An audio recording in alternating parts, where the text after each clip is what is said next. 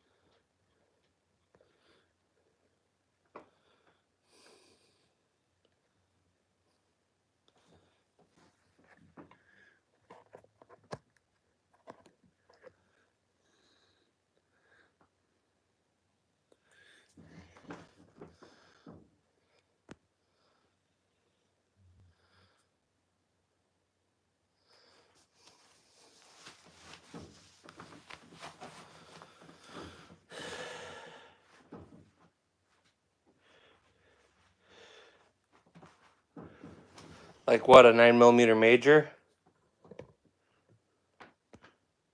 As there is, but very top left back there's a CZ checkmate chambered in 9mm major.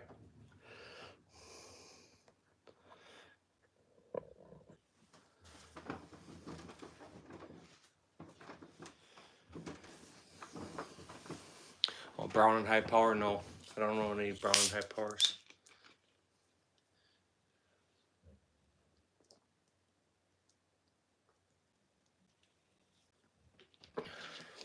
It's a couple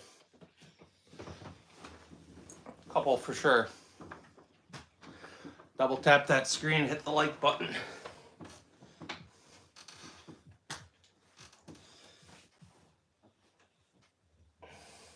John, how are you doing? Finally able to post back on this channel again. So I got a week's worth of watch hours to make up. So the next few days will be some long ones here.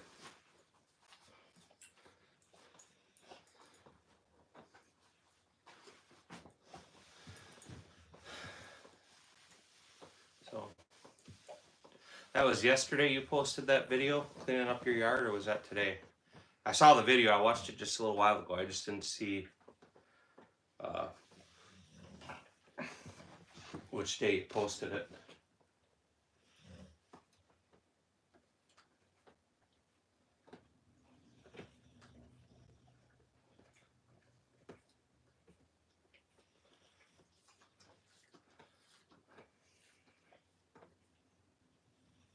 If I could only keep one handgun, so it'd have to be my home defense gun, my carry gun, my competition gun, I'd probably keep a Glock 17.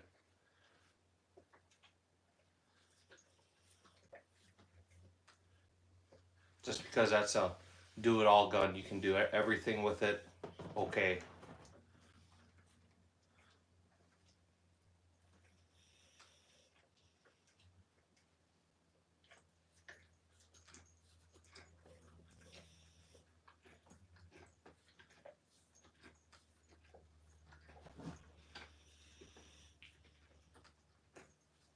Georgian, how are you doing? I'm back from my little timeout, I guess.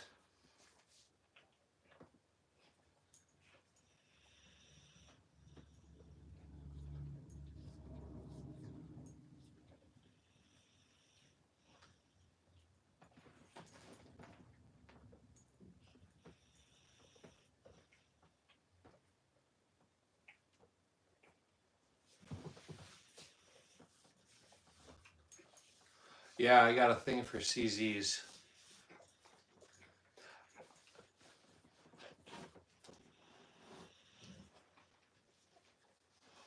You gotta do cholesterol or what?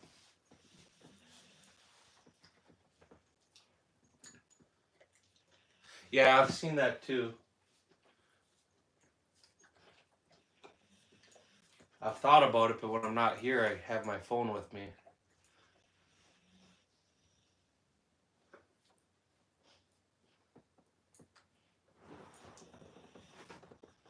So.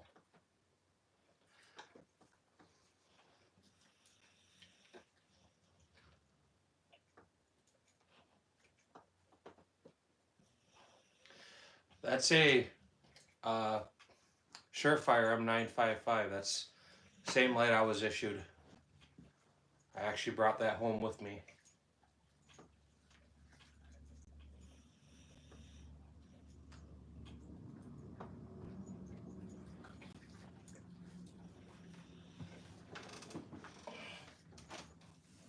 Yeah, I've thought about that too.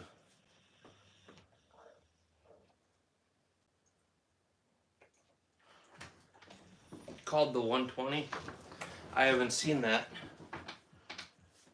I have to check that out, I guess.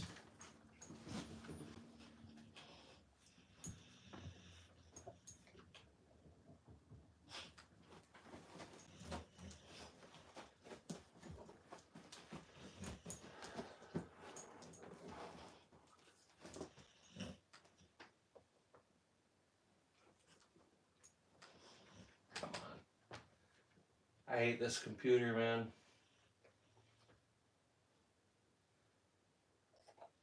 If I wasn't so cheap, I'd buy another one.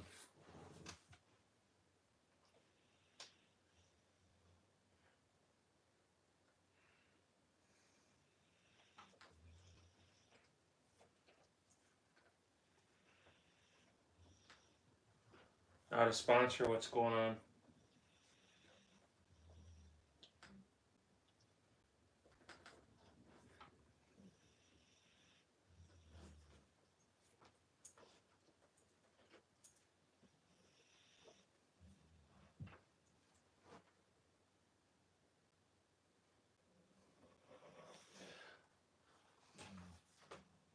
So I've done the work myself.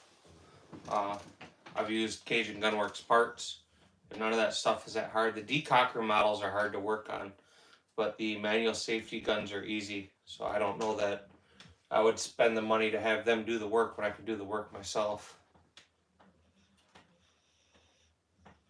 Dump of a daycare. Yeah, there's a lot of them out there. Was it a home daycare or was it actually in like a building?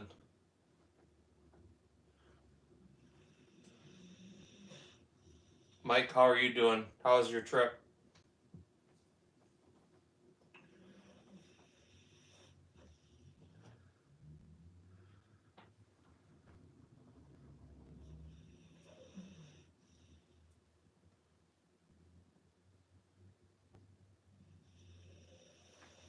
Huh. I'll have to check that out. I'll do that later when I'm not on my phone. They send their kids to places like that because it's cheap. And he Mossberg and guns in that collection. Are you asking if I own any Mossbergs? Is that what your question is?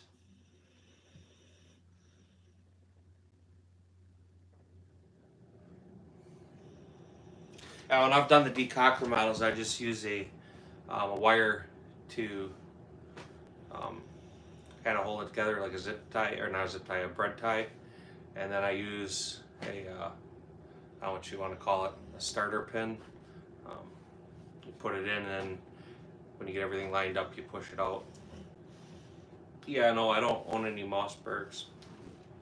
If you want to see Mossbergs, though, John's Arsenal's in the comments here. Check out his channel. I think he's got every Mossberg ever made, or at least a lot of them.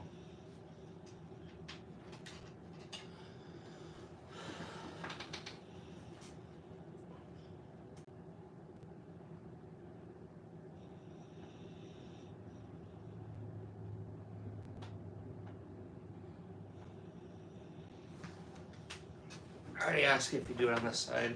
Yeah, that's a good start. When my kids were in school, my wife years ago, she taught at a private school, and they had a daycare in there. That's where my oldest went. And when my other two kids were born, I had a guy I worked with whose wife was an in-home or stay-at-home mom, and I asked if they'd watch mine. I mean, I paid her as much as I would a daycare, but it was with a mom. Our kids were the same age, Gage, and then when Harley was born, they had another little boy, so they were all the same age. So I felt better taking my kids to a stay-at-home mom all day than taking them to a daycare. Jay Lee, how are you doing, sir? I'm glad to see you. Hopefully you guys stick around or come back throughout the day in the chats. I gotta get my hours up, man. I'm close. Ammo's actually ahead of me a little bit now. Had I not been grounded for a week, I would have made my hours this week, but you know, YouTube's a bunch of pricks trying to keep the white guy down. Trying to keep the gun guy down is all it is. They're not gun friendly. But Jay Lee, I didn't know you were left-handed. What do you guys think of how the guns are pointed? Can you see them a little better that way?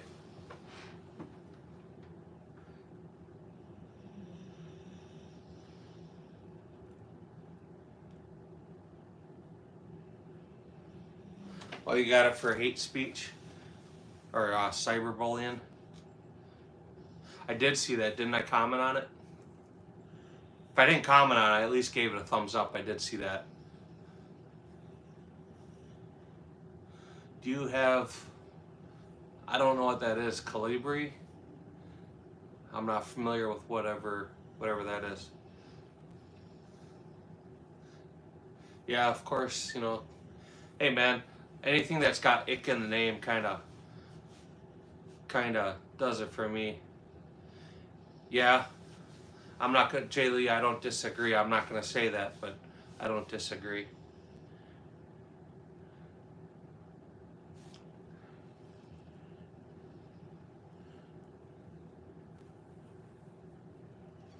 They definitely try to censor positive content. They have their main channels, their big channels, and I don't know, they seem to leave them guys alone, but any of the small channels, man, they really like to stand on their throats.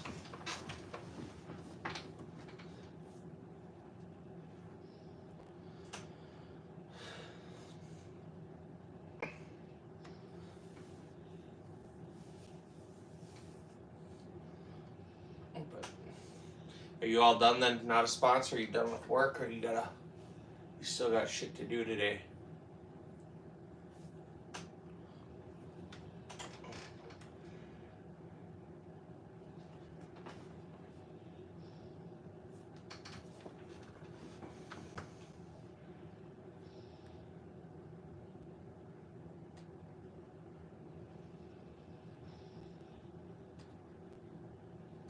Still working?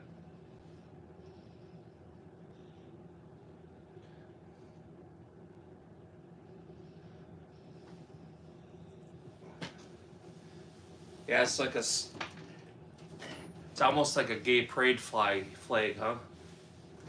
A little bit of everything out there. I should probably get a bigger table, but that table actually belongs to my wife, and I'm cheap, so I don't want to buy one.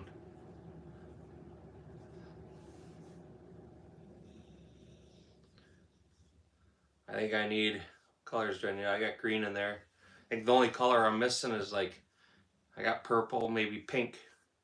If I had pink in there, we'd have the whole gay pride flag, wouldn't we? So that's nice. Orange Smoke, how are you doing though? How's your day going? How's the weather? You gonna go do some shooting?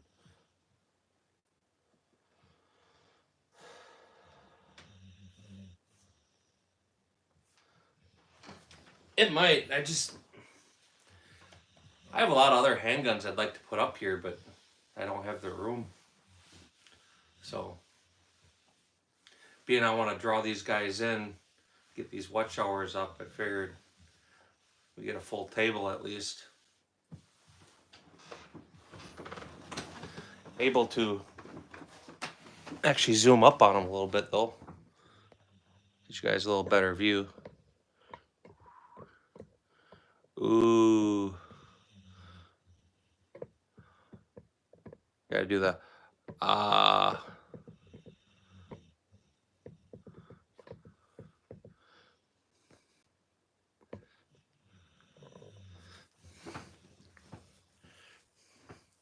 You know, it's always like a gamble. Do I put less on there so you can see them better, or do I put a lot on there? But that's all my CZs I own. That's all my Glocks I own.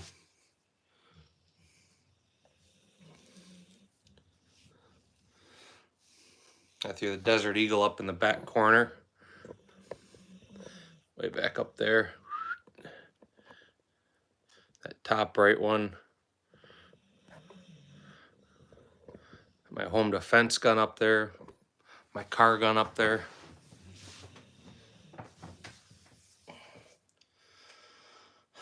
So how much is that Shadow 3? What's the list price for that? Jay Lee, I look forward to seeing you in the comments. I think you're always funny as hell. You make me laugh. I mean, to my defense, I think the best way to cure racism or to stop people from feeling like you're being racist is to make jokes about it. Some of my black friends do. They're funny as hell. They have better jokes than me, you know. But some people they take jokes as hate speech. I mean, and that's sad. Nobody should do that. Nobody should report a channel or try to get a channel removed because of a name in a channel. I had that guy, you know, his channel was Triple K. His channel has been removed twice now. And both times it's for hate speech, and the guy's never said anything hateful at all. People just don't like the name of Triple K. And I haven't wanted to say nothing, but his initials are honestly Triple K. Well, not Triple K, but 3Ks. That's why he named the channel that. So some people take that wrong, but you know, he makes jokes because everybody makes jokes about his initials, but dude's actually a pretty solid guy. I know him pretty well. But he got one channel removed, and then him and I talked about it. So then he was curious where the comments came from or where a report came from. So I know he was only on one other person's channel, and sure shit later, like 2 days later, his channel was removed again.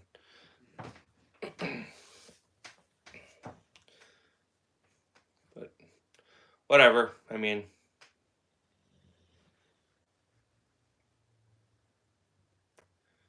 everybody has their own idea or, you know, whatever else. But hey, we got people in the chat or in the stuff here.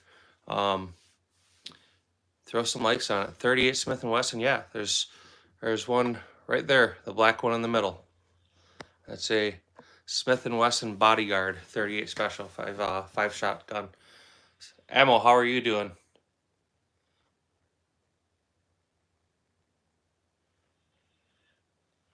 For the new Shusher can. That'll be fun.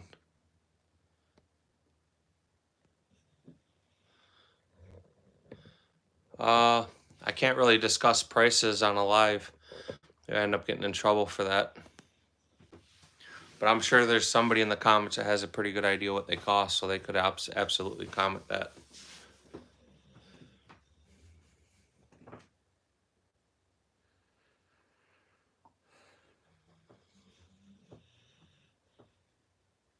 What's big today, Ammo? What's your plan?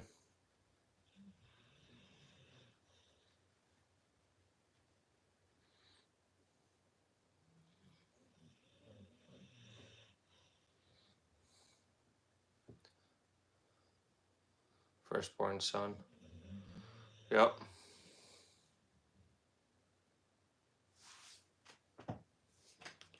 Service calls today, making that money. That's all right.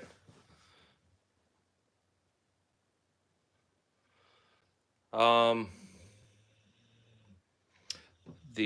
the G10 grips, the one that's above the bright red grips.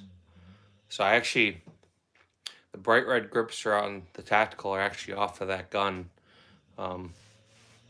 They're cool. The bright red grips look cool, but they weren't as grippy as I would want. So them darker red grips, that's the gun I use when I shoot IDPA. So I put a more aggressive grip on there.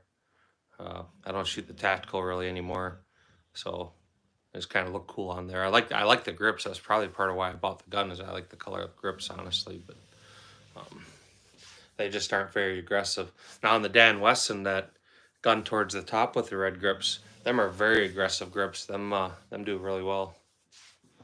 Shadow 2 compact. Nope, I don't have a Shadow 2 compact.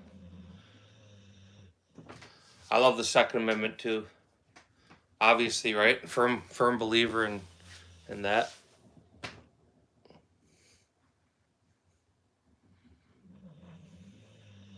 So the Shadow 2 compact's a weird gun because it's still too big and heavy to carry concealed. So it's kind of a weird gun. It's supposed to be a competition gun, but it's when they cut the barrel length off of it and shorten it up, it's kind of takes some of the stuff away. Daisy Red Ryder. My daughter does have a Daisy Red Ryder. And you're in Michigan. We get a few people from Michigan. Get a lot of people from Ohio. A couple guys from Texas.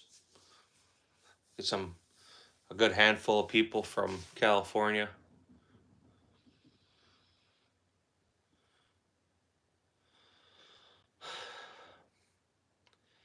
Well, it's kind of a hard thing to say because if the Continental Army had AR-15s, then the British definitely would have as well. So would have probably been a very different type of war. Waynesville, Missouri. I think you said, I looked over your comment, but what's the weather in Waynesville today?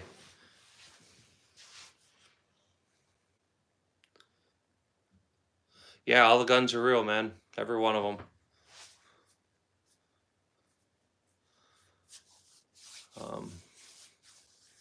If you guys haven't, consider subscribing to the channel. 71 and breezy. It's 32. It's 32 outside for me right now and cold. Windy as shit.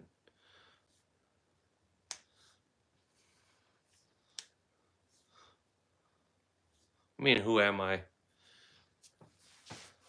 I'm just a dude.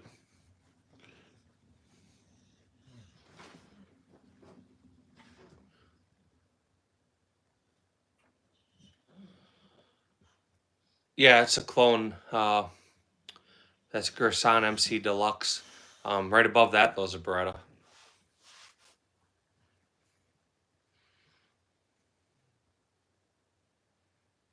You'll be all right with them triggers.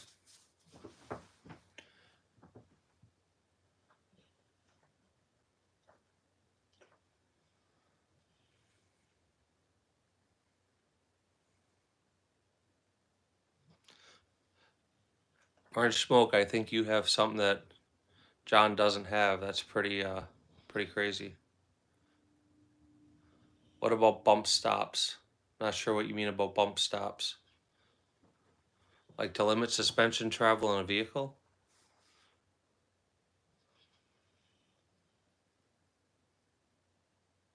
What do you mean a normal person not allowed to have a gun? I live in America, man. There's nothing abnormal about me. Every American, honestly, for American statistics, I'm a little low.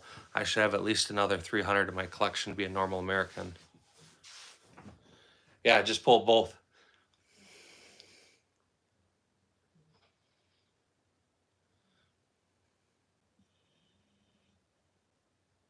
You know, it is funny, I guess, if you came across this stuff and you're not familiar with America or you're not familiar with what people can legally own, I mean, it'd be kind of impressive. Look, any one of your guys' stuff, you pull it up and look at it, it's like, how can that even be legal? And the thing is, man, Teslim or whatever your name is, everything I have is 100% legal.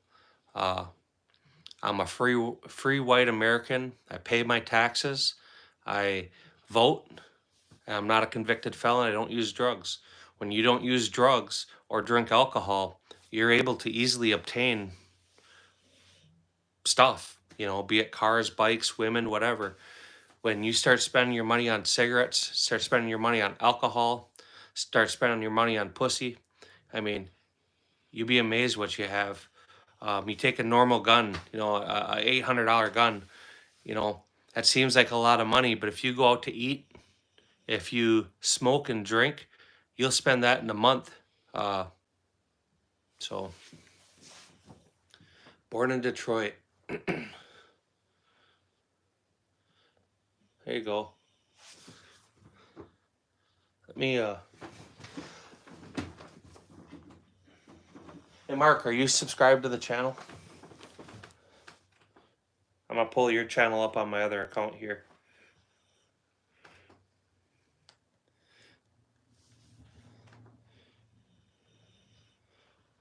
If it'll open.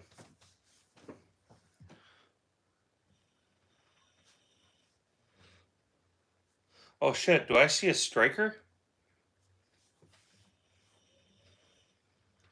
Sure shit, I see a striker.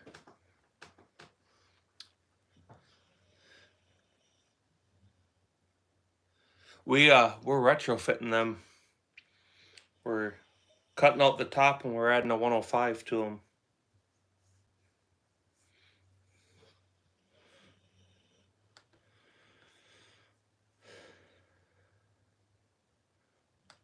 I subscribe from my other channel. I can tell you for sure, Mark, if you're trying to connect with, you know, like-minded Michiganites, we do have some that come on here. I'm not going to tell you who they are until they show up, if they show up, because it's kind of their place to say it. But I know that a lot of them now, they get together and they go shooting, and it's all YouTube guys. So it's pretty cool. I wish I was a little closer to Michigan, but I'm on the wrong side of the lake for that. CZs are okay, I guess. Fuck off. Come on. That's painful. How are you gonna do that to me? Man, right to the heart. That's like, I thought we were friends. YouTube does hate pew-pews. That's why you should subscribe to this channel, and you should double tap that screen, throw some likes on it. In about a week now, because I got set back a week, in about a week, I'll be taking YouTube money for gun content. A drill for us ushers. Pure Alaskan, how are you doing? How's your day going? It's actually a 37 millimeter.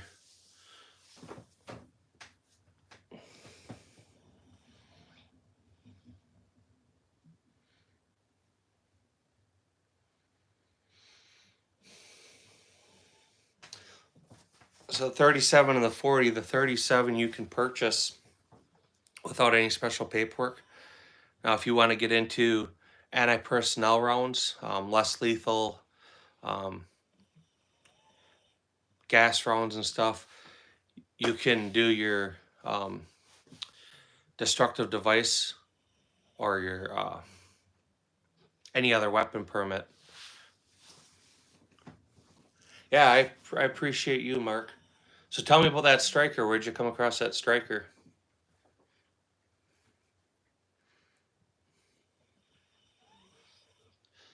That's too much. Short of the cows was funny as hell. Oh man, yeah, I've been saving that one for a while.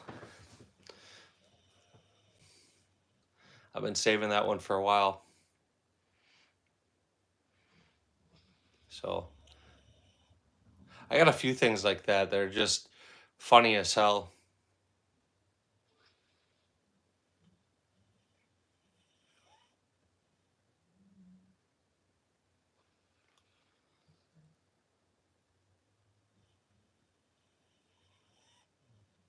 How much would I pay? I think they were usually right around 3,500 to 4,500. That's one gun I don't have. I would absolutely like one though. That's when they were still good guns. Yeah, it works. Any Nerf guns or Super Soakers? Me personally, no, I don't own Nerf guns or Super Soakers, but I have kids, and man, my kids got a hell of a Nerf collection. What was my first handgun? My first handgun was a Russian Makarov, chambered in 9mm. It was made by Blocken, Blocken. Um, it was a 380. I'm sorry, not 9mm. It was a 380. I purchased that back in, it would have been like 1996, 97.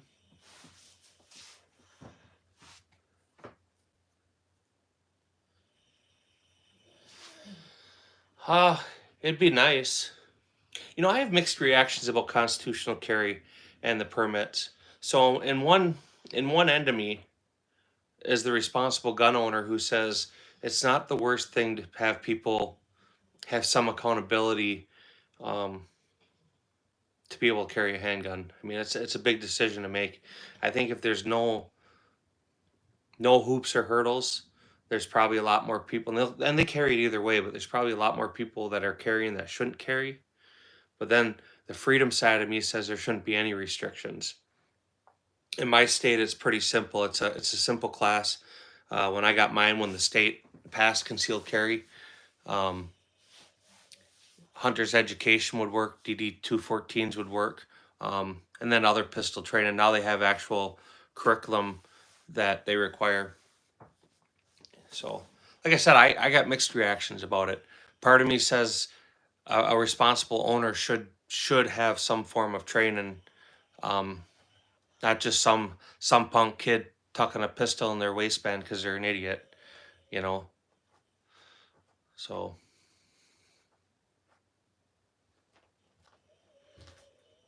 I mean, some of that stuff I have mixed feelings about. Even like the NFA process. To one end, should suppressors be legal? Absolutely. Should there be any additional paperwork? There probably shouldn't be any paperwork. Full auto stuff, we should be able to have full auto. And I'm not talking pre-86, but do I think some hoodlums should be able to walk into a store and purchase a full auto gun and leave? Well, probably not. So mixed feelings, mixed reactions on that. So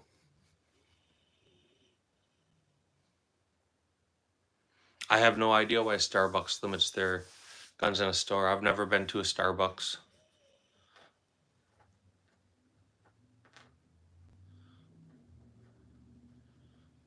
All right, man. I'll be live for a while. I got to make up hours. So today, tomorrow, probably Saturday.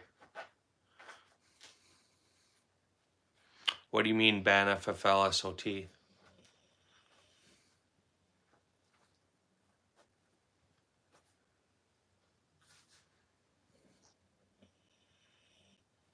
Yeah, my wife doesn't drink coffee, so I'm definitely not in that position.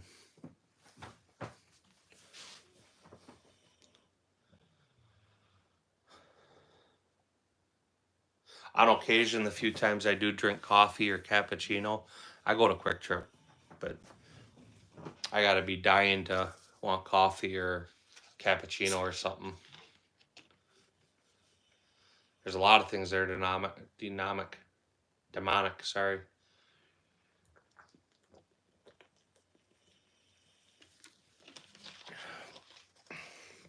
Sangria. I know what an SOT is, and I also know what the FFL is, but I don't understand your comment on ban FFLs and SOTs. Are you saying that we should be able to have machine guns again? I would agree with that. And I'm not talking pre-86. We should be able to, no different than purchasing a suppressor.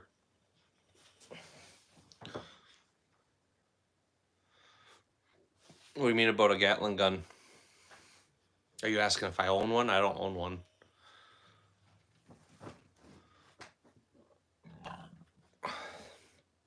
John, do you own a Gatling gun?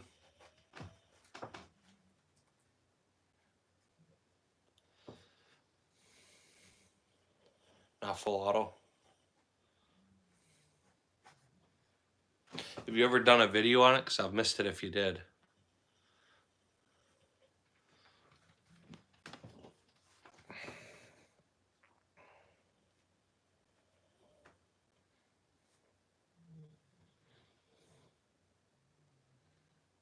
A 1022 copy, the one with the dual barrel.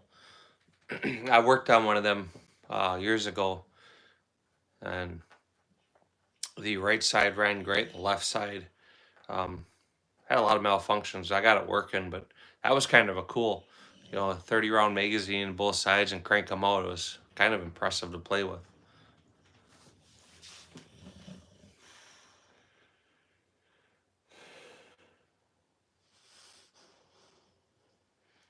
Well, editor, we definitely can't discuss anything like that on YouTube.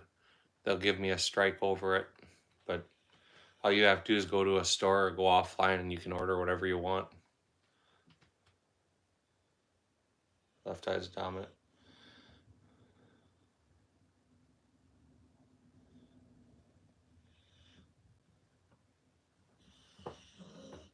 Oh, I'm tracking what you're saying now, John.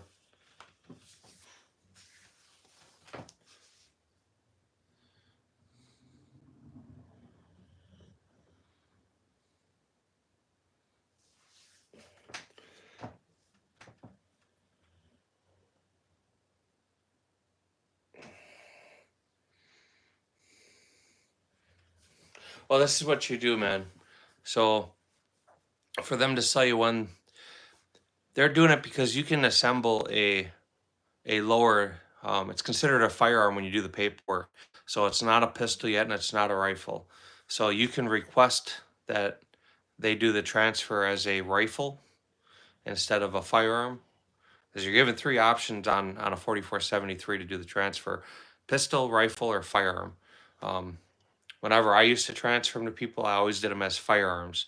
So that may be why you could sidestep that, go to like Palmetto State Armory and buy one of their lowers. Favorite painter? What do you mean?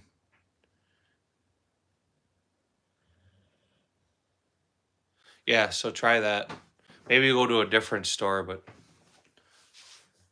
even at that, you can buy one of the Palmetto State Armory assembled lowers, rifle lowers, for a few $100s.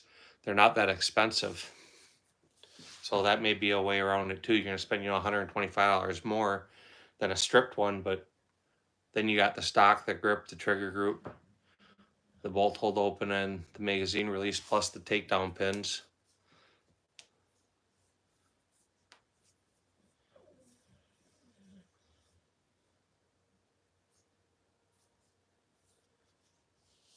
I can picture that. Yeah, that's for an assembled lower. I think they're like 2.25, 2.5 for an assembled one.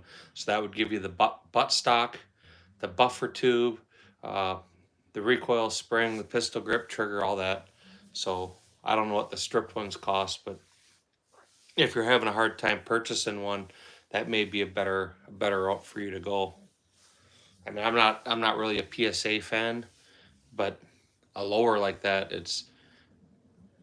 lower doesn't make the gun. You're getting your accuracy in a rifle with your barrel and your bolt carrier group. So, and getting a good upper receiver that's not warped and it's machined right and stuff. But a lower receiver, other than a name, they're all mil spec. There's not that big of a difference in them. Yeah.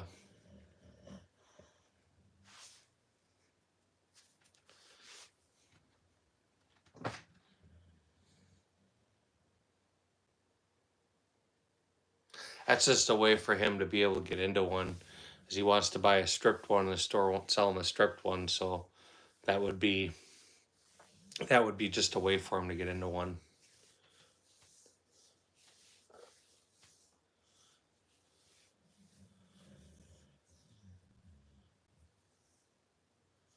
Yeah, you're in the same boat as the rest of us.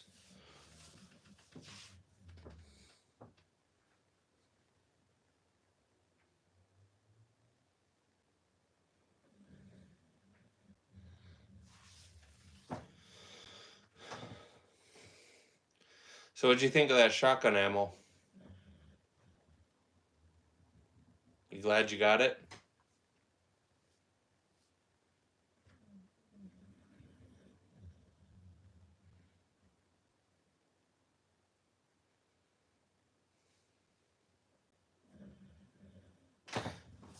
Can you guys hear the dogs snoring away?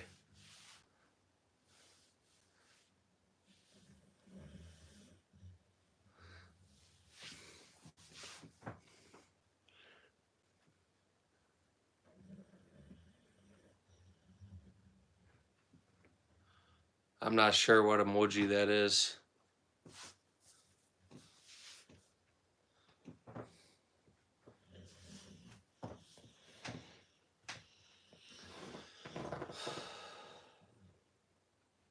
Ammo, when you do them lives where you just let the camera record and you're not there, what kind of watch hours do you get out of that? What kind of views?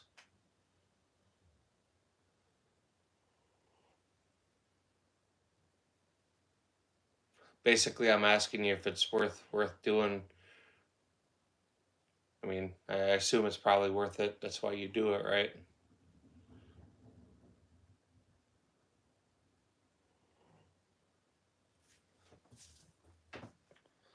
That sucks. At least you came home though.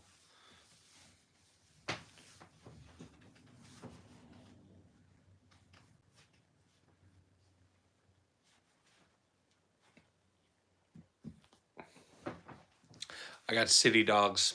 If I forget them outside, they sit right by the door and bark.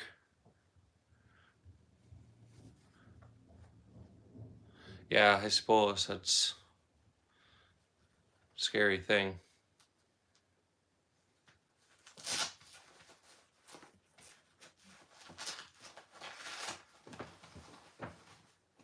My dogs are like my best friend. I think they like me more than most people. Maybe because I feed them.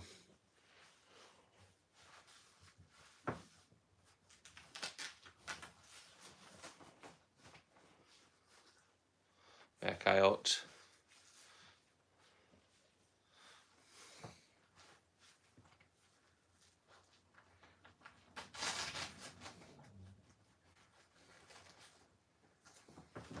Yeah, this is 100% a flex.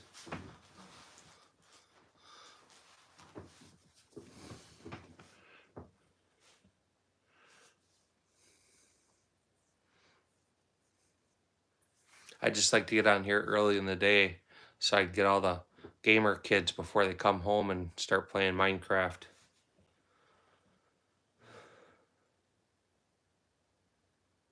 It's always a highlight getting a bunch of kids talking stupid shit. I love it. It fulfills my day. Yeah, I mean, I'd like to say it's the whole collection, but it's not.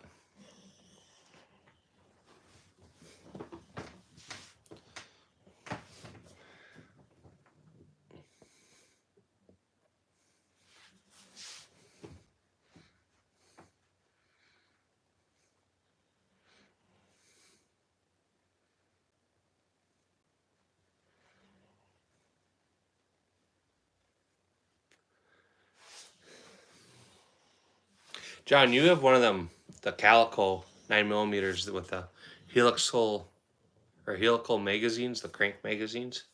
Do you have any of them? I thought I saw one of them in your collection.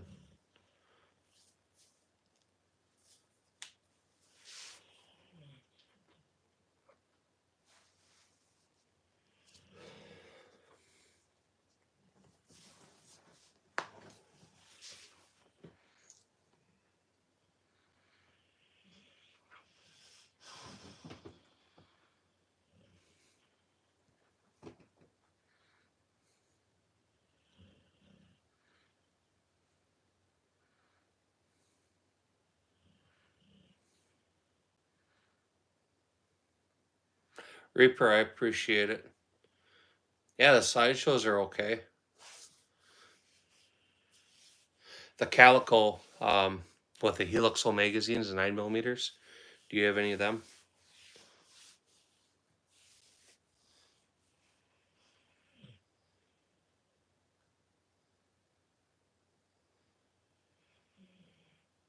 No.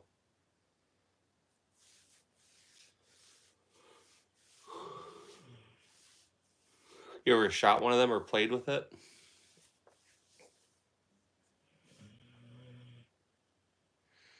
I've held them and looked at them, but I've never had an opportunity to shoot one.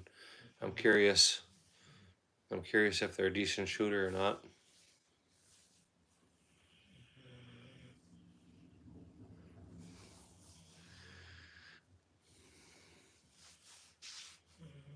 So Reaper, what's going on with you today? How are you doing?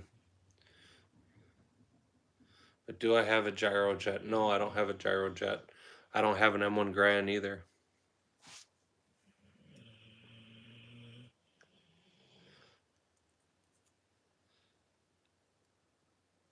Remember when I was a kid, I wanted one of them in the worst way.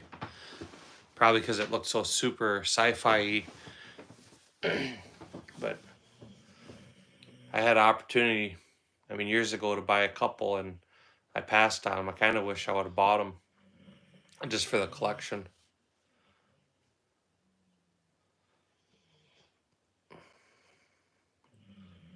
There you go. In waistband holster. I would assume, right? It's a 365.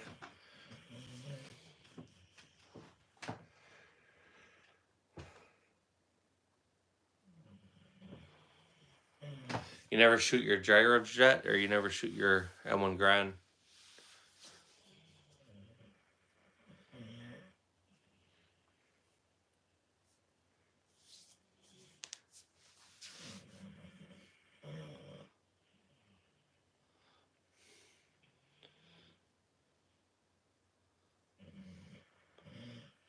That one.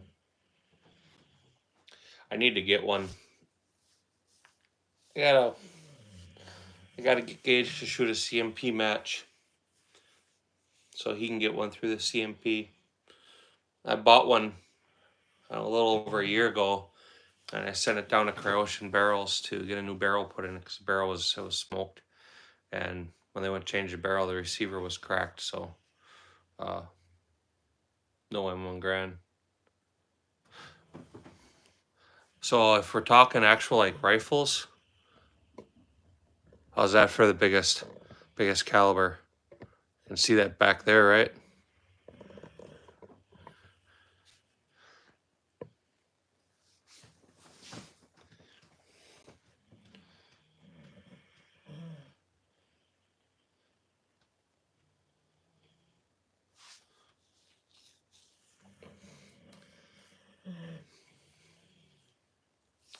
I'd have probably had one years ago.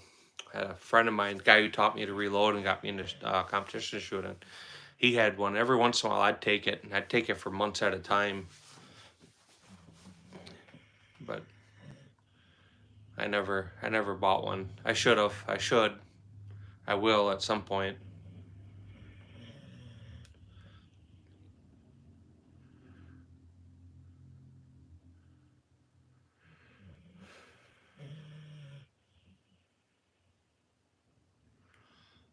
Depends on what you mean by a high-end AR. So an M4A1, you got to figure that's just a flat top AR or a removable handguard, nothing fancy about it. So for civilian use, you don't need a government profile cut barrel. So that doesn't make sense unless you're attaching a 203, which you're probably not. Most people want a full-length rifle handguard. So, I don't know what your definition of high-end is, but you could go this way, a mil-spec M4A1 or just a good aftermarket AR-15, carbine. You're probably better off just buying a nice aftermarket AR-15 carbine, because then you have a full-length forearm. It probably doesn't have the front sight. Most people are going to run optics ready. But if you want something with an iron sight, sound, or the ability, it dictates it. There's a million configurations you can do with an AR-15.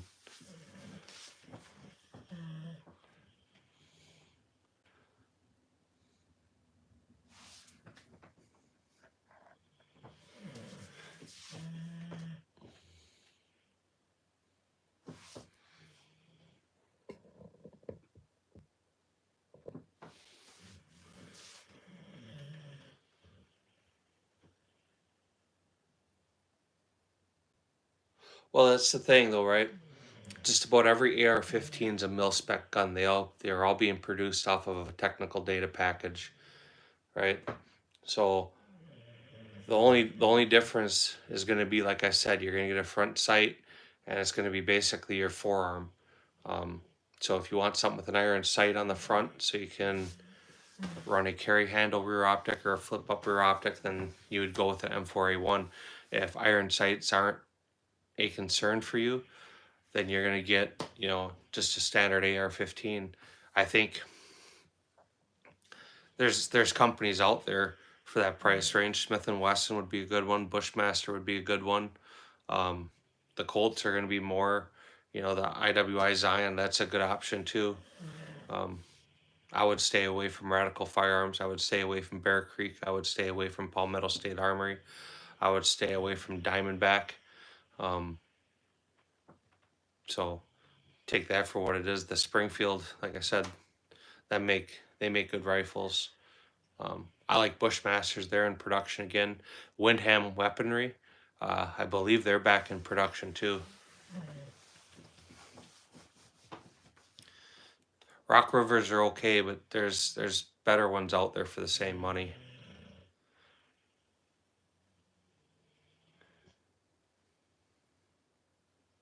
Years ago, Rock River won a contract for the DEA, and I was surprised that they won that contract because they definitely weren't the best rifle out there. They still aren't. They're okay, but they're not. For that same money, there's a lot of better options.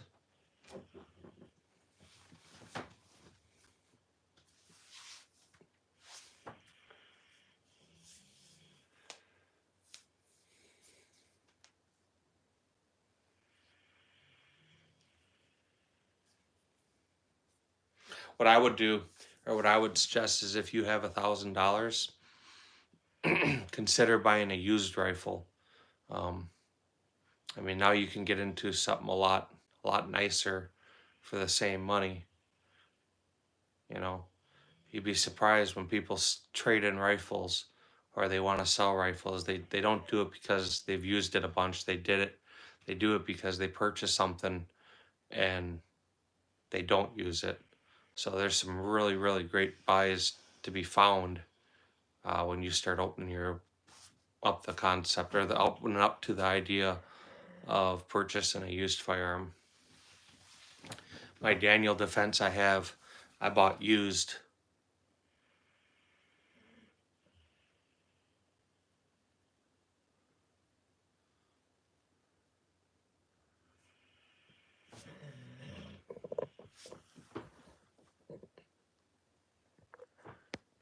I'm not a fan of ACOG, but something similar to that right there is what I'm assuming you're talking about.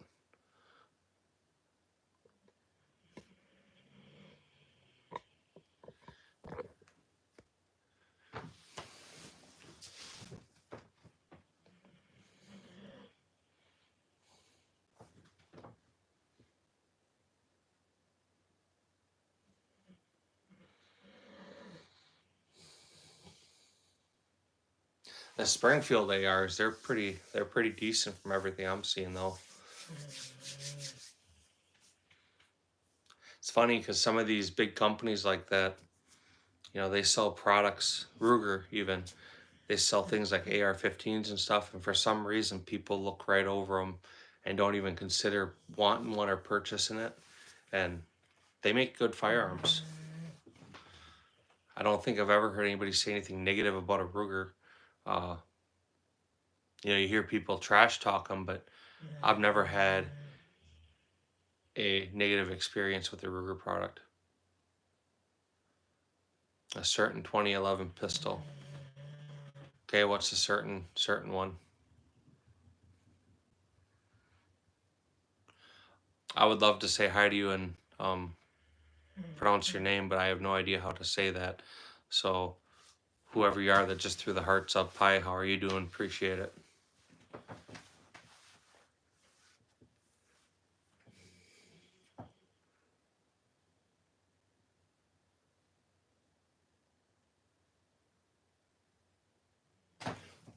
Gotta double tap that screen though. Hitting the hearts and the smiley face and stuff don't give me any likes on the video. So actually double tap your screen. All right, man. Well, like I said, I'll be live for a while. I gotta get these hours up to get my monetization. So had I not gotten grounded this last week, I'd be done with my hours already, but I'm a week behind.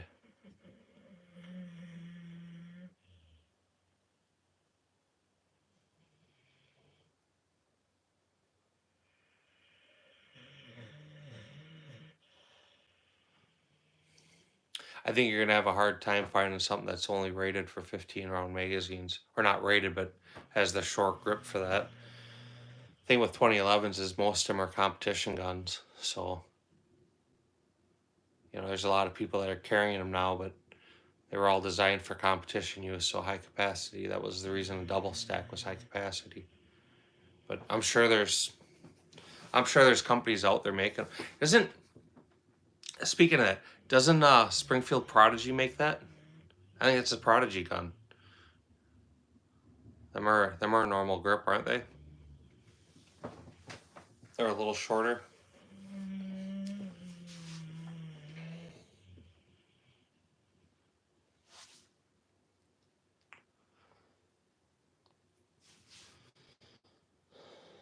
I know there's. I just saw something too on a company that released one with a 3-inch barrel.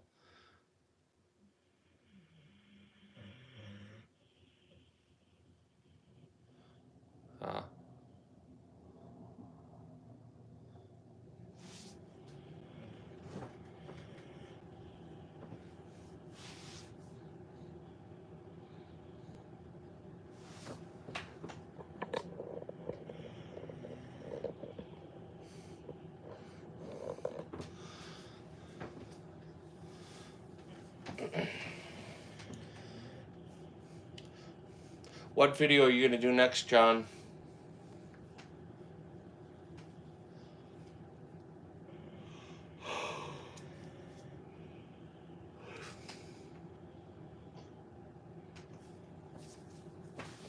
I do not own any 2011s. My closest 2011 is my DWX, my Dan Wesson.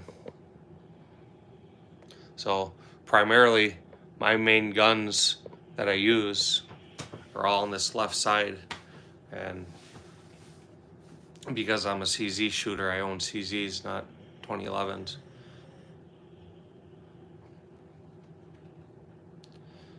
So I have a Dan Wesson, a DWX. That's a 1911 slide on a tactical sport frame.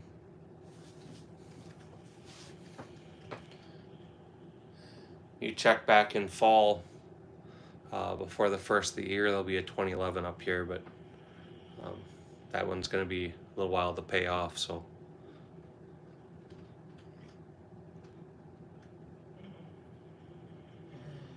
I had a UTG back in the day. It was just like you were saying earlier, the M4A1.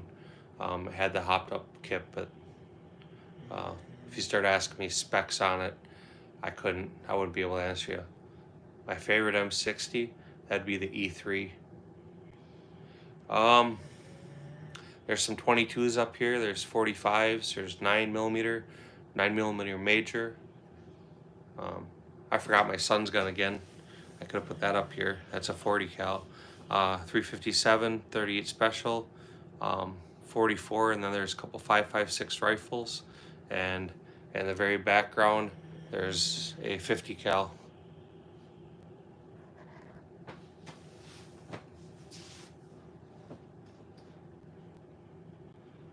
M1 paratrooper. M1 carbines are the shit. I enjoy shooting them. I've had a handful of them over the years, and it's always been my experience with M1 carbines is they're extremely easy to shoot. They're phenomenal shooting gun offhand. They're accurate. And even young shooters obviously pick them up and shoot them well.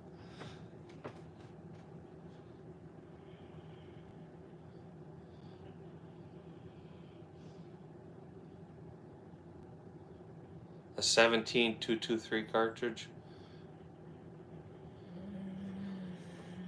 Didn't Demo Ranch do a video on that? I've seen your collection. I mean, I couldn't sit here and rattle it all off, but I mean, you could do like a 6-hour video in your room, and I still wouldn't see everything you have. So I'm familiar with what Demo Ranch did, but have I seen the cartridge in person? No. Have I seen any firearm actually chambered in it? No.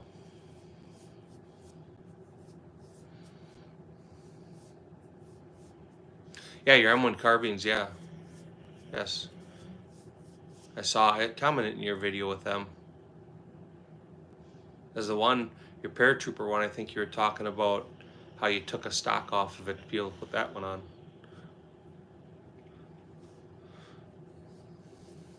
Am I the captain of gangsters? No, I'm not a captain. Maybe a lieutenant, but not a captain.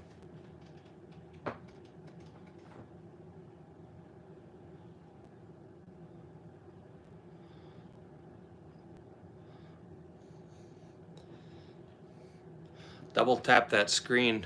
That gives me likes. Doing the smiley faces and the party things. That doesn't actually do anything except show me that you're saying you're grateful.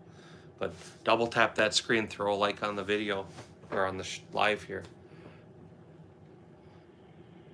What do you mean you fed up there?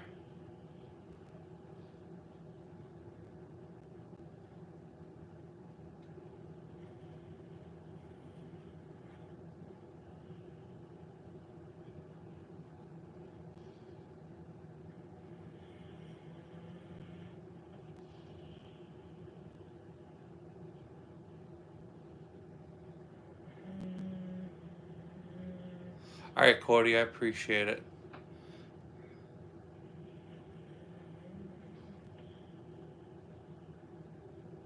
Uck.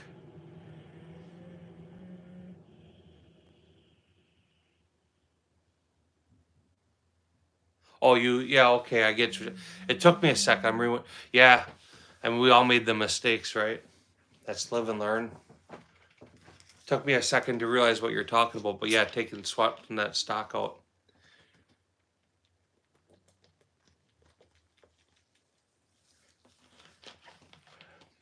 I appreciate it, Wesley. Throw a like on the video.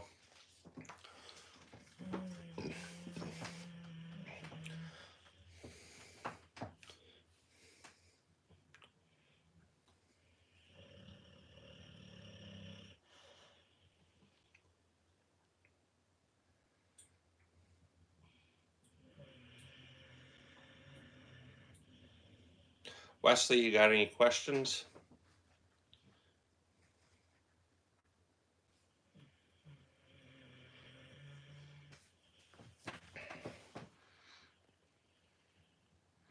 No?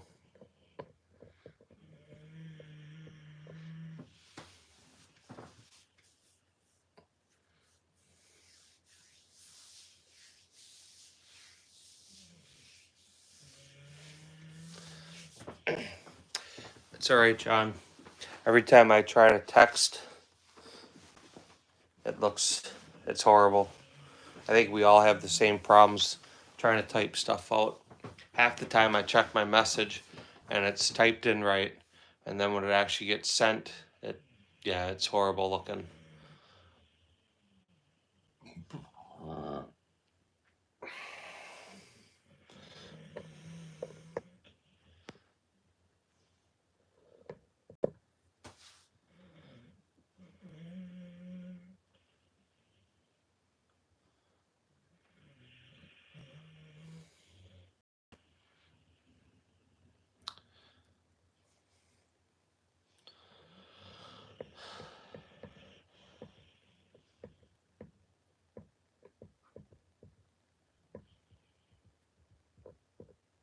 I need to buy one of them. They have them little cameras that you can set up that'll actually track you, or you can actually have them like on a rotation where they'll just slowly scan back and forth. I should get one of them.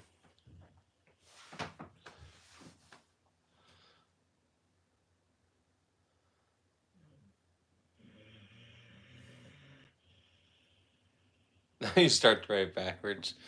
It's all right. I wouldn't even worry about it too much. It's not a big deal. We figure it out.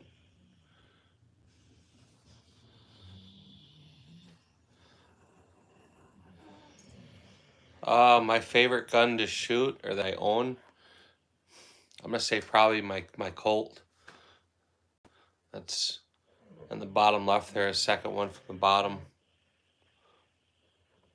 There's a gun I built. So I did all the machine work on it and stuff when I was in school. So you can see some nice front cock serrations, and you know I milled the slide out to be able to accept the sights, to be able to put that grip safety on it.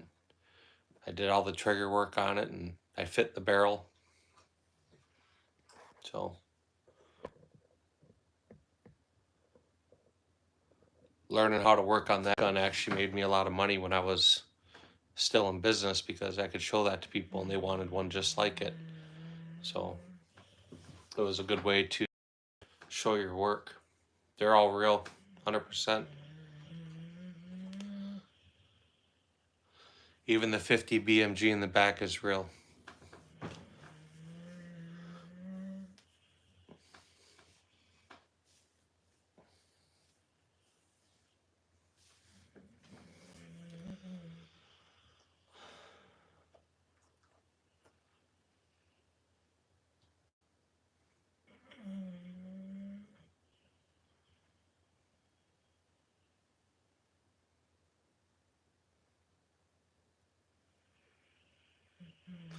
So John, how come your lawnmower wouldn't start?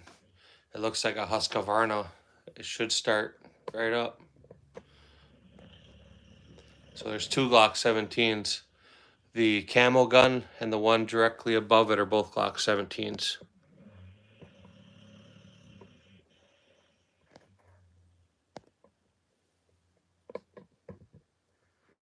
So the answer to that is I have T too. Right on, Mountain Man. How are you doing today? Glad to see you come in.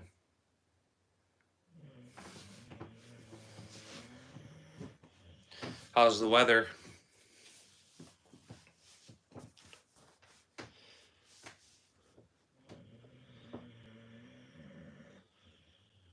No, I don't.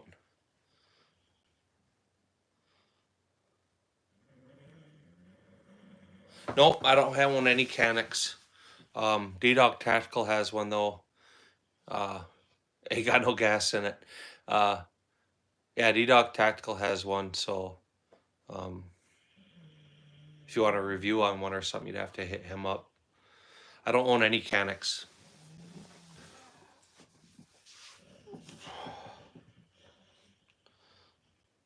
Which revolver? There's 3 of them up there.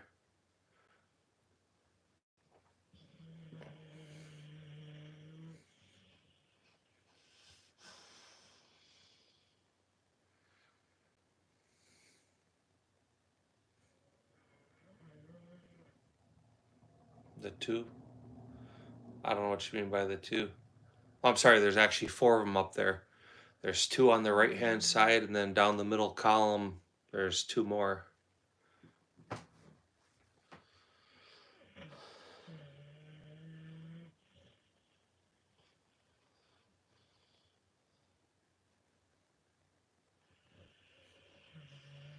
John, do you own any Brown and High Powers?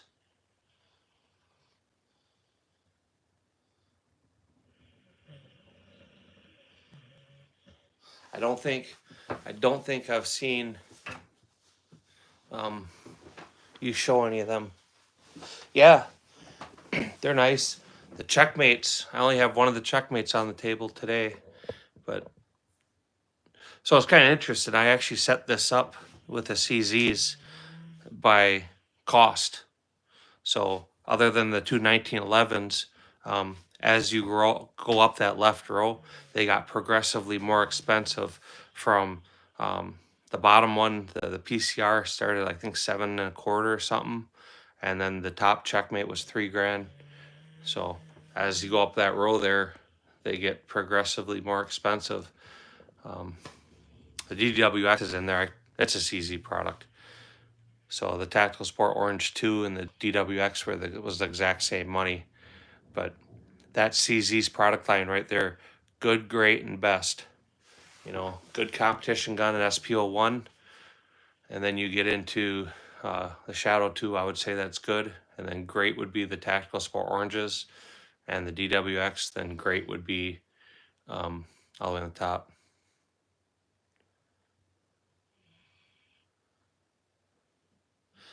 Any of the Brown and High Powers. You have an AK-47 and Desert Eagle. That's about all you need in the world. No. So the other side, I did the Gersan and the Beretta, the Ruger, then the Shadow systems. The Shadow system would probably be the most expensive Glock type gun I own, but I got my carry gun above the Shadow systems, which is a 26, and I have two 43Xs out there.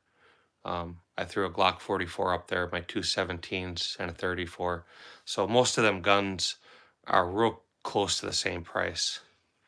The Glock 44 being chambered in 22 would probably be the cheapest. I think the most expensive of them would have been the Glock 34.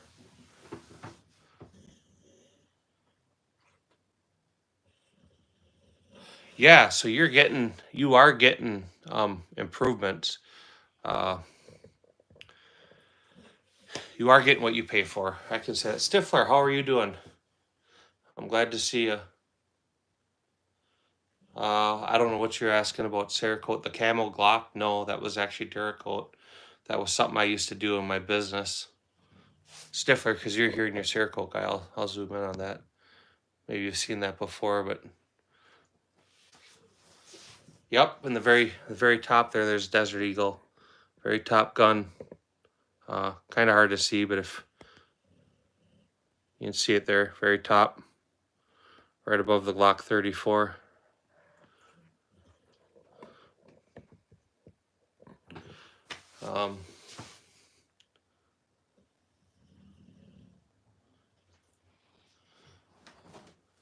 Is the gas mask real? Yeah, the gas mask's real. The helmet's real too. Mine, I have both barrels. It's set up with the 44 Magnum barrel. I've never fired my 50 cal barrel in it. I've shot 50 caliber, the 50 AE Desert Eagles. I own exactly one box of shells for it, and I have no real desire to shoot it. The 44 I shoot, I don't want to say a lot or quite a bit, but I shoot it periodically throughout the year. I reload for 44 Magnum, so that's it. If I had the 357 Magnum barrel, I'd probably shoot it even more.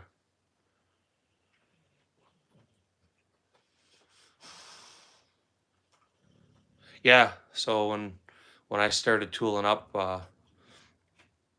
there's a bunch of things that why I went with Duracoat.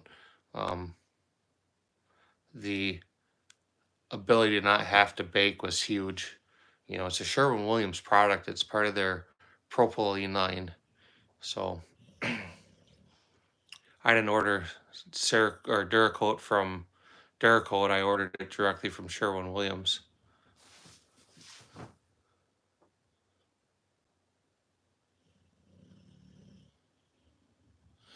I'm missing which one do you consider a worthy purchase? You have to specify what gun.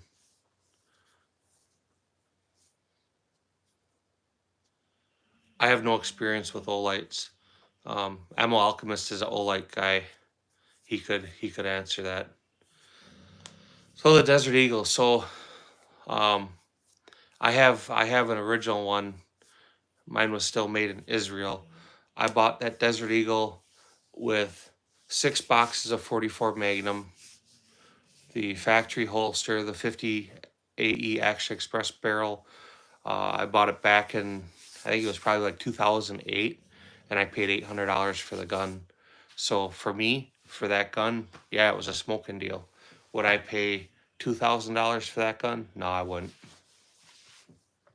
And honestly, I only bought that gun because my oldest wanted me to buy it. So he had a like most kids, he had a fascination with it.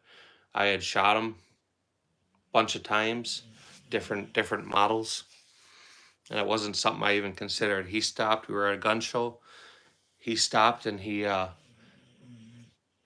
talked about it. He was looking at it, and he had a deal worked out with the guy um, before I even got over there to say yes or no. Cooking with love. I'll catch you later, man. Have a good day at work. Appreciate you stopping in. Wesley, how much is the sniper? The sniper, I assume you mean the Barrett. The Barrett, when it was all said and done, tax, shipping, auction fee, freight, it's just a couple dollars less than 12,000. Squatchin, how are you doing? Good to see you.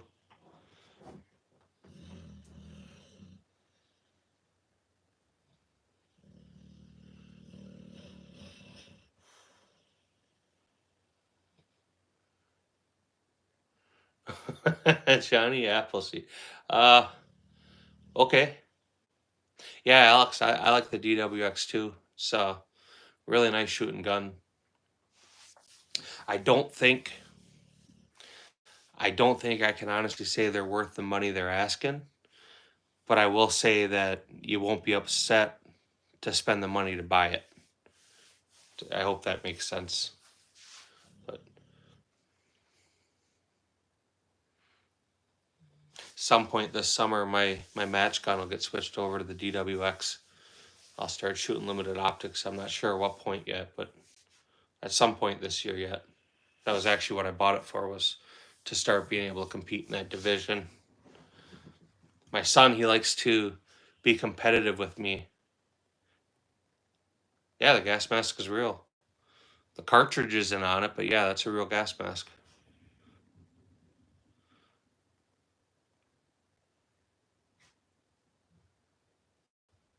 I don't need to put that Atlas gun work in there. I already did the trigger. It's not a hard trigger to work. So it's, I think I got it set at like 2.25 pounds right now. So that would be, other than spending money, there's no advantage to putting an Atlas trigger in that gun. Or Atlas ignition components. It's got a great let off. I tuned it already. I resurfaced the sear. I have a sear jig from when I did 1911, so I changed the angle on that a little bit. It's a super nice gun. It's a real easy gun to bump fire if that's what you want to do with it.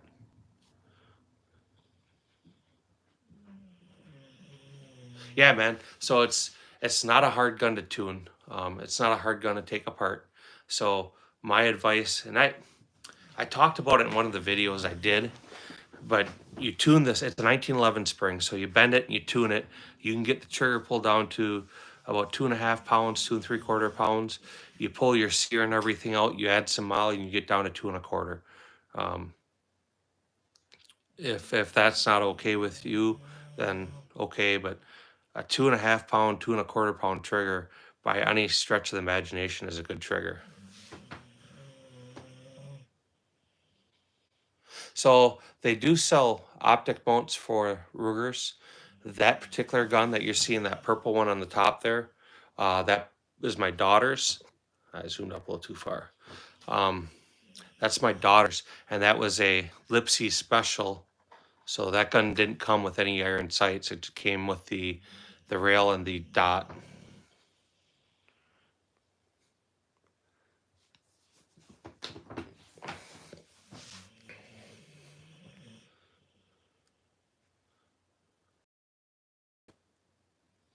Yeah, yeah, man. You can, feel free to hit me up in my comments in the videos, and if you get in a position, I'll gladly work you through it, help you out. But it's a really easy gun to work on. It's easy to take apart. There's no grip safety, so that makes things a little easier for tuning. But super easy. If you can take apart an AR-15, you can take apart a DWX.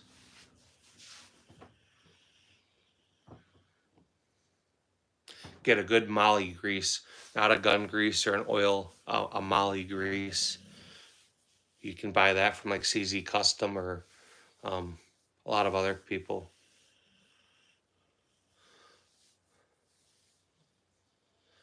What do I think has the most recoil?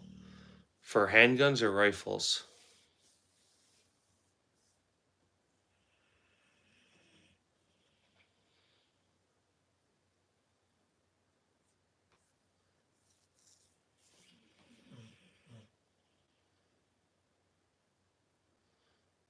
I'm not sure what you're even asking about that. All right, Mountain Man, I'll catch you later. Feel free to stop back later. This will be a long one. We'll be killing these live hours the next couple days, so. Handgun, depending on the load, I would say the gun with the sharpest recoil would probably be the 357 Magnum. And that would be the little snubby I got there. The full size 357 is pretty soft shooting. The Desert Eagle in 44 is pretty soft, but the little snubby 357 it's got a pretty good recoil. And that's what I have. That's not saying generally.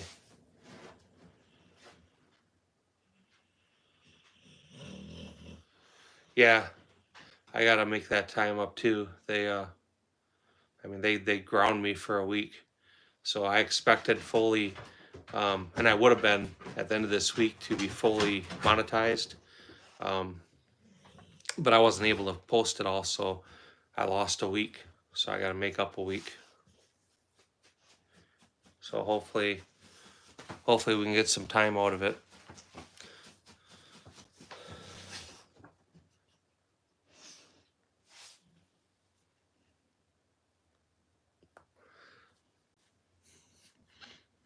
When you talk, recoil in a handgun, there's a lot of different things that people call recoil. The actual felt or pushback recoil, where you get a muzzle flip, and then in handguns you'll also get a torquing motion. The bigger handguns will actually twist in your hand, so you get a muzzle flip, a twist, and a hit in the palm. So some guns are worse than others.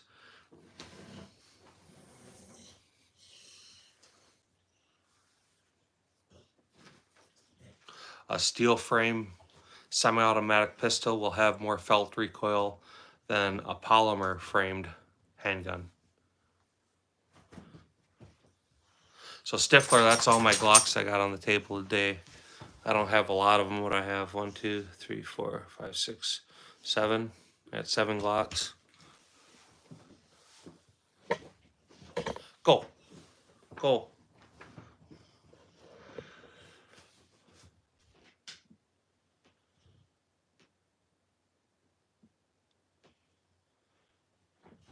Shipped almost all your stock. I'll try to catch them. I don't know if I'll be live or not. If my kid's home, we'll pull up your live on his phone, and we'll make sure we're there. But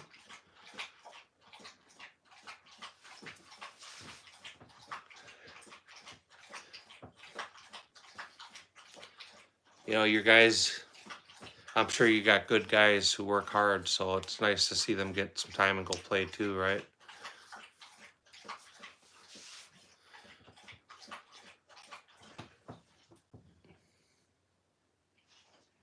So Stifler, I know you're probably not a Shadow Systems guy, but I bought that Shadow Systems for my daughter, and I'll tell you what, she shoots it pretty decent, and the more I play with it, the more I'm starting to like it. I think we're a little over 3,000 rounds on the gun now, and we've yet to have a single malfunction. With the exception, I shouldn't say this. She did have, this last weekend when she shot, she did ride the slide forward, so she didn't get a round fully chambered. But that wasn't the gun, that was her. So I can't count that as a malfunction.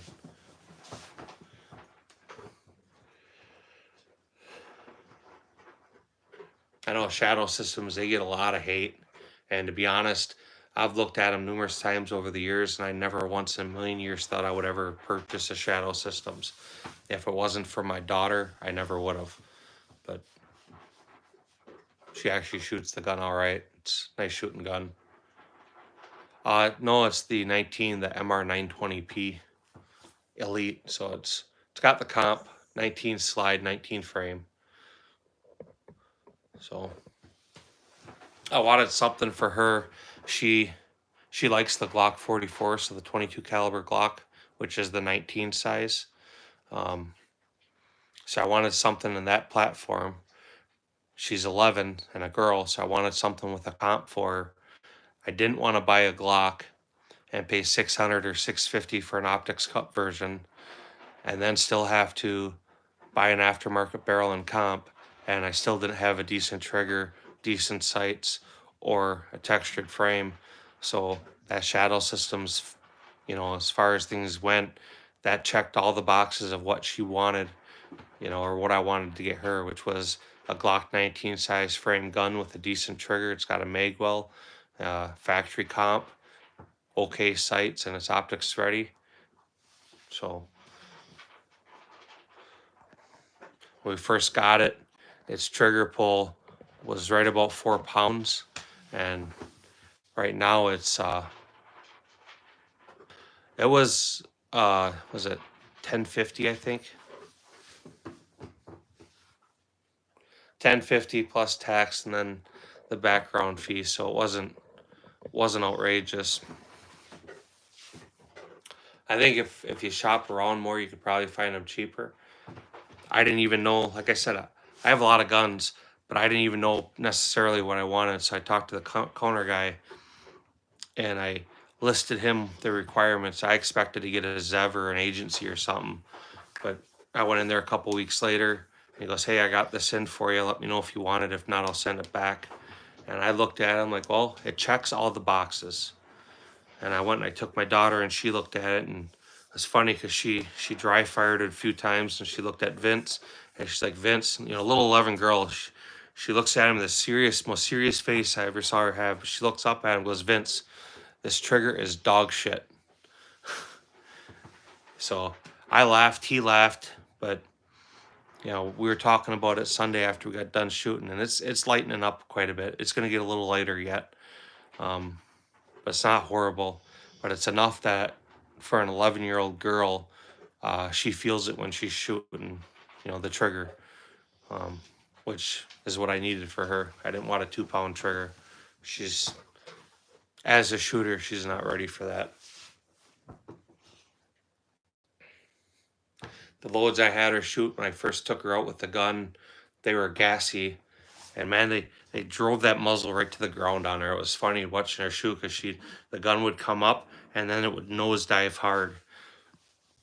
And so then I loaded her stuff for this last match that was softer, but it was a fast powder, so there wasn't very much gas, and she actually shot that stuff pretty well. But that's her learning the sport. This is her first year shooting USPSA.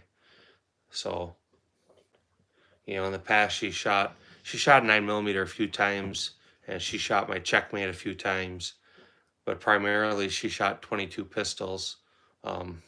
So now she moves up to a different sport and a different gun.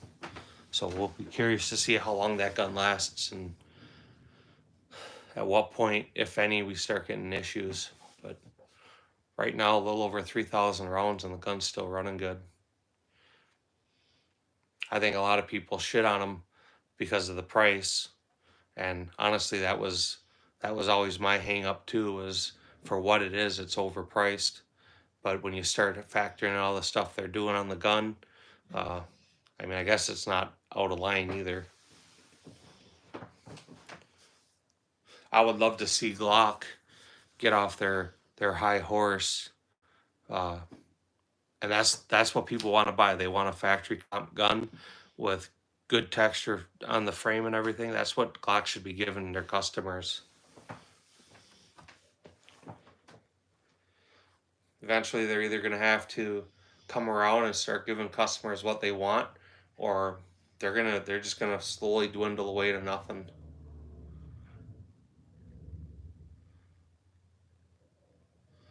I'm good, John. How are you doing today?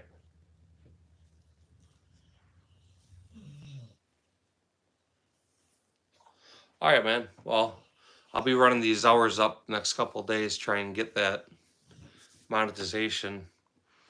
Getting grounded for a week killed it. I should have been monetized by today or tomorrow, but it takes 7 days and you can't post anything, do no lives, and that put me back a week.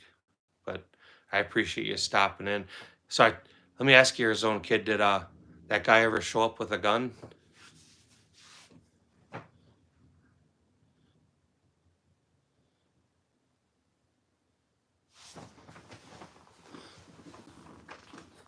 I'll pull that up, John, since I have my laptop open.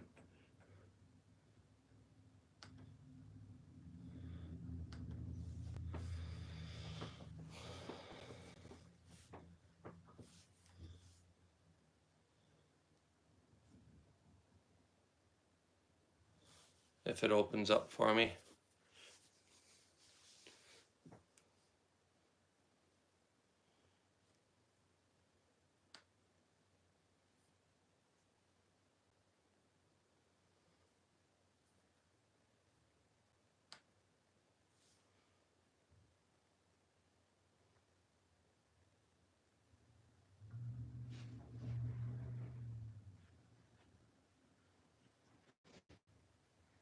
You got a good selection of handguns.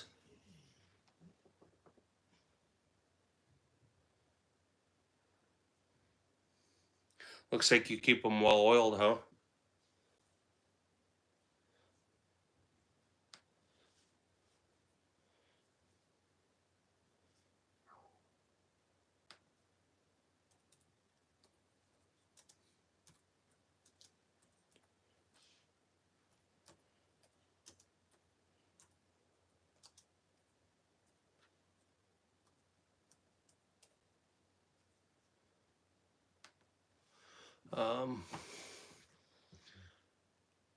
We monetize on Rumble now. Earn a whopping 6 cents.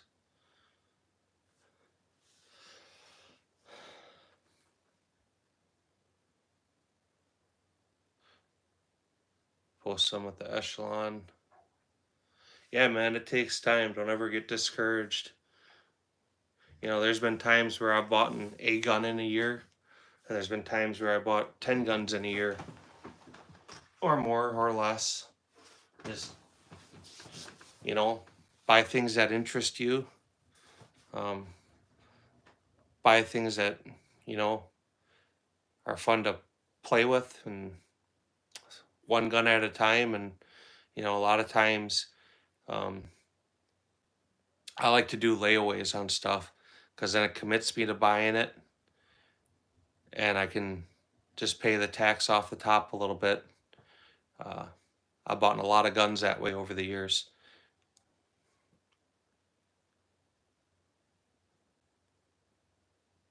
Flew off mid qualification.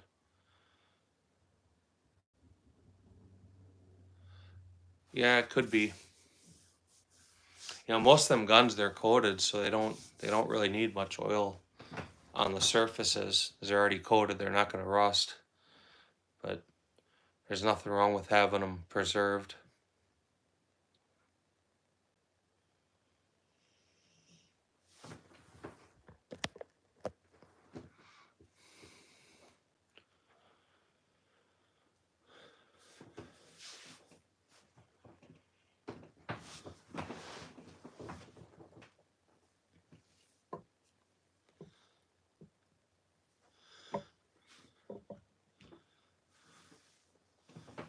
Sure, who wouldn't use a glory hole?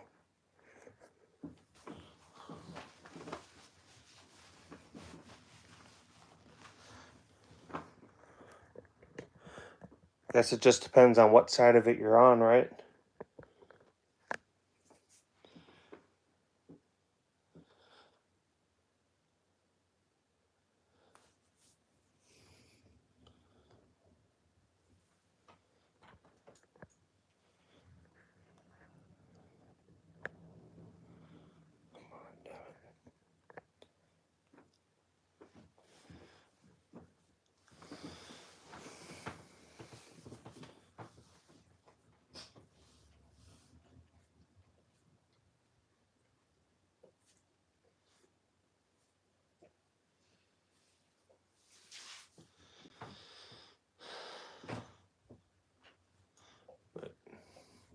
Yeah, Stifler, I don't know, man.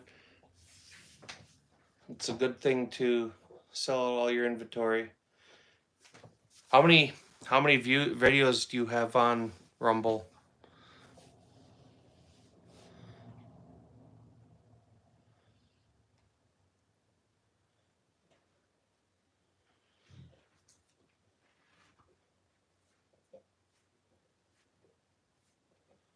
Smack the 320.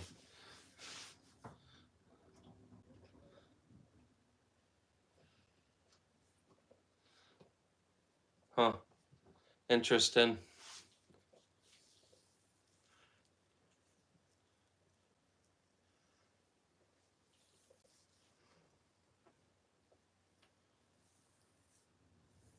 Hmm. Yeah, I tried posting on there, I don't know, year ago, and I posted a bunch of content and a couple of views here and there, but 90% of what I would get would be from people trying to solicit me for purchasing their service to get more views.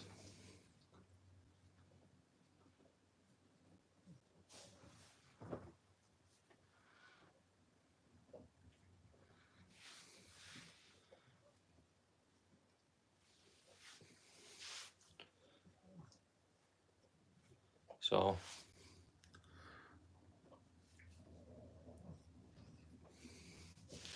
maybe I should look at Rumble again and go back to it, but I don't know. We'll get monetized on here first.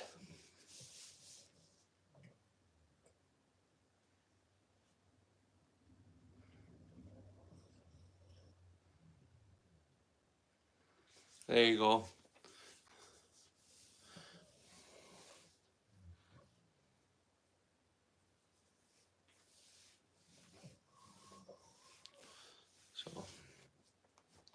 So did you have to change the plate on your 320 after you bent it, or was it still serviceable?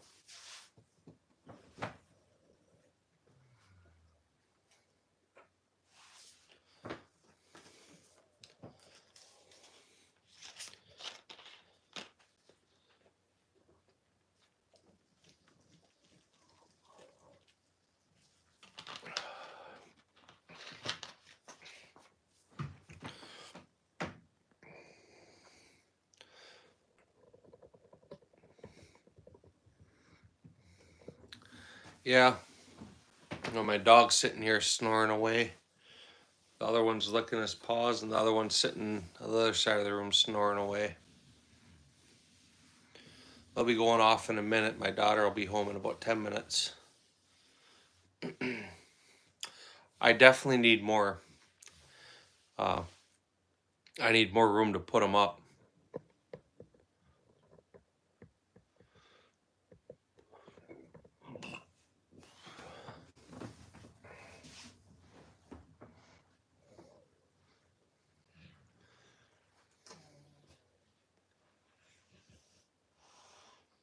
So,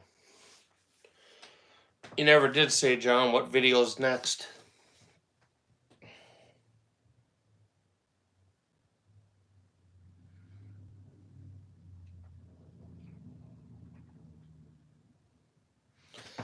Yeah, I would say I would be impressed with that too. What optic did you have on there? Did I miss that? I think you did say, I missed it.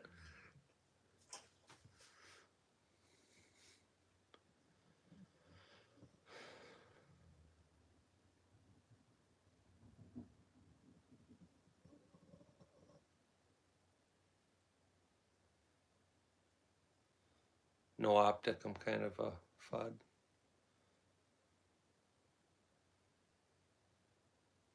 Oh, you're talking it bent the factory plate for the iron sights?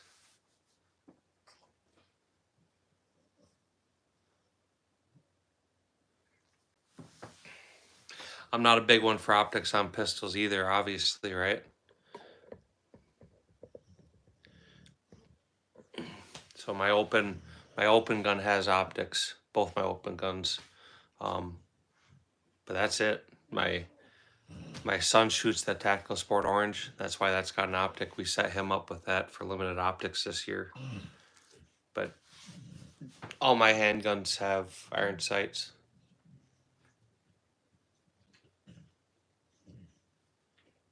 There you go. Glock 17 is a good gun. It's a good service gun for sure.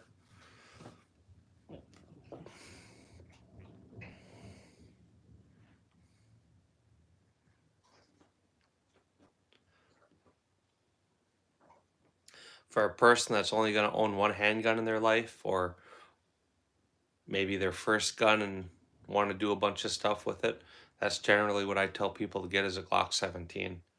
That's a good choice for new gun owners that want to do everything with it.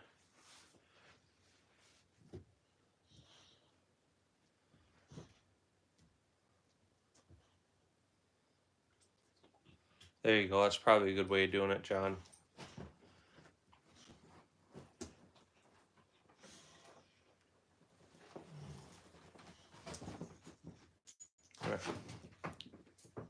Good boy, Leroy. Oh, now you're gonna sit on people's feet.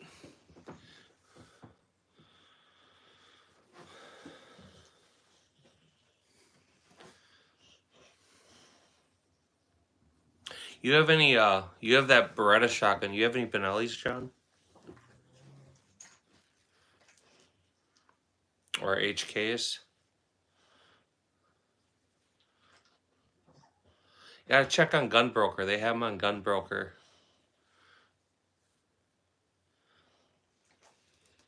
Sometimes you get good deals on there and sometimes not. But I've never had a bad experience buying anything off a Gunbroker. Everybody I've ever dealt with has been solid as hell. They do I mean, it's not like dealing with eBay. They, right? Like even my Barrett I bought off of Gunbroker. So that's kind of interesting. You gotta send somebody money that you never met. And I had to send 2 separate cashier's checks because the bank would only do a $5,000 limit. So I had to send 2 cashier's checks and then I did a money order.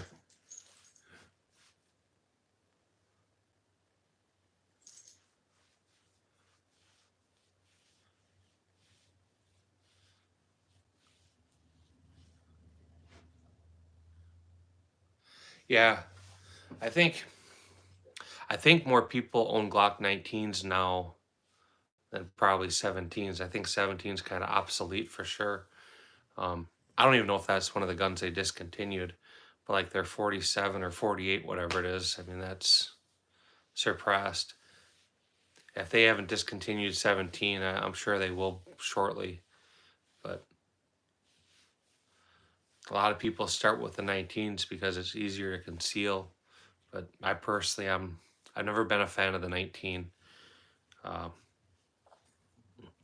I like the grip size, I like the slide size, but I was never a fan of the recoil impulse. It always seemed like it was a little snappier than it should be, especially compared to a 17. But keep in mind, I'm saying all this and I haven't shot the 47 or the 48 or any of the more modern ones. My understanding is them are significantly better. I would almost consider buying one, but Glock needs to come around and give me what I want.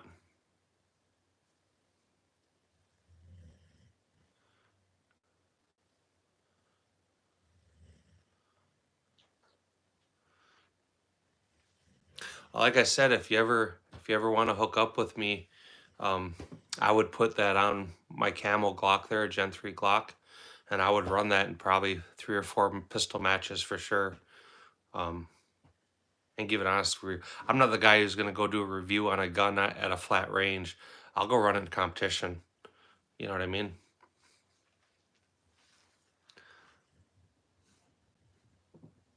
I would probably use it for IDPA, maybe some USPSA, but we'd get enough competition there and footage of it that I could give an honest opinion if you're ever interested in that.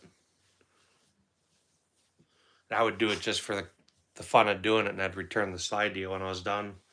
But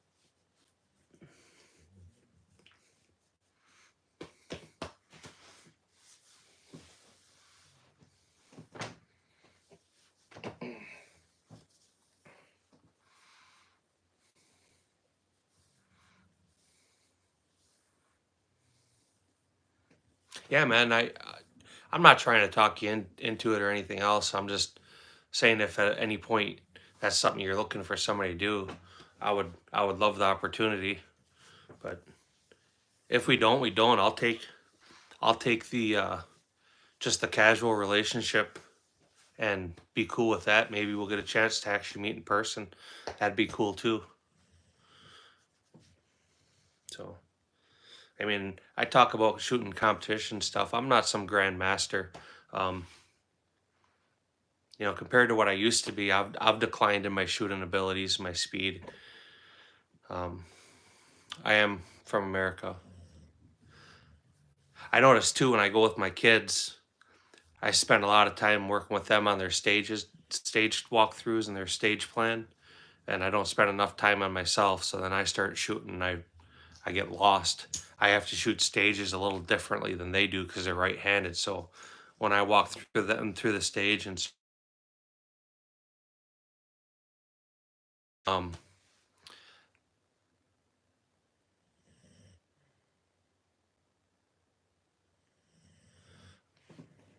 yeah, so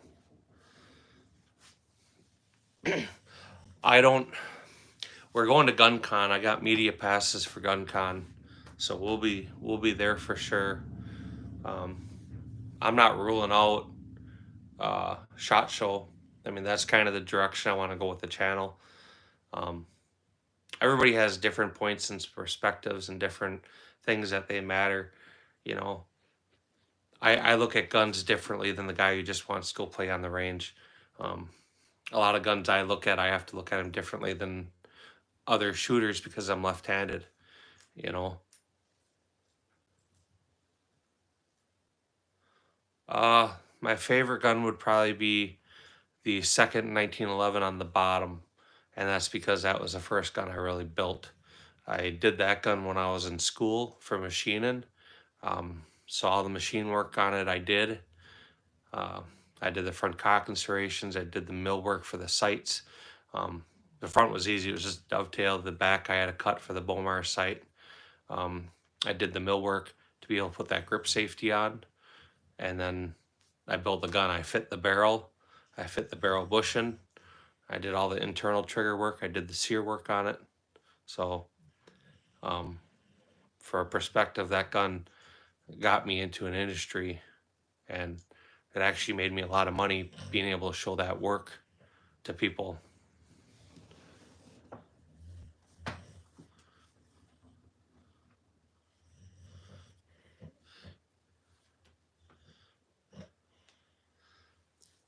I like the people with the gun culture that are into the shooting. Obviously the hunters, it's a vital thing that hunters preserve our firearms rights. Um, yeah, I did the machine work.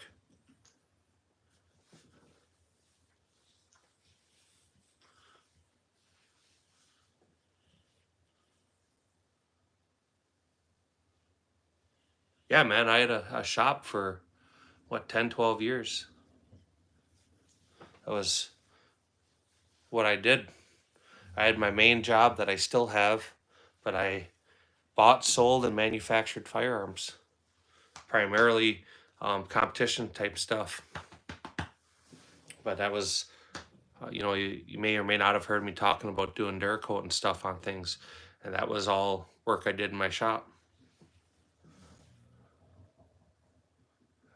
FN makes good products. I don't think anybody's gonna ever, with all straight, truthful honesty, say FN doesn't make a good firearm, because they do. Do you like it? Yeah, I read that. It's awesome. I do not have a Tech 9. I've had a half dozen over the years, and I end up selling them. Sometimes they work, sometimes they don't. When they don't work, usually the extractor needs to be tuned.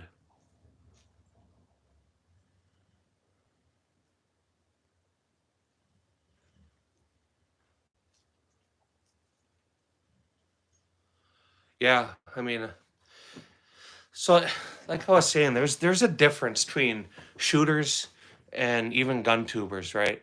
Um, I'm a shooter. I everything I think of is still based on that. You know, I may not be out there winning national championships, but I'm still a shooter. I'm still a competitive shooter.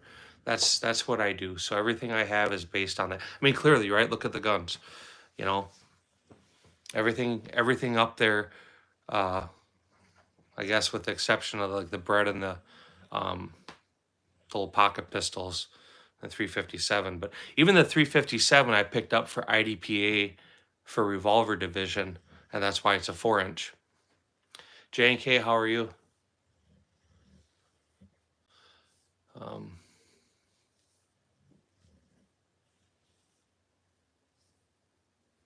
yeah. Well, I know. I know just from when we've talked on here. Uh, I mean, it's positive. It's positive engagement. You know, so that's huge. But like a lot of the big gun tubers or gun reviewers, they're biased. They're very very biased, and what it comes down to is what are they getting for free, and how much are they being paid, or how much is the video going to make, and I mean, I have a very strong opinion about things, um, and it's based on what I can do with it. You know, my carry gun is a very simple firearm, so I have no desire to have some fancy gun like that. Hey, Miss Harley, would you do me a favor, please? Yeah. Would you go up and get my phone charger? Yeah, you know what sucks today? What? The knife I did, I've been using that still for months. Toast to pop. Luckily, it's like the last half hour, so I just have to bring a new one. Yeah, I do have a bunch of AKs.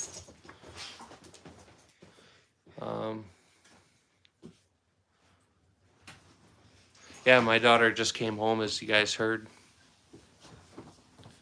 So, you want to say hi, Miss Harley? Hello. We got J&K, we got John's Arsenal, we got Who's Stifler. J&K? He's. I think I've showed you his video. He's got the tactical sport orange too. Oh, that guy. Yeah, oh that guy. I don't remember most names of the people. That's okay. That's just how I am. I don't have a good memory. Mulberries. We're not really supposed to talk about gun prices on YouTube. They get really weird. What I'll say is if you're going to the dollar menu at McDonald's and you wanted to buy cheeseburgers, and them cheeseburgers were $1 a piece, you would buy, I think it was 450 cheeseburgers for the price of that. Might have been 420, but somewhere right around there.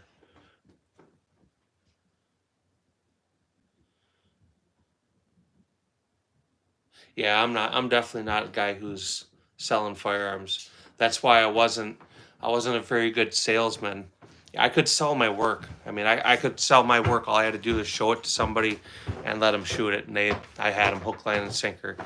But to sell firearms, I was not a very good salesman, because if I'd get something for somebody, especially if I liked it, right, then I'd buy another one for myself. Have you fired all of those? Yes, everything except that little Spectrum 380. I've never fired that. That actually belonged to my mom. I inherited that firearm when she passed away. Harley, will you see if this is plugged in? Because it's not working. Yeah. Come behind me. Or actually come through right here. Hurry up. Okay. They're going to want... No, get back. You guys are killing me. Come on, Leroy. Back, you brute. The back. Man, what a big dog.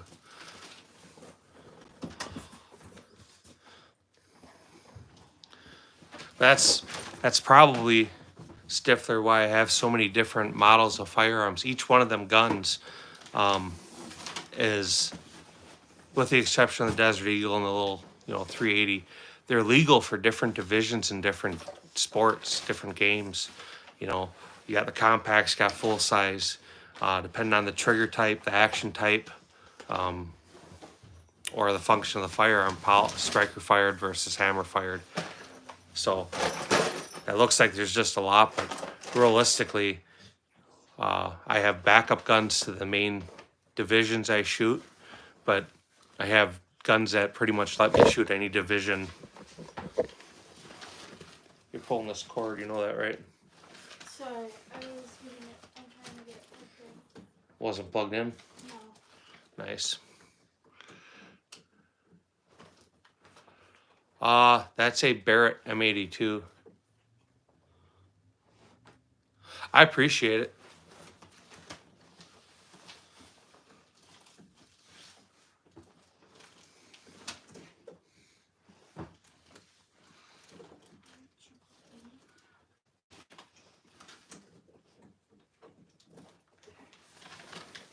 Should be charging. So like the optics, the carry optics and limited optics is newer divisions. And I'm not, outside of like 10 or 12 yards, you can be more accurate with an optic, hands down. It's easier to shoot an optic at distance, especially when you start talking in the size of your front sight. It's real easy to start covering up a target. But inside of 12 yards, there's no real advantage to an optic. Downside of the market, there's always someone trying.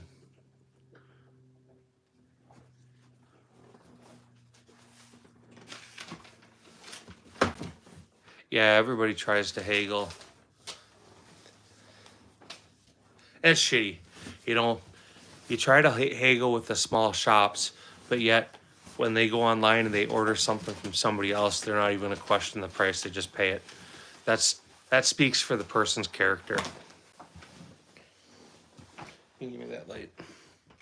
You can turn that on over there too. Come back through. Do you want me to plug it in?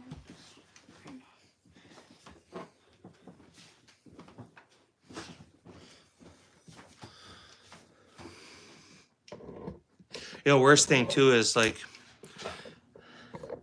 when I had my shop, a lot of times it was hard to say no to people.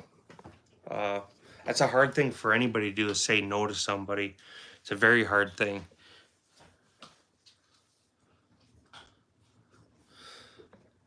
So the Gerson, I haven't shot it enough to have a real strong opinion one way or another, but it's a clone, and it's a licensed clone. It's a NATO approved firearm. I should try switching the slides. The Beretta has a little nicer trigger, but for accuracy, I can't say side by side because I haven't shot them side by side.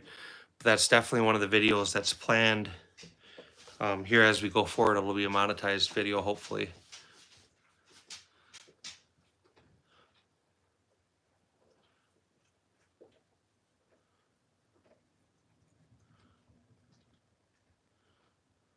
Yeah, it doesn't work.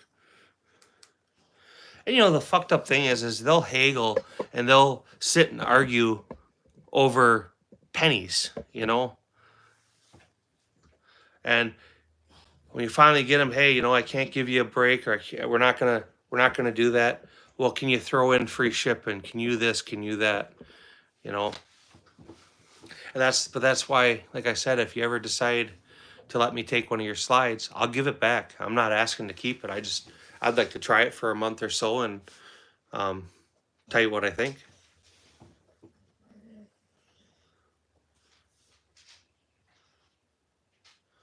But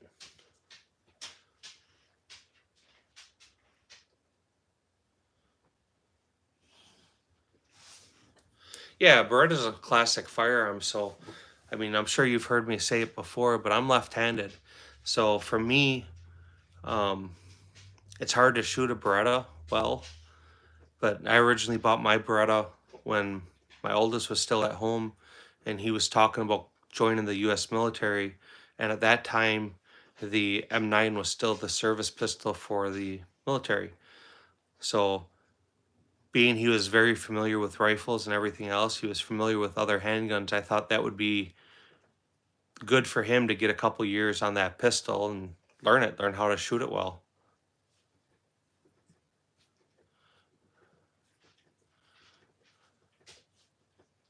Yeah, so we'll work something out. Uh, yeah, I'm a lefty, man. My wife and I are both left-handed, and our kids are all right-handed. So that's fabulous.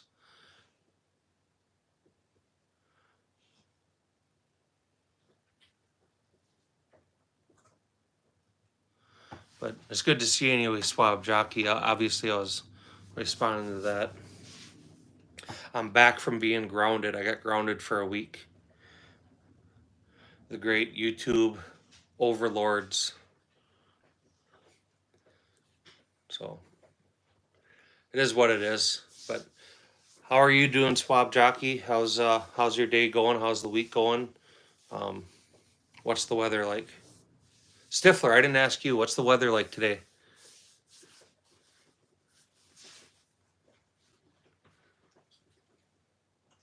It's kind of interesting being able to chat with people, all over the country or even all over the world, and ask them what the weather is, because you'll get everything from like, Pure Alaskan was on here. They're expecting 8 inches of snow, to some guy in India, and it's 100 degrees.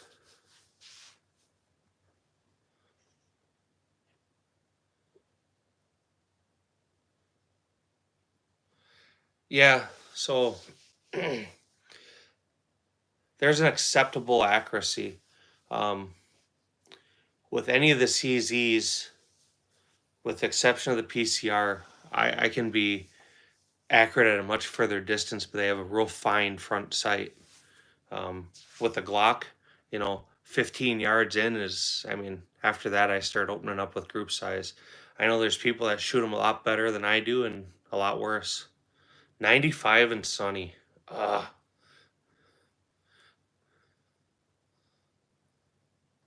That sucks.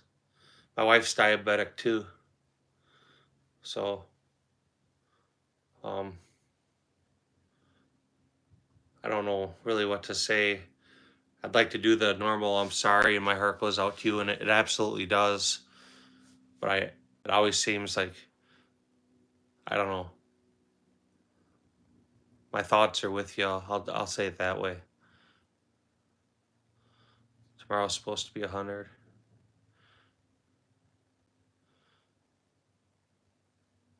How long has she been diabetic?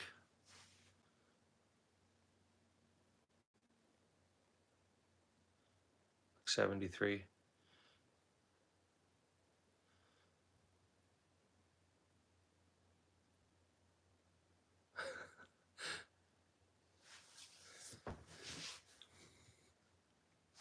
It's like a lot of my pistol shooting.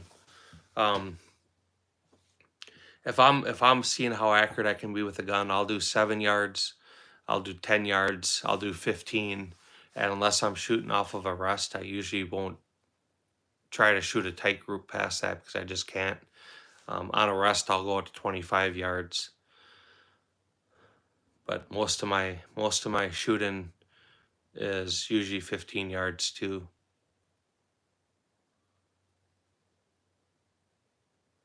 I will say that optic on the TSO, that thing shoots nice on that. It's an easy gun to shoot accurately.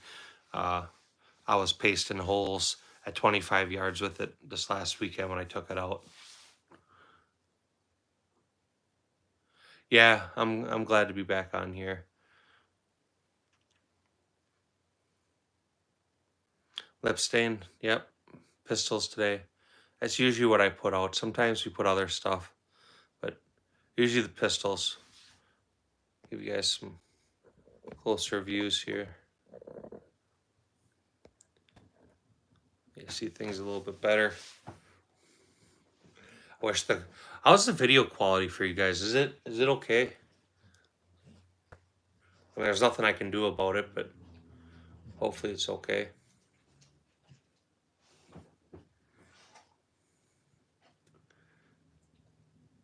It's fine.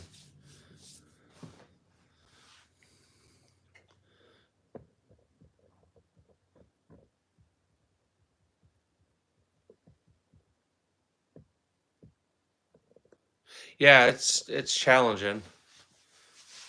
Like I said, depending on the handgun, um, the sight size has a big effect on how accurately you can shoot it. You know, the CZs and my 1911s, um, and two of the Glocks, they have fine front sights, and so it's easy to shoot them accurately at distance. Dave, how are you doing? But like the standard Glock 17 I have up there, factory sights, or even my daughter's shadow system, it's a very large front sight. It's big. It's easy to find. It's easy to find fast, but it's hard to shoot accurately at distance now. I mean, and there's a difference between shooting a group and shooting bullseyes, right? So to shoot a group, you can just rest your front sight, do punking on the post, and you take the group with wherever the group is at. If you're trying to shoot bullseyes, well, now you're probably covering your bullseye with the front sight.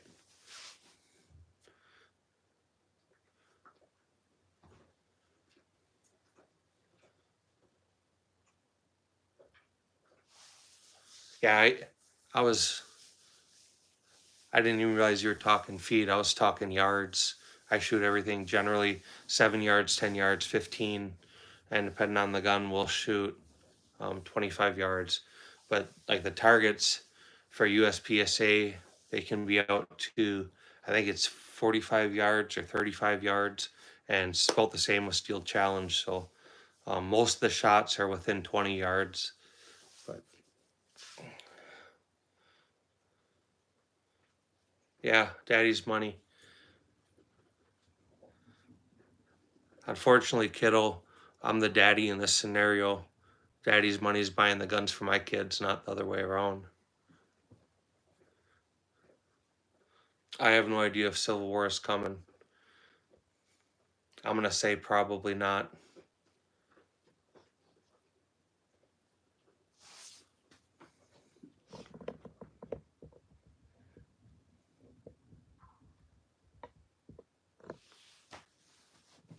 Hey, Miss Harley,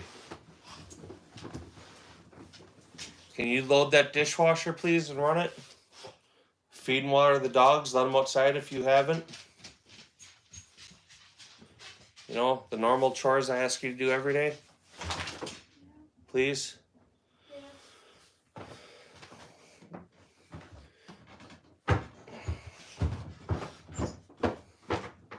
I'm gonna wait till when you're done with your live to run it, but I'll load it and all that. Okay, I can handle that. Why would you assume you didn't earn money? Yeah, it's kind of curious.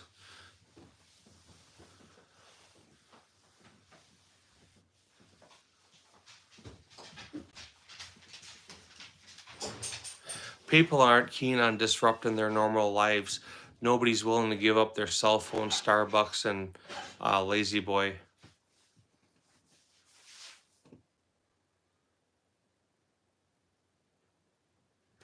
People don't even want to square off for a good fist fight anymore, much less a gunfight.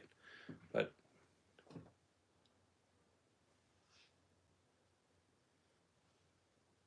yeah, John, I appreciate you guys that jump in these all the time. It's nice to have that support. Like I keep saying, I want to make good stuff for you guys coming up. I want to take the firearms I have access to and give you guys reviews. And I really want to take YouTube's money just because they're anti-gun. I'd love to see them have to pay me.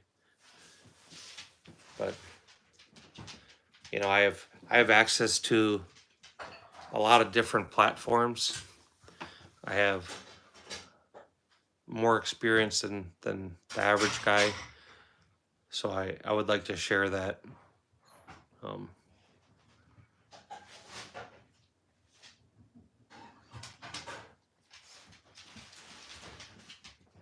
Yeah, God is good. That's the furthest thing, on my opinion, that I would ever want to have to do again. I have no desire to take any life anymore, of any kind. You know, I enjoy shooting. That's my thing. To me, firearms don't represent violence and death. They represent recreation, security, and family time.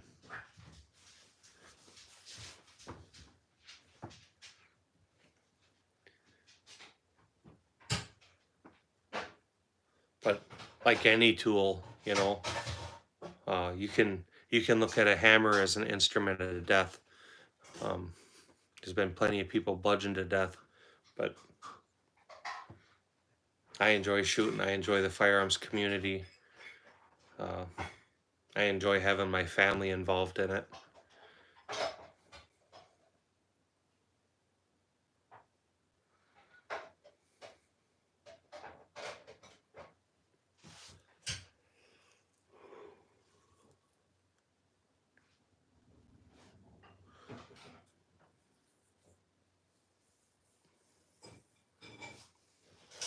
But what do you guys got planned for your weekend? You got your grass already cut, John, so your yard work's done. John's arsenal, I think you still got lawn work to do. Stifler, you're going to be in the shop making slides. Swab Jockey, what do you got going on? Probably, is your wife still in the hospital? I assume. There's Gen 3, Gen 4, and Gen 5s up there. My favorite what? My favorite Glock?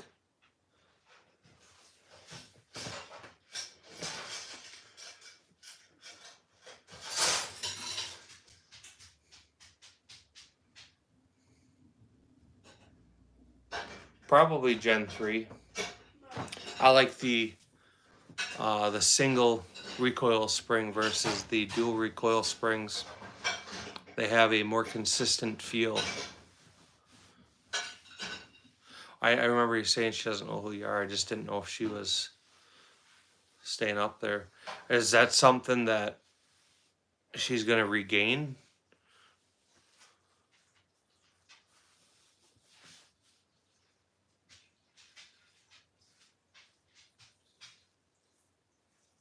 I said hi, Dre. I answered your question.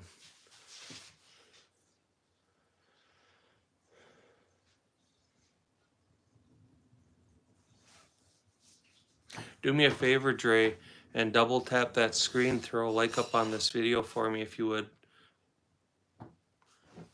Consider subscribing. There's some really great creators in the channel. If you're into Glocks, we got Stifler manufacturing in our chat here. He manufactures aftermarket Glock slides. Consider checking him out if you're a Glock guy. Even if you're not, you're making SIG products and stuff.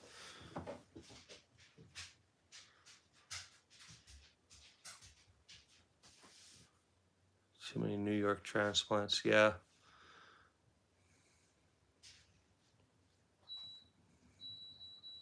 Stay still, I'm almost finished. Yeah, man, finish it up. Here, we'll zoom in on something for you. Let me know when you're done.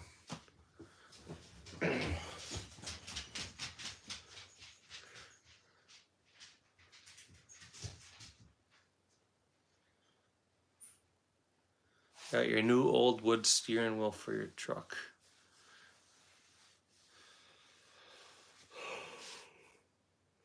I am curious to see that. That'll be a cool video. eBay. I love Evil Bay. I found though I don't do their auctions anymore. I just do the buy nows because I am very competitive.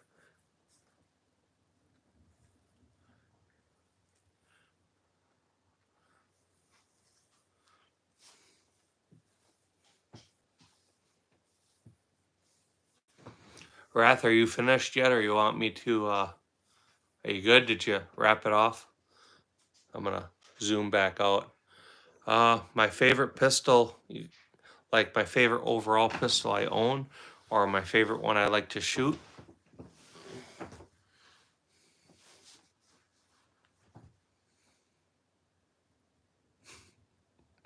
Oh boy, oh boy.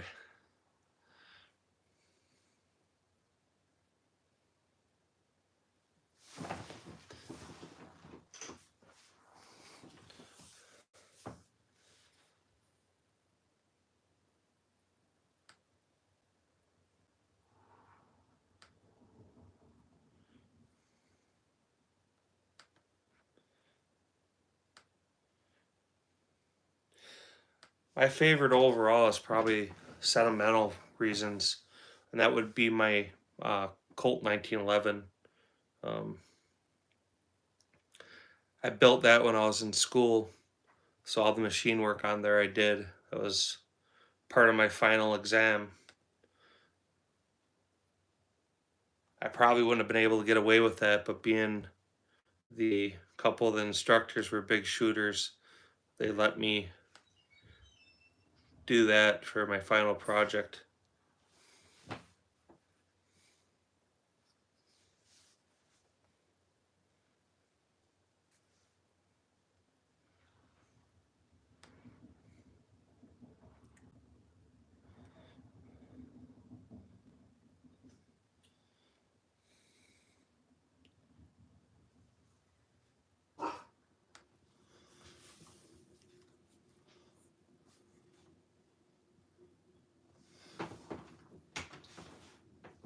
Below average dad, how are you doing? I was actually thinking of you today when I was setting stuff up in that upper right corner there. I'll move this a little. You can see there's a snake. I was setting that rifle up there and I saw that and it made me think of you. I was actually going to put it out on the table just in case you showed up, but my daughter made me that in school.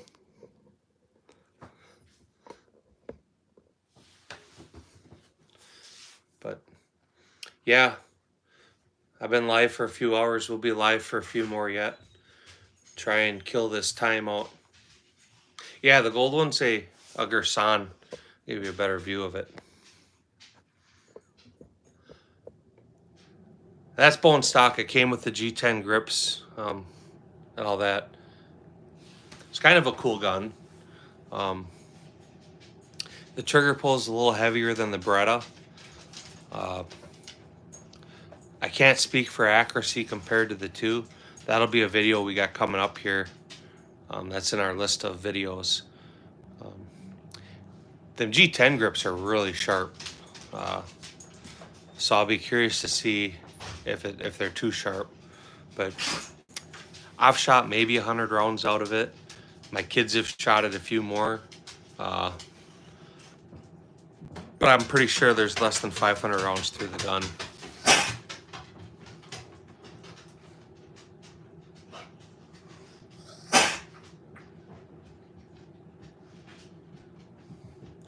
There you go.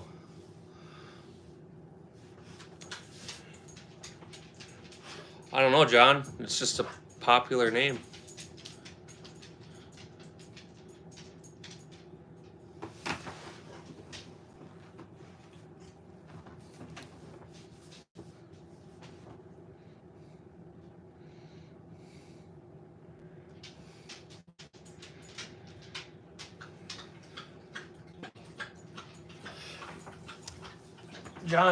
John Wicks. I mean, I'm sure you heard me say we got Stifler Manufacturing here, right? He makes some really cool Glock slides. That would be somebody to check out if you're in the market for a new slide. Would you grab me soda, please? Here, catch us. Okay. It's close.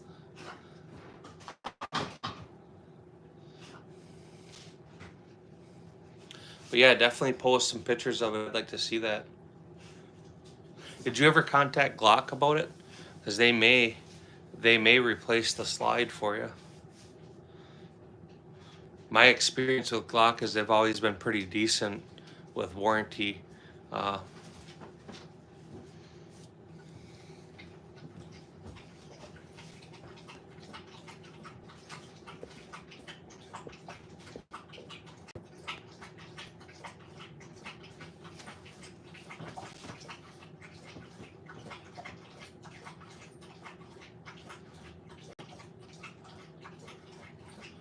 Yeah, but a Glock slide shouldn't be dropping if it's dropped. I'll be honest, man. Like, I've pounded nails with my carry gun before.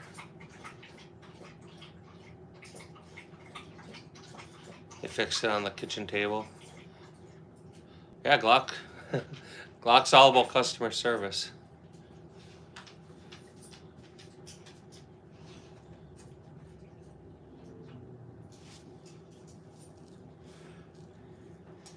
It's. Dad, can you tell me about my weekend this week? What I got? What? I have my karate black belt testing Saturday, and then I have my birthday party the next day. I don't know what's all entailed with the birthday party, but it's Callie's birthday.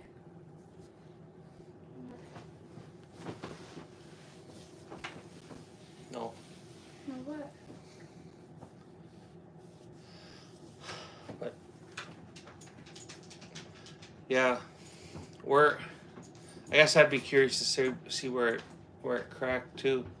Where exactly did the gun crack?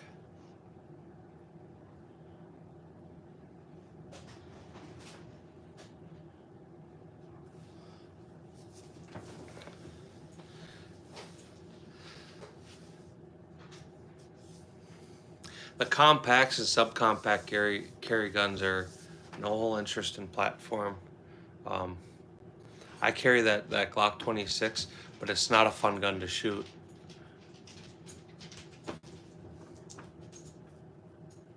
Utah Dad, you still here?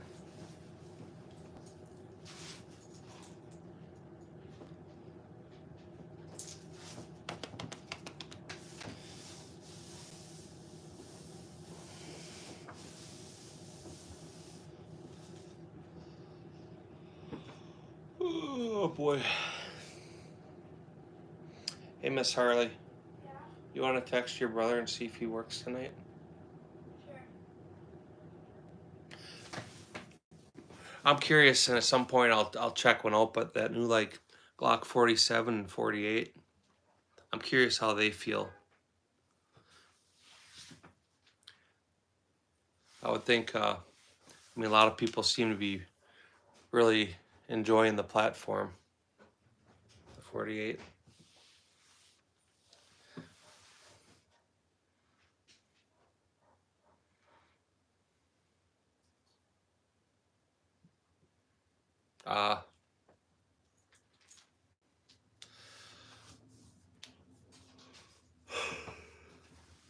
I'd bet they'll replace that for you.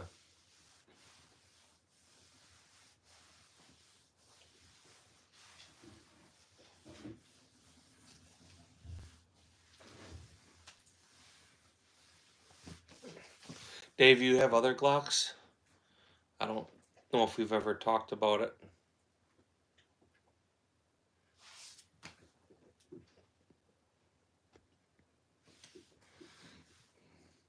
The 17.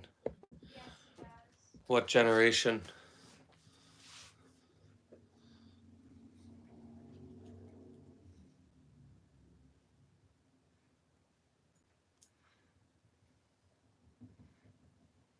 Gen 4.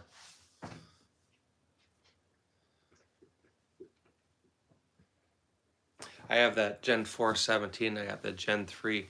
I like that single spring better than the dual spring.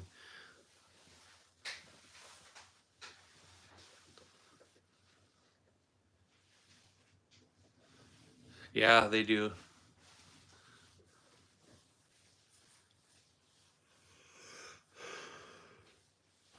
Yes, he works. take the garbage out too. Okay.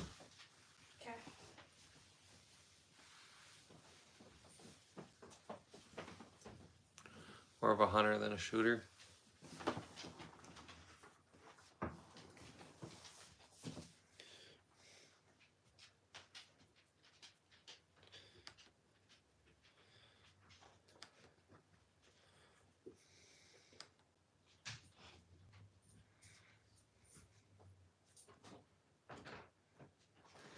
You gotta get some content posted, Dave. Or not. I like to see what other people have. Alright, we can talk about. Alright, Swab. I hope your wife makes a recovery. So my heart and thoughts go out to you.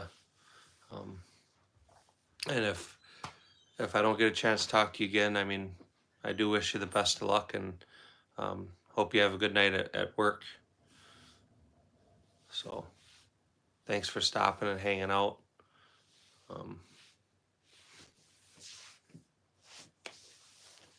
Yeah, a lot of people do.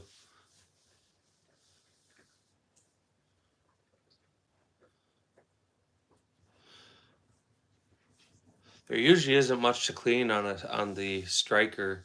To take the extractor out and clean it once in a while if you don't get in there when you're scrubbing them. That you should do, varying on round count, but there's nothing you do to a striker. You don't oil the striker or anything, and they're sealed up pretty tight so they don't get dirty.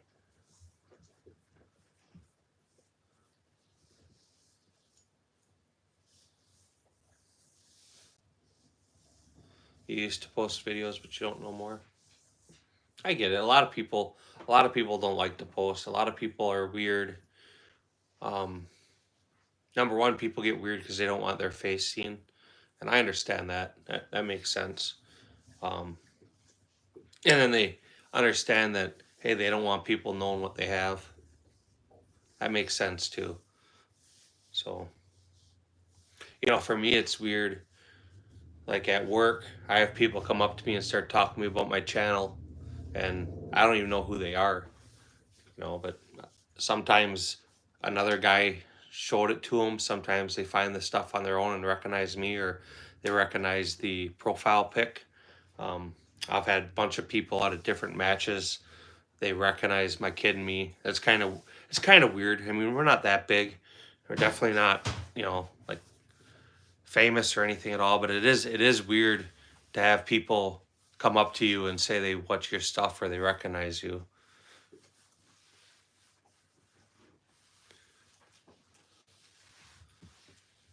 All right, Arizona, I appreciate it. Even at like the gun store we go to, there's different people that come in there and they've recognized the channel. Kind of weird. I mean, it's not that big of a channel, so I can imagine how weird it is for these bigger channels that anywhere they go, they're being recognized. All right, Stifler, go make that money, man. I'll catch you later. If you want to come back later, we'll be on for a while. I gotta make up these hours. I want to take YouTube's money. Take their money for sure and go buy ammunition. So, but yeah, I hope you have a good night. Get them slides out, make that money, and take it easy. You probably work too much. Yeah, a lot of people, John, get weird about that.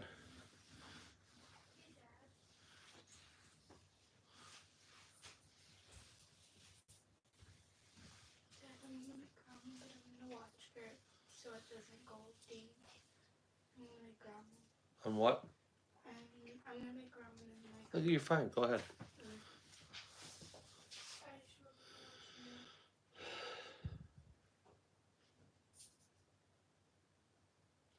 Yeah, when they start getting a lot of comments in them, it's really hard. We've had different lives where they go. That's where it's nice having my kid here, because he'll start flagging out, kind of. What's the word I want to use?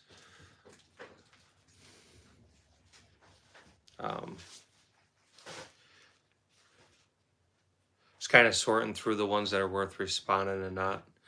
Pay the Snucko, what's going on? How are you doing, man? Hope your day's going good. What's the weather like?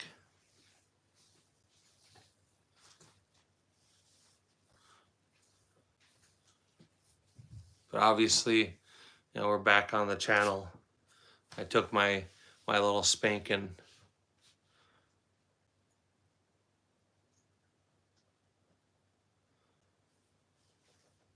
I don't know, John. I mean, to some people, but you might be surprised. There's a lot of people that start channels and they wear the bulk of us and stuff, and I don't know.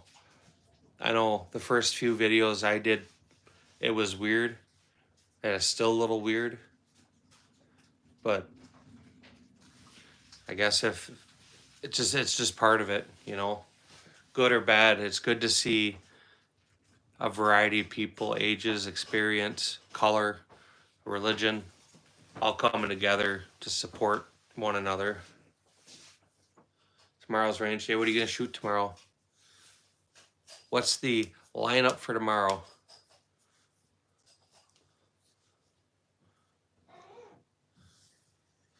Well, they come on and they expire. So right now on this channel, there's just the one. So I have some good footage of my daughter, and I can't post it. Sometimes I can get away with posting her, and sometimes not. Sometimes I'll get strikes and I'm able to fight them and win, and sometimes they stuck.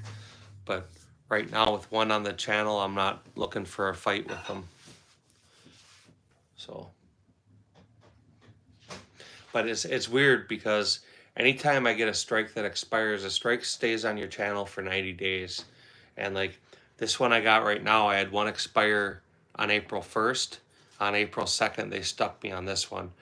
I don't think there's ever been a time that I've had on any of my channels there wasn't at least one strike that was active. I think they do that on purpose.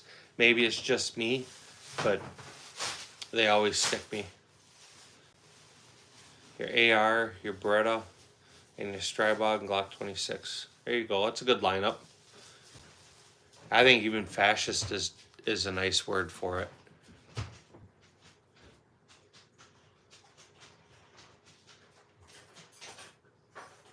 Yeah, man, I know what you're saying, John. I mean, I'm not as mature as you, but I definitely don't feel my age. I probably don't act it either.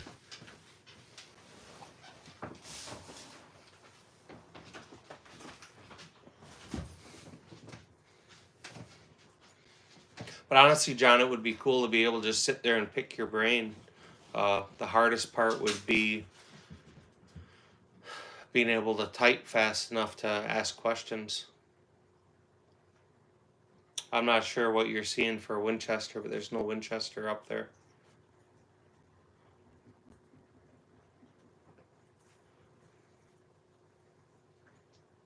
No, 27 isn't old. You're just starting to put miles on.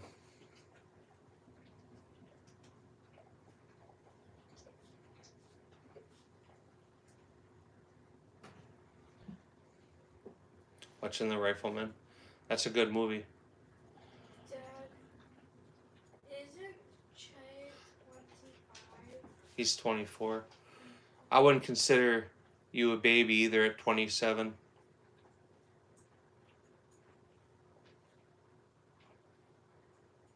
Yeah.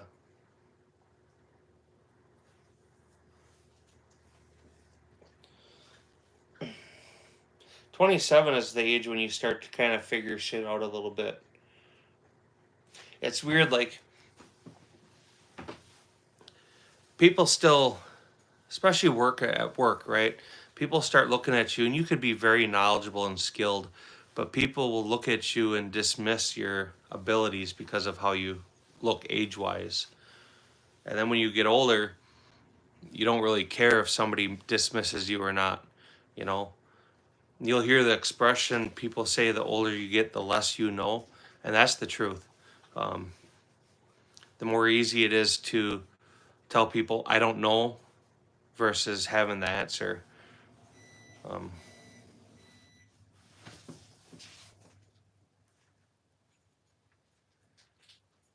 but experience, life experience, work experience, you know, it all comes into play. You'll meet people at 27 that have the maturity of a 50-year-old, and you'll meet people at 50 that have the maturity of a 20-year-old. Yeah, I'm about the same way, Dave. You got a couple years on me, but not much.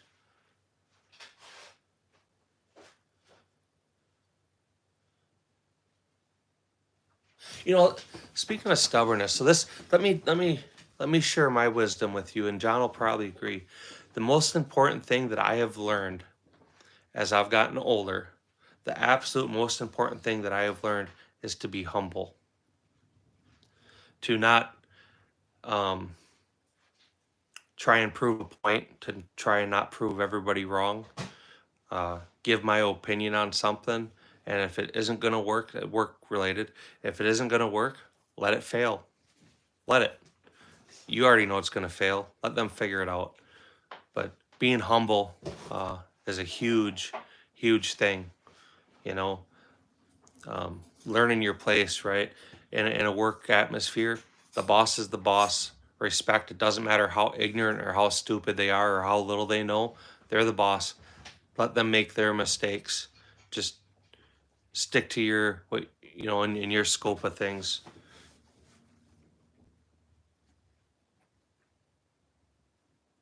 Yeah, it took it took me a long time to learn how to be humble. Um,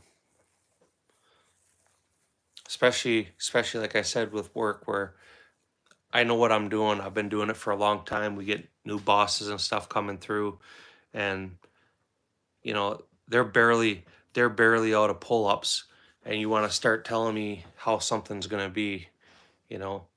But I can just sit back now, and I don't even tell bosses anymore, hey, that ain't gonna work, or hey, we've tried that. I'll be like, yep, no problem. That's what you want.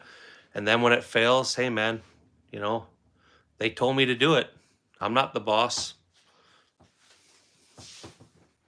But it does make things a lot easier in life, you know. Yeah, you can't really argue with your dad.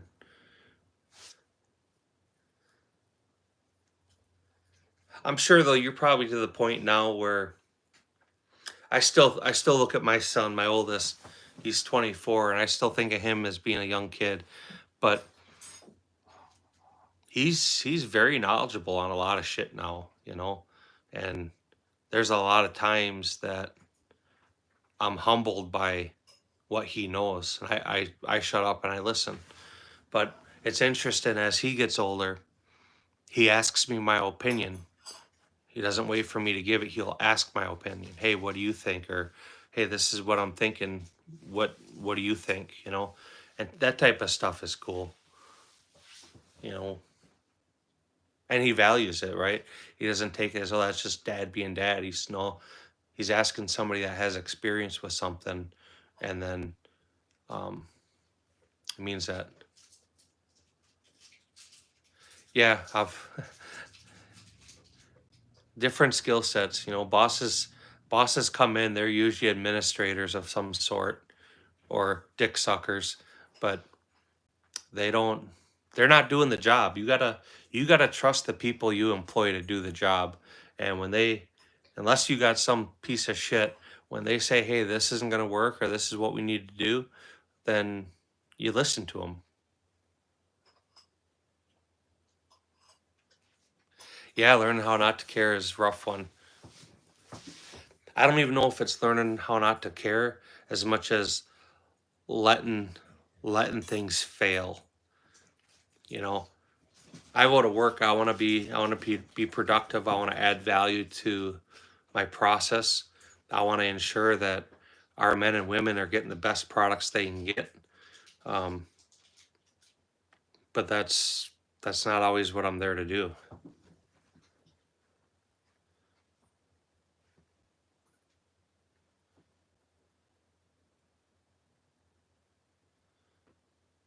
Yeah, well, you're like you said, John, you're kind of double screwed because, you know, it's your dad and he's your boss, you know, but that's okay. If he's been doing it his whole life, he's probably done things a million different times in a million different ways. Al, how are you doing? I think it's the first time I ever called you Al and not AI.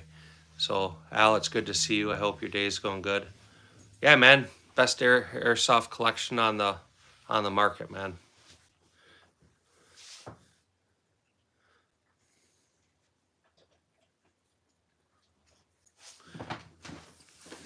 I'll be right back. Carly, talk, entertain him. Tell him about your shadow systems. Okay.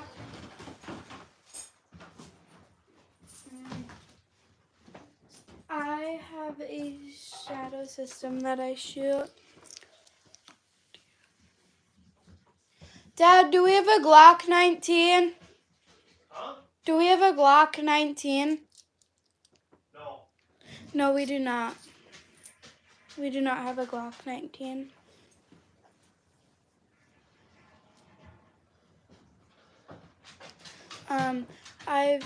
I wished I had an airsoft collection. He said, okay, the one that asked. I wished I had an airsoft collection. What's that? He said, I wished I had an airsoft collection. That's where I ended. I do too.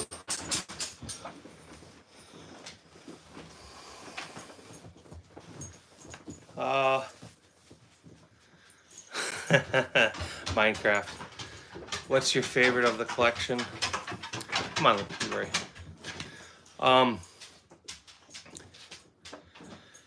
It would be my 1911 that I built, or my Colt.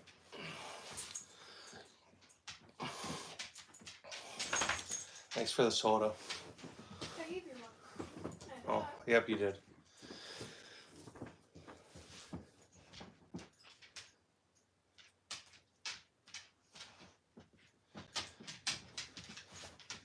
Godfather, how are you? How'd your day go? What's the weather like?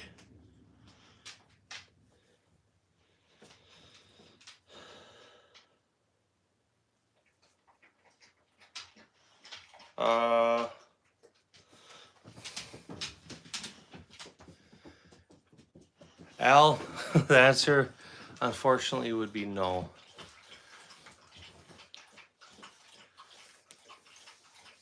All right, Arizona, enjoy your day.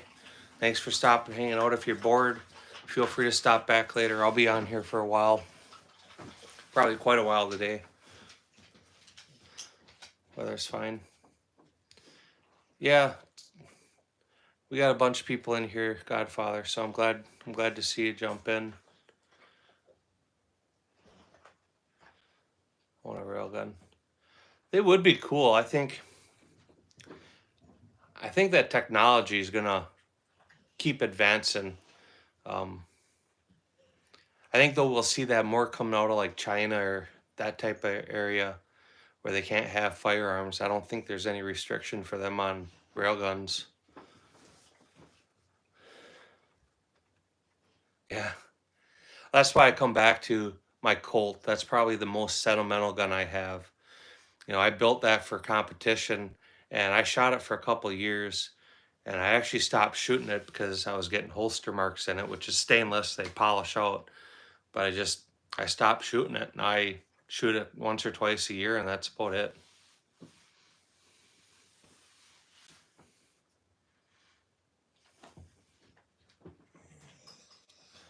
Yeah.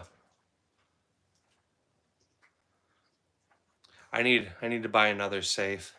I have three big safes now and a small vault. The stuff I show is primarily the stuff I use on a regular basis, with exception like my M1A. RBKs and stuff, I don't shoot them very often, but most of the handguns we're shooting on a fairly regular basis.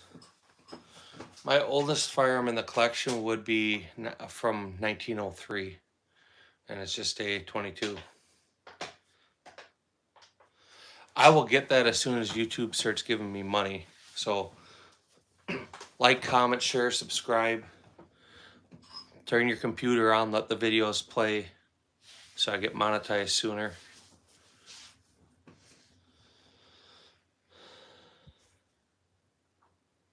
By the time you're 50, you'll be past me. Just keep working hard. You know, for me, if I get bored with a gun, I don't sell them. I mean, on occasion I'll get rid of something, but it's very rarely. It has to be junk. You know, either the gun doesn't work or doesn't run, or it's like physically incapable of shooting a good group. If it's a decent shooting gun, I hang on to it because maybe my kids will want it, maybe my grandkids will want it, right? Maybe it'll just be collectible.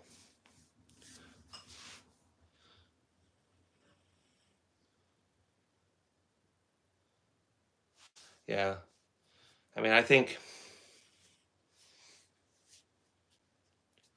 this last year, I think I got rid of one gun. I traded it. It was a Sent Me C. I bought a really nice gun. It was in great shape, great bore on it. But the gun shot like a fucking, probably a 3-foot group at 100 yards. And I tried a bunch of different types of ammunition in it, and the gun just did not shoot. So it went down the road. I do regret not every gun, but I have a lot of regrets on firearms I've sold. Usually I do regret it, and that's why I stopped selling things. Unless it's trash, and even then I won't sell it for the money. Like when I got rid of that Sent Me C, that's when I bought my Bushmaster. So basically I traded guns for the Bushmaster. Bushmaster was new old stock. It was a brand new gun from early 2000, and I happen to like Bushmaster, so I picked it up. What do you mean by short barreled? Like compact, subcompact, or, you know, SBRs?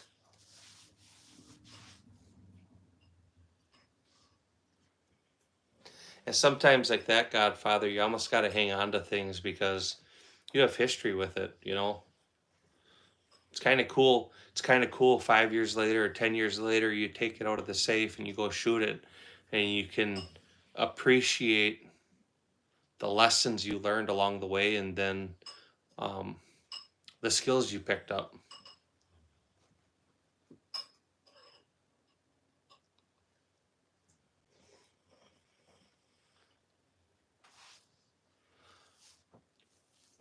Like, I think my first, can't remember the model number. It was a Smith & Wesson 9mm. That was my second handgun I ever bought. It was like the gun from Training Day that Denzel Washington had, but it was a 9mm. I wish I had hung on to that.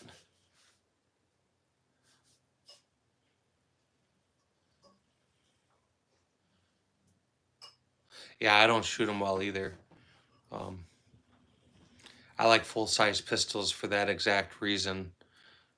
They shoot softer and they shoot more accurately. Or I am able to shoot them more accurately. I would miss a Model 29 too, for sure.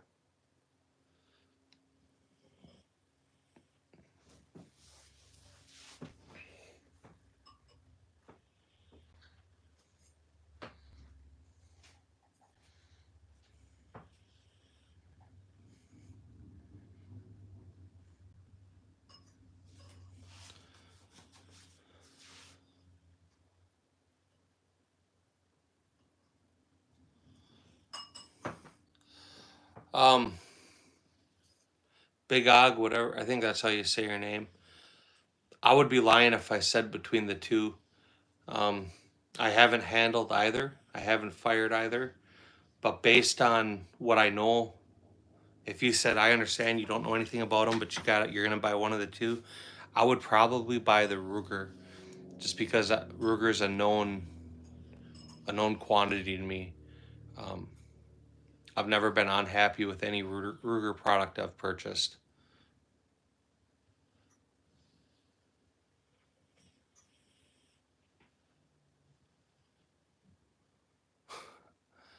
Brass hitting the gun.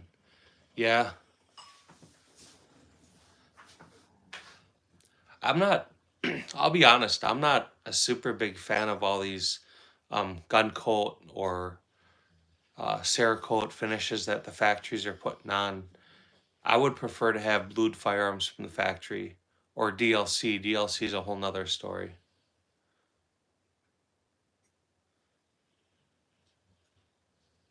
Yeah, I'm not a fan of the paperwork for SBRs, but um, Lexus, yeah, I got a few CZs, a couple of them.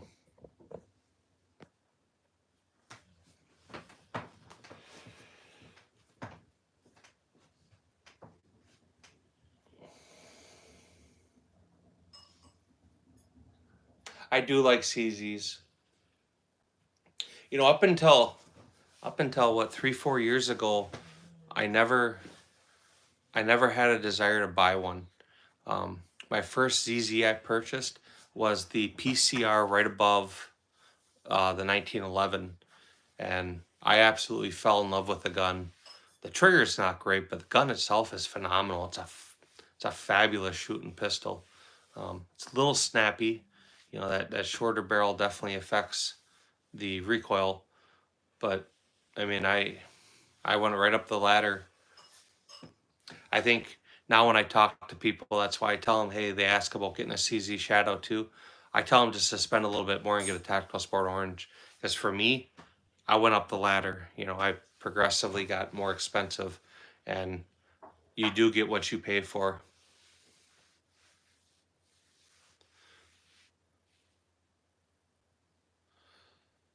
The back right corner, the very back right corner for me is the Desert Eagle, and then you have on the back left corner is a CZ Checkmate. Unless you're talking that purple one, that's a Ruger 2245 Light, and on the other side is a Volkorstern Black Mamba.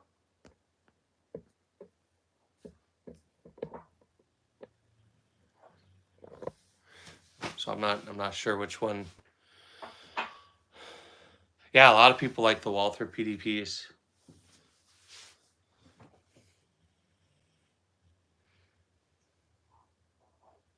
So that's the hard thing too, right? When people start talking about guns, is they'll say, like you're saying right here, oh, the VP9 is the greatest thing ever. Everybody has a different opinion, but if somebody's going to tell me that this is the best gun they've had, or it's worth the money, they better have experience with better models. Don't take it as somebody bought a VP7 or Mechanic and, man, this is the greatest gun ever. I want to know that they have experience that backs that up.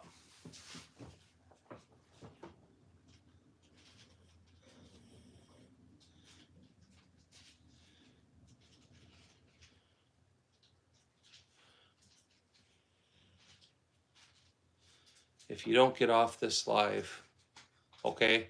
If I don't get off this live, you're gonna what?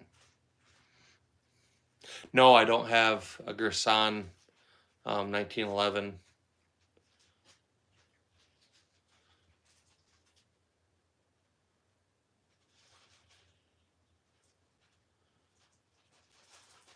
Just noticed the 50. Oh my God. There you go. Be surprised how many people don't notice that back there. What's your opinion on the Glock 21? Glock 21s are good. I don't own one, but they're nice. If I were going to buy a 45 caliber pistol, though, it probably wouldn't be a Glock. I'd probably get a 1911. or the FNX 45.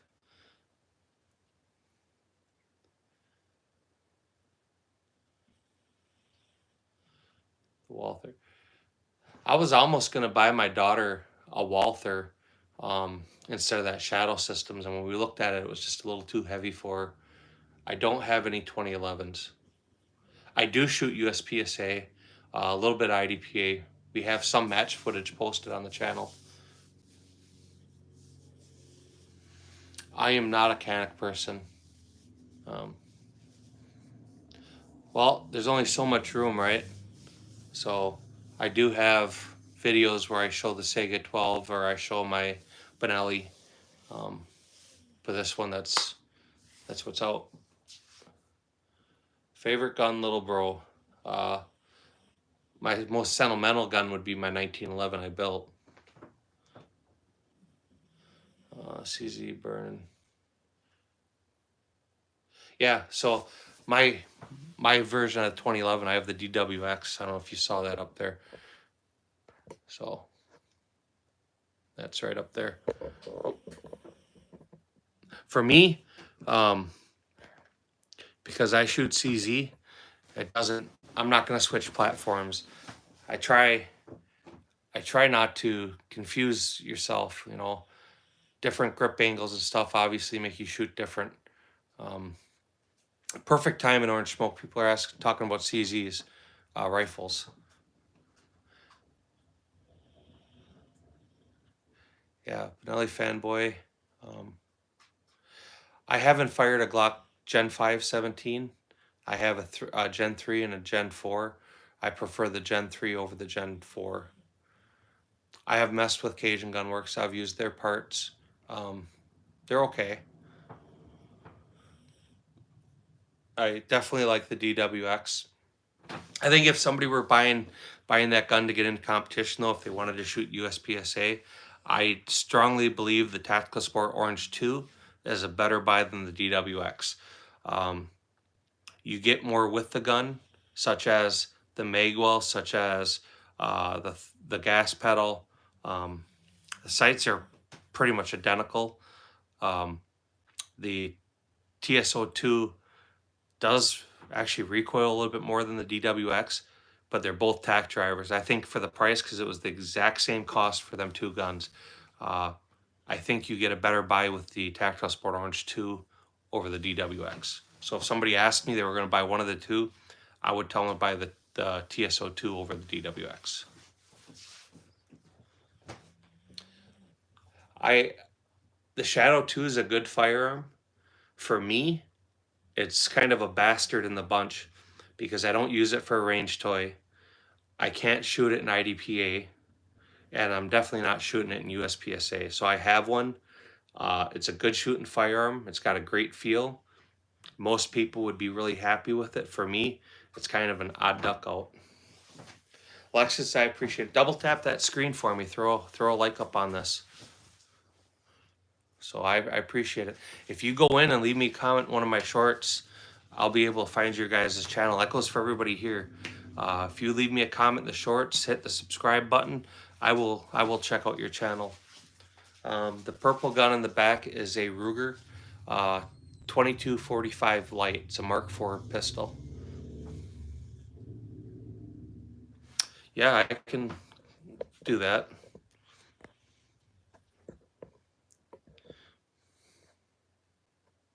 How's that for a close-up? That work for you?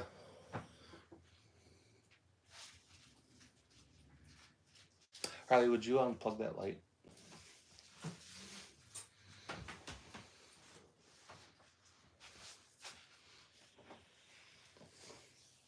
Of course you're in the kennel with you. I don't know if I can. Can't move the kennel with the dogs in it. We'll let them outside, and while they're outside, you can do that real quick. Yeah. No, he was in here for quite a while. He's got to go make some slides. I didn't even give a shit. Seemed like he was a little bit stressed out because all his guys are at a concert and he's got orders to get out. He said they shipped all their inventory, so he's got to work the weekend. So I didn't think that was the best time to give him a hard time. but about to pick up FNX 45. Them are nice guns. I've had the opportunity to shoot them a few different times, and they've all been nice. Yeah, it's cool that he's busy. Make that money, you know. Harley, turning out this way. No, you're on the wrong side, right?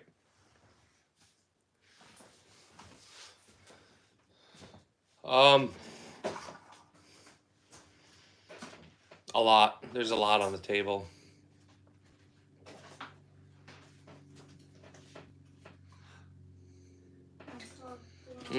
There's less than 30. There's less than 30 grand on the table.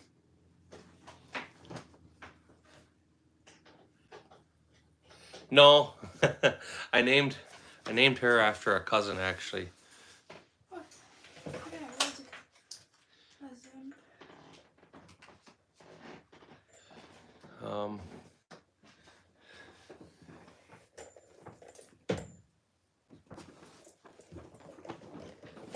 Thanks for turning that other light on too, like I asked.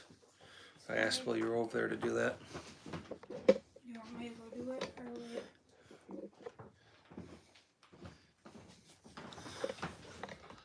wait? There's significantly more on here than 13. Here, yeah. Double sneak down, turn down.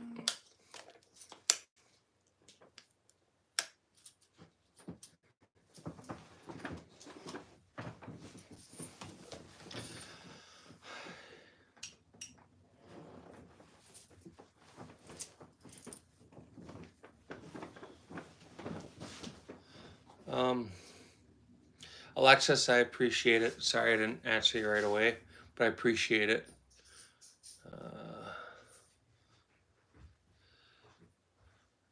Constantine, what's going on? How are you doing?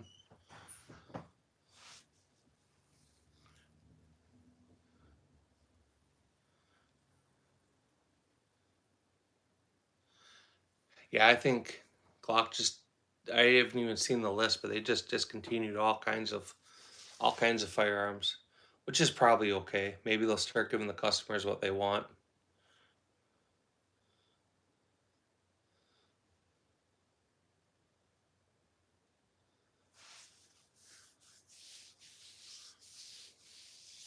Guys, do me a favor or just jumping in here.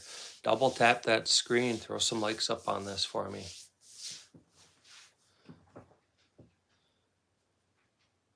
PX4 Storm. Do you like that PX4? Is that your first carry gun? Nando? I do not have any of I have a Walther a P22, but that's the only Walther product I have. I don't have any of the PDPs or any of that.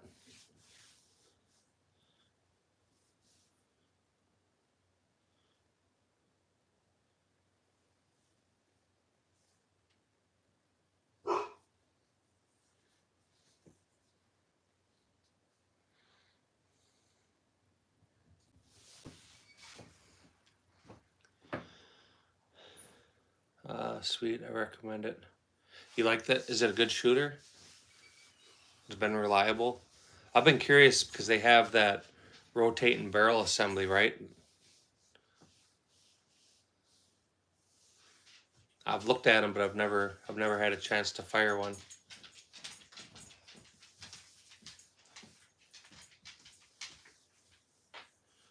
You can only get.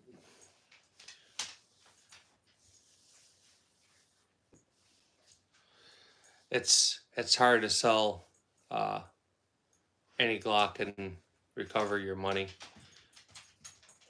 Glock's a service gun, so unless you have something rare, you're not gonna break even on selling a Glock. But the good thing is they're a great firearm, so hang on to it. Don't sell it. Ximing, I have no idea what you're saying, but hopefully you understand me. Hi, how are you doing? Double tap that screen to put a like up on here for me.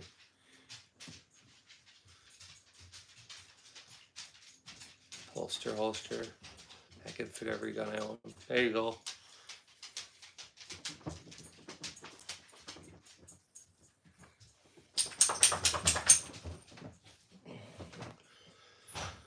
So which gun on this table do you guys like the most?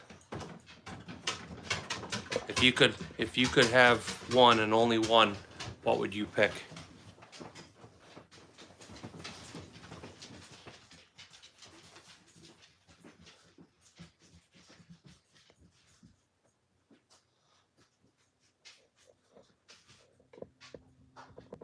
That one. Clearly I'm an indecisive person. Which one do you want? All, please. The DWX. That's a good choice. That's a really good choice. For USPSA though, and I don't know if you saw it up there, but there's my open gun. I actually have two of them. The very top. You can see the lock grips on and stuff. It's above the TSO2. They're Gersan all day.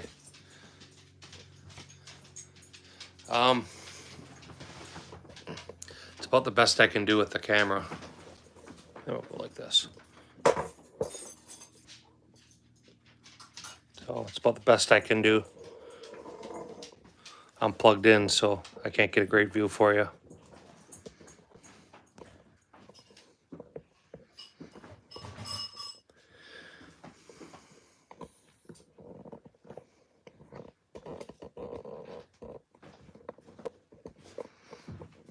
You have homework? No. Checkmate don't even need to think about it. Checkmate's badass. I do like that. It's a fun shooting gun. Get the benefits out of it though. If you really want to shoot the gun for what it is, you have to run major. So that to load for it's expensive, but it's a fun shooting gun. If you're taking it to the range, you're not going to have a lot of fun with it. If you take it to a match, yeah, I don't get 0.12 splits. I'm usually 0.15 to 0.20, 0.24, somewhere in there, depending on how fast I'm trying to shoot. I really try hard to get all alphas. If running major, you can shoot alphas and charlies, and it's not a huge penalty for them Charlie hits. But is that a DMG in the back? I don't know what a DMG is.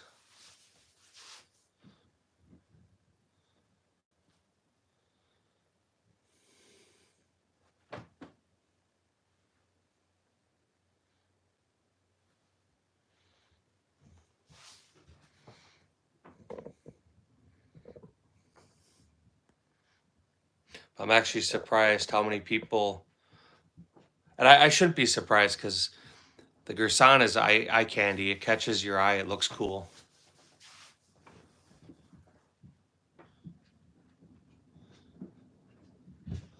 That's another great gun, Nando.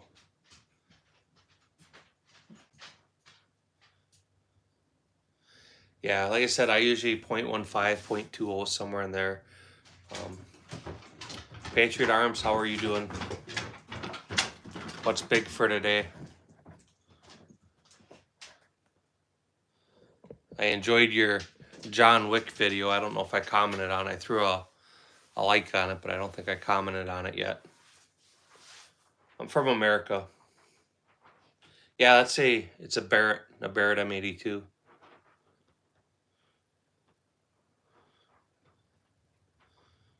So obviously Patriot, my strike expired now, so I can post on this channel. So now I have some ground to make up. They do seem to be the two big guns that everybody makes comments on. That's why that North American's always out, and that's why usually I'll throw that Gersan up.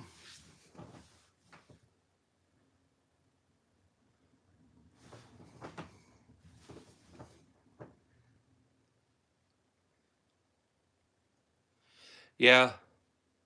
A hammer fired versus striker fired. There's you get you get better ignition with primers with a hammer fired gun. They don't seem to be as finicky sometimes with ammunition. But if you're running good quality ammunition, that's not a problem anyway, right? But I definitely don't carry every gun I own. My main carry gun is pretty much the same. It's just a Glock 26. When I first bought the PCR, I intended to carry that, but there's a lot of sharp edges on it. I could man it up and just carry the gun. They would be worn off in no time, but I carry in waistband, so I don't want to be rubbed raw from my carry gun.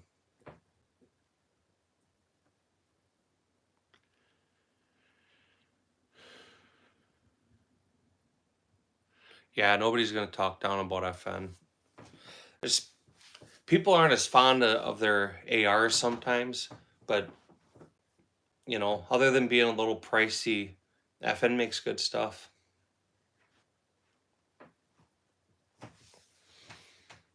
So obviously Patriot the last week I posted on that other channel, but I'm glad to be able to post on this one again. Now I got hours to make up. I expect to be monetized by this weekend, but I lost that week of being able to be productive. So now I'm back a week, which is unfortunate.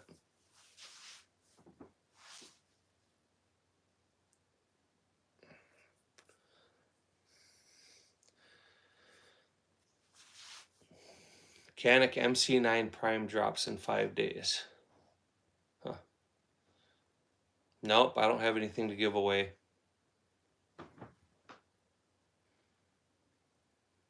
You could give the channel a like though, or you could subscribe. You could do that for me.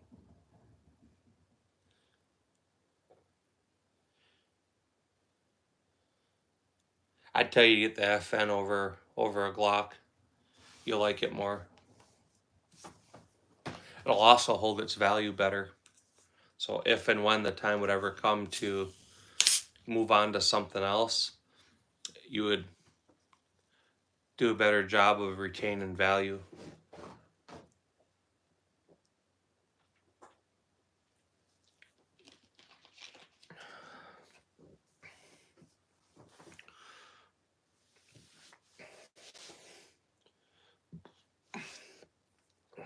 Just over 200 hours.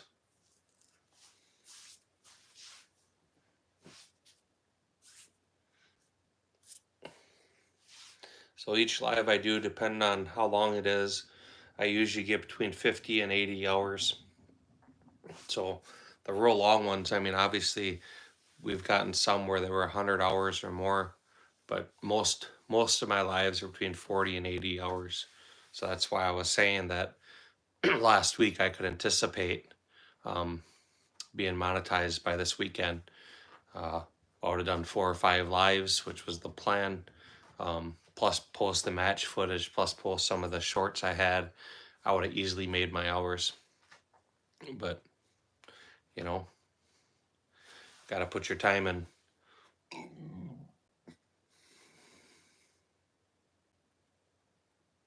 Yeah, that's a popular conversion. Them the FNs you can do the conversion on too. They make the 450 or 460 rolling kits for them too.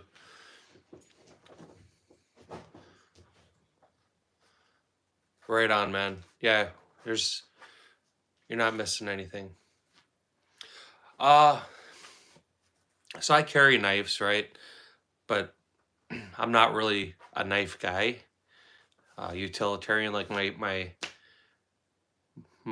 nicer carry knife I have is a Jim Wagner Boker, or it's made by Boker, designed by Jim Wagner. It's an automatic knife. Otherwise, you know, I don't have any real expensive like Spyderco's or Gerber's or any of that.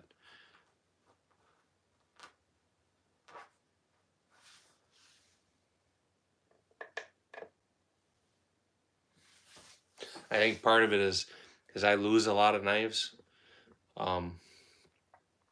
So I don't like to buy a nice knife and lose it. But that Jim Wagner, I mean, I don't know if you guys know who he is. He like wrote the book on knife fighting. So he designed a knife, and I've had it now. I actually have 2 of them, and I've had them for, I don't know, 15 years or more. But yeah, he's one of the experts. I mean, literally, he's written books on it. Yeah, that's kind of how I am too. Anytime I've bought a real nice knife, I end up losing it, and it breaks my heart, man. I get really pissed off when I lose a nice knife. You don't even have to watch them, Patriot. Just let them play when you're not at home. Put them on your computer and let it play. Put it on a playlist. I should have been doing that more, but I was doing it for some of the other guys because I expected to make my hours, or I would have been running them on mine. EDC is Springfield Armor XD Mod 3. That thing is accurate. They're nice. They're nice. They're nice guns. Chris Reeve fan.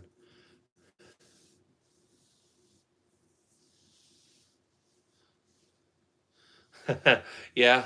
There's, a knife is a utilitarian weapon or tool. So, hey, Woo, how are you? How are you doing?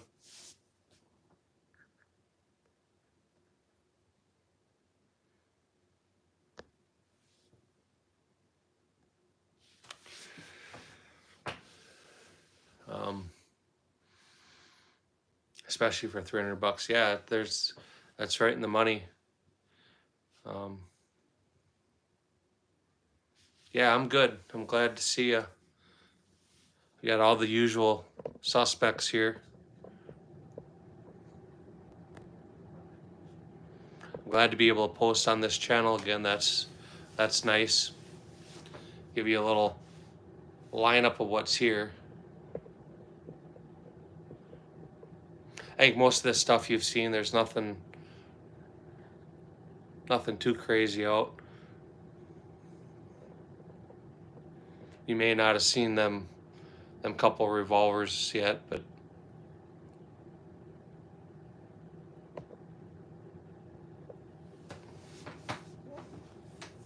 Jansen, how are you doing? Yeah, did you get out and shoot it? Yep, King of Coin, awesome airsoft, aren't they?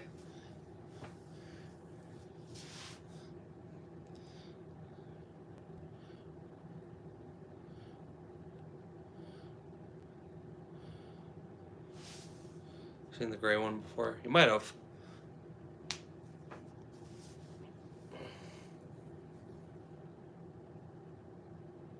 Oh man, I didn't even. So Dave, I should tell you, right? I try to remember to click people. I don't take it away. What I do when I'm done with lives, I remove them. So don't take it personally that you're not there. I see even Patriots on here. So that way, it's kind of a reward if you show up in the live. I mean, I'd obviously make you a moderator, but I don't just leave them on. No, man, it's no worries. It's nice being a mod, and I've asked other people to be mods, so that way, when you're on their stuff, you can click in other channels and look at their channel. 1, to just check them out, and 2, to see what kind of content they post. So I like to be mods on other channels, just as while you're sitting there chatting, right? Somebody new comes in, like that King of Coin, everybody's gonna click in that channel and tell you the dude's a little kid or a gamer or whatever. I mean, the only thing I ask is if people are talking stupid, obviously kick them out, but don't just kick people out without letting me know. I won't ever disagree if somebody wants to boot somebody. I just want to know. Sometimes, like, especially this time of day, you get a lot of gamer kids, right? They're getting out of school, their homework's done, Maybe they ate their snack, jerked one off, and now they got some time to kill before moms come home. So them trolls, they're gonna troll, and I mean, right now I'm trying to work on them watch hours. So if they want to troll and they're not too out of pocket, I'll let them troll just to take the time. But yeah, absolutely, man. Don't ever be afraid to ask.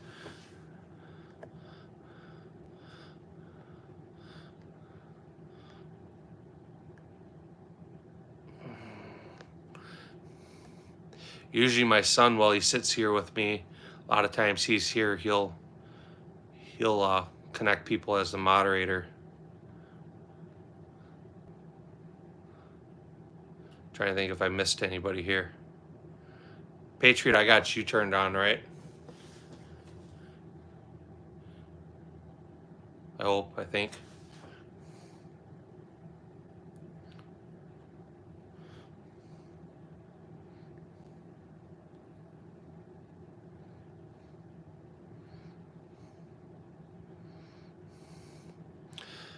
Can't ever pick just one, Hopper. That's too easy. You gotta have them all. How much what?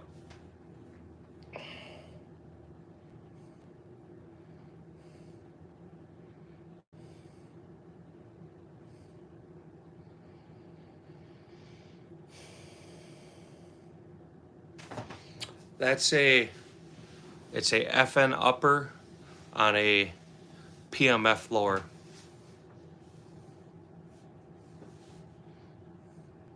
No, it's not a toy. It's real.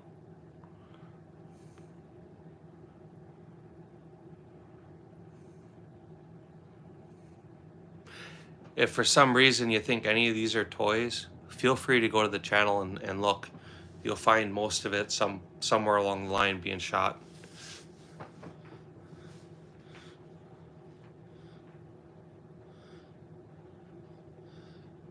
Yeah, I wasn't there very long. I jumped on Cooking with Love for a minute. I try to show him respect. I actually have a good amount of respect for him. Him and I butted heads for a minute, and we both as men were able to shut up and let the other guy speak. And I respect him for that a lot. And so when I know he's live and I'm able, I want to jump in there a little bit. But then I caught Utah Lives for a minute, and I was in bed trying to fall asleep, and then I realized I was like 40 minutes away being able to post again. So I'm like, well, fuck it. I stayed up at that point and posted a few videos.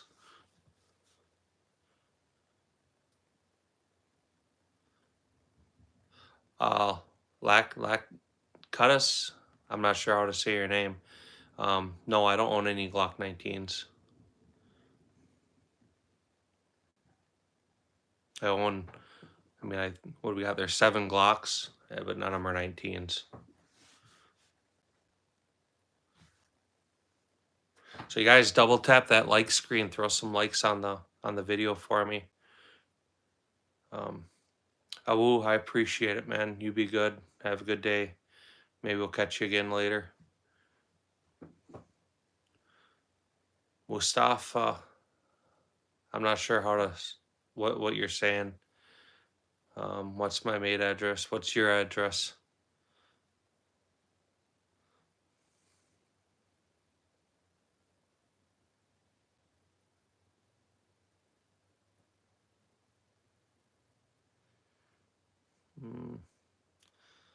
Yeah, I do. I shoot USPSA, I shoot IDP, I shoot Steel Challenge. I shoot 600-yard rifle matches.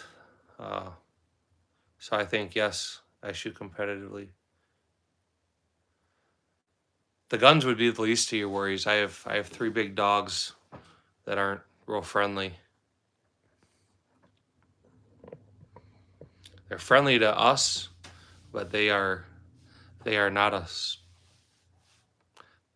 they're not a friendly dog. I haven't done 3-gun in a few years. my home range will be doing PCSL this year, so that'll be 2-gun. But yes, I used to shoot a lot of 3-gun.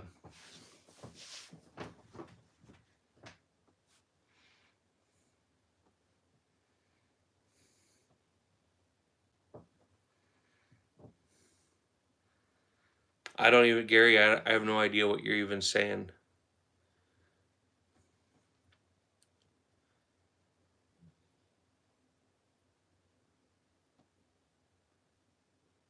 Yeah, I appreciate it. We'll be on it for a while, so don't feel like you gotta stay. My wife will be home in a little while. She'll get mad because she gotta be quiet.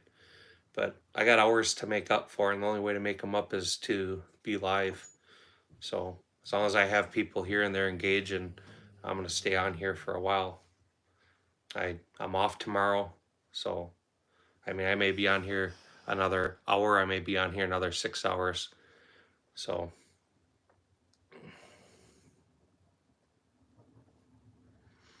I don't have a launcher for an AK.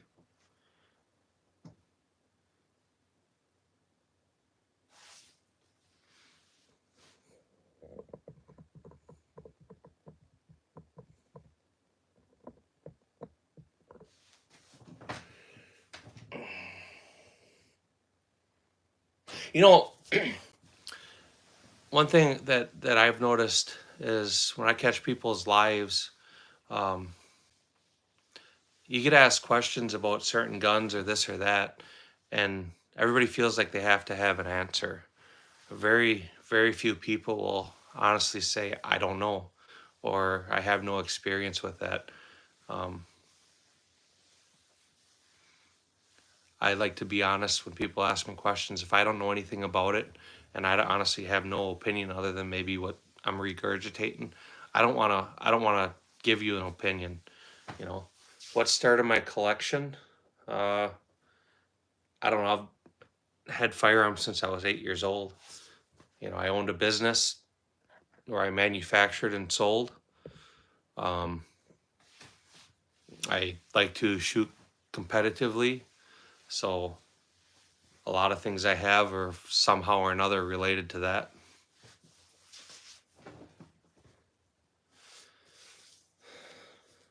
If you're gonna buy an AK, buy one that's chambered in 5.56. That'll be the smoothest, funnest AK you'll ever shoot.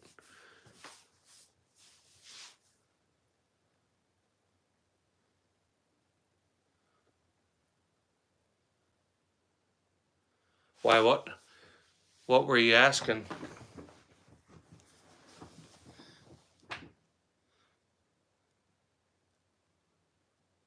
My son keeps saying he wants to shoot that for IDPA.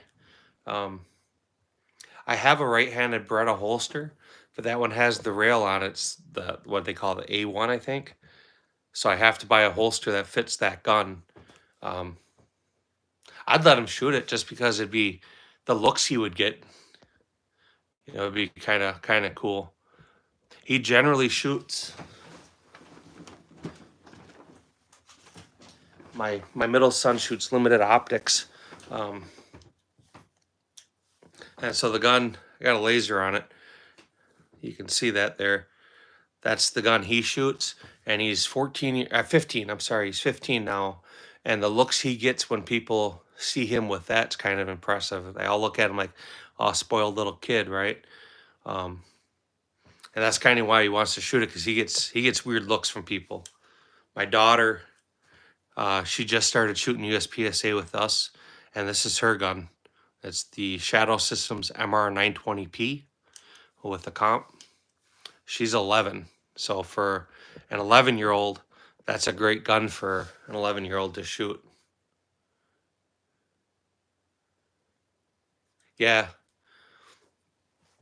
We'll get him set up with it.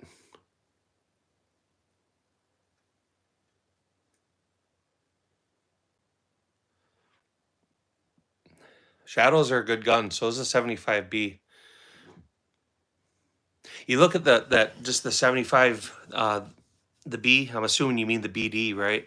The block and the decocker, or was it the manual safety? but they're great shooting guns.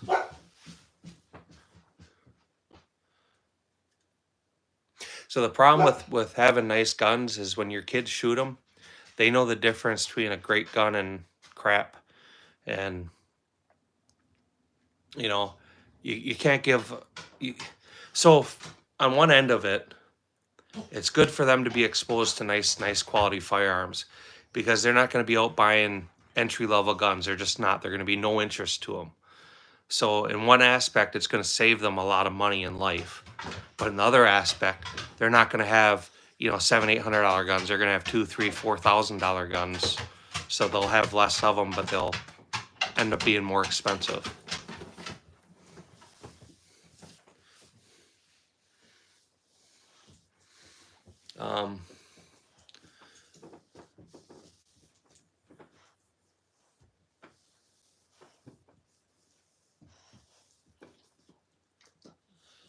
Yeah, the DWX is a great gun. I missed something. What was he asking for, Orange Smoke? I missed the comment.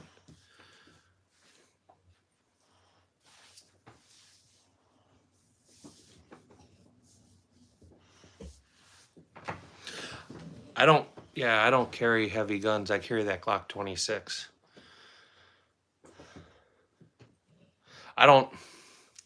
It's nice having the extra capacity and stuff on a full-size firearm, but I don't want the extra weight.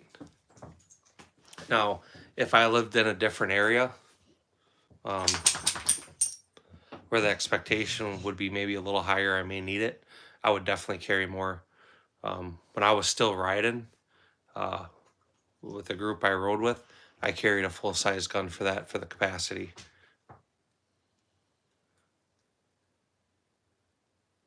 Oh, yeah, you're the guy to ask about that. I missed that. Like I said, I missed it.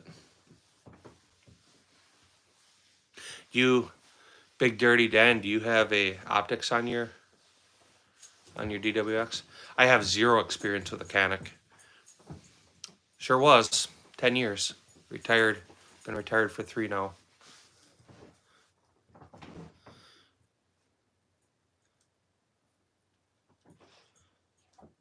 So Canics for me are weird because I already had Glocks and been shooting Glocks for everyone. No, 15. So when Canics came out, they just didn't interest me. The MR920, it takes standard Glock magazines, so Glock 19 or Glock 17. Yeah, I'm cool you found it too, John. What's your opinion? The PO1's a good gun. You're not going to be upset or disappointed in it. I saw somebody from Canada. I'm sorry. Where were we? Maverick. Don't be jealous. Just come to the dark side. So, here, I'll tell you what. Harley, I bought it for my daughter, and she's here. So we can actually have her tell you what she thinks of it, and I'll tell you what I think of it.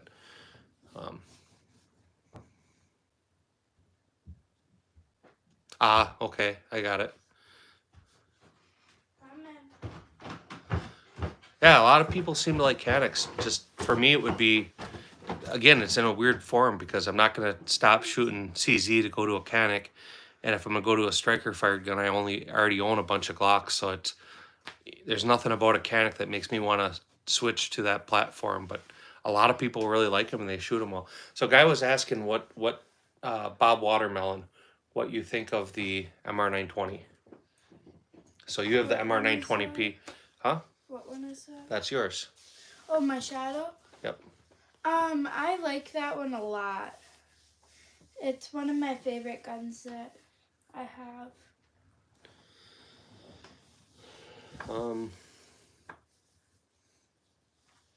So. Yeah.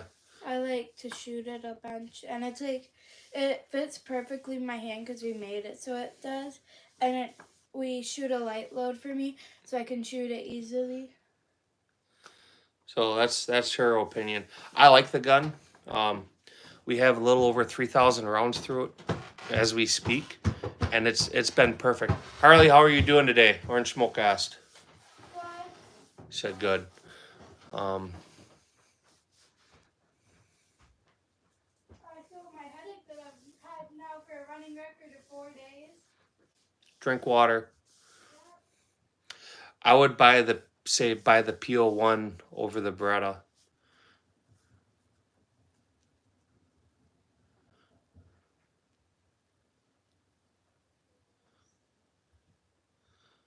Yeah, it's a good shooting gun. Hers is the Elite 2, obviously. You see the bronze barrel. It's ran so far, like I said, a little over 3,000 rounds. It's ran good from the start. I know a lot of people seem to have issues. Are we gonna have issues? I don't know, but I haven't had issues yet. It's been more than reliable. As far as accuracy, it's not CZ accurate, but it's definitely Glock accurate.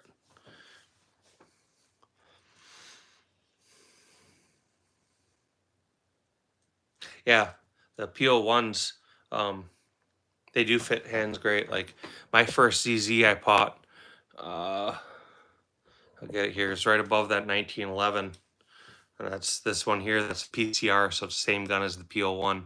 PO1 just has a tactical rail on it, and I think it's got a different sight.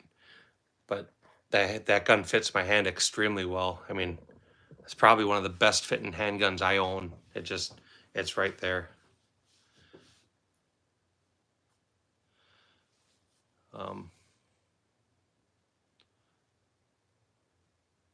Yeah, I mean, I think a lot of people shit on shadow systems, myself included. Right? It's a lot of money for a gun that's a Glock clone. For me, for what I needed, my daughter liked a Glock 19 frame size, so I needed something in that frame. She's 11, so she's not like a big girl or nothing. She's just a girl. So I couldn't run her a heavy gun.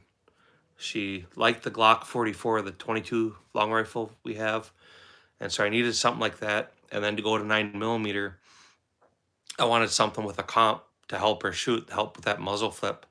223 DMR, I appreciate it, man. You have a good day too. So when I checked all the boxes, I want a factory gun with a factory comp, Glock 19 size. That checked all the boxes. It comes with the magwell, comes with the comp, comes with the barrel, has decent sights, has the textured frame. It was a good gun. I didn't want to buy another Glock and have to stick $400 or $500 into it. I kind of tired of doing that with Glocks. Either Glock can start giving me the gun I want from production, or I'm gonna stop buying Glocks. It is red dot compatible.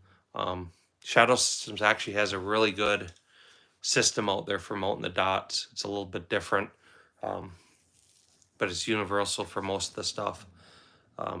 We will switch her to a red dot here this summer, but just for starting out, it's easier to shoot with iron sights. It's easier to find the iron sights and get the gun level than trying to find a dot. Yeah, I don't know if they will or not.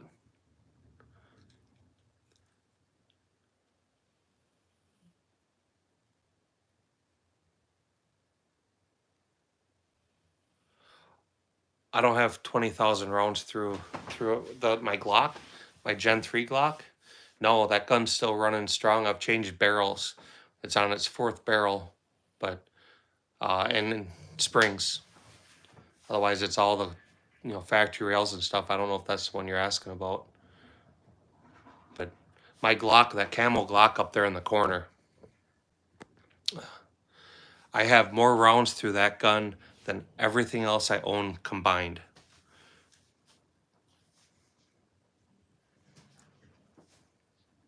So I have more time behind it, more rounds through it than anything else I own. I shot that gun. That was my primary gun for years and years and years. And there was different times where, you know, springs would get worn, be it the striker spring, the recoil spring, um, the striker, not the striker, I can't think of what disconnector spring is. But all of them had to be changed out over the years. The extractor spring, the little plunger and spring in there, I've had to change. And then barrels, it's on its 4th barrel. That barrel's about smoke too, I should re-barrel it. I don't own any paintball guns.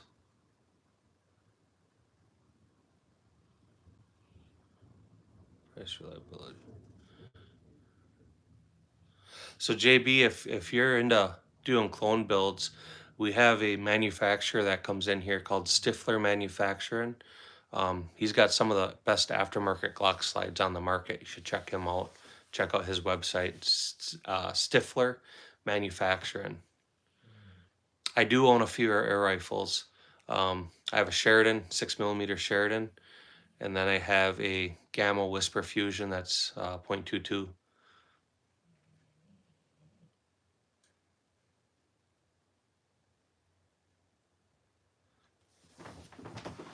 So I don't shoot air rifles a lot, but I do shoot them.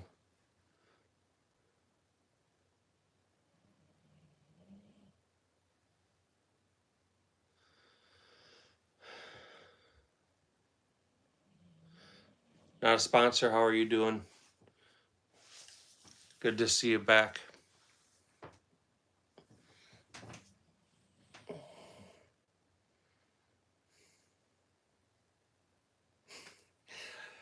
Air rifles are they're definitely a rabbit hole, man.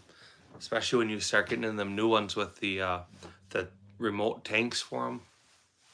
I'm not gonna quote what they are or anything. I'm not that familiar with them, but I mean some of them are pretty cool. You know, they have them 50 caliber ones now shooting a 400 grain projectile. That would be impressive to have.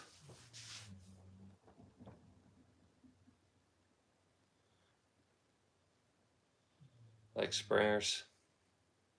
I don't own any subcompacts. The shortest one I have is that one that's on the table, and that's just a commander length. So full size grip, and then the 4-inch barrel. I built that gun too.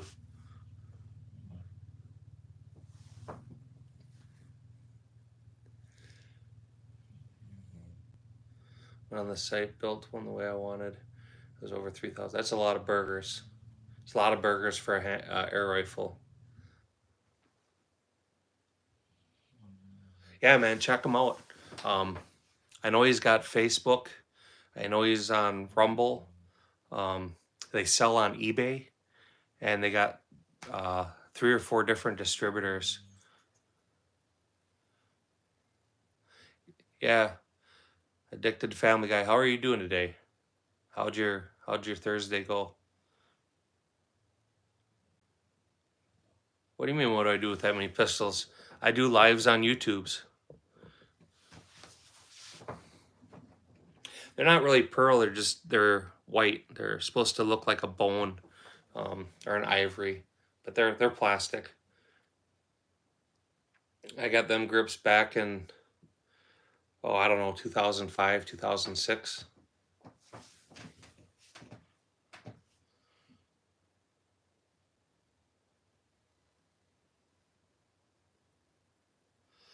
CZs are good guns.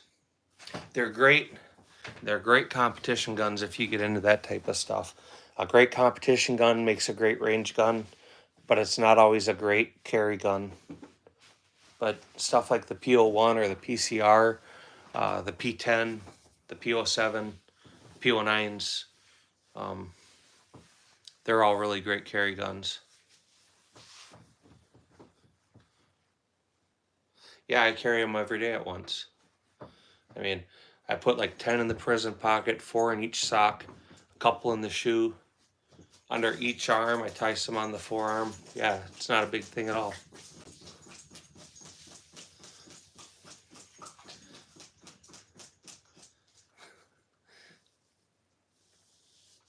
So I used to carry a lot. Like I said, old days, I would carry my Glock 26 or a Glock 17, and then I would carry my little North American Arms in my right side pocket. I'm left-handed, so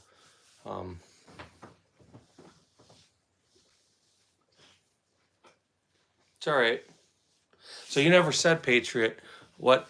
'Cause I didn't even realize you were in there. What were you asking that I wasn't sure how to answer? What did I miss?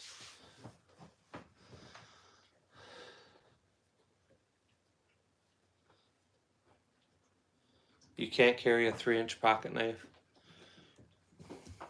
Is that end to end, or is that just blade length 3 inches?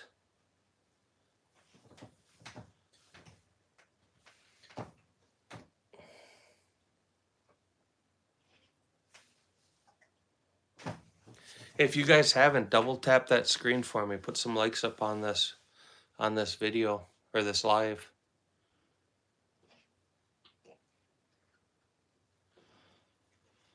Oh, we're not supposed to talk about gun prices on YouTube, but if you went to, this is my thing. If you went to McDonald's and you wanted to order something off the dollar menu, it would start at like 350 cheeseburgers on up to 10,000 cheeseburgers.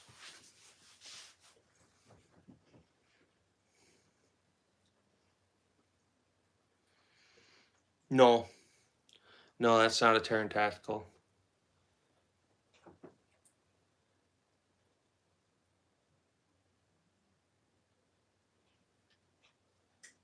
That is it's a Shadow Systems MR920P.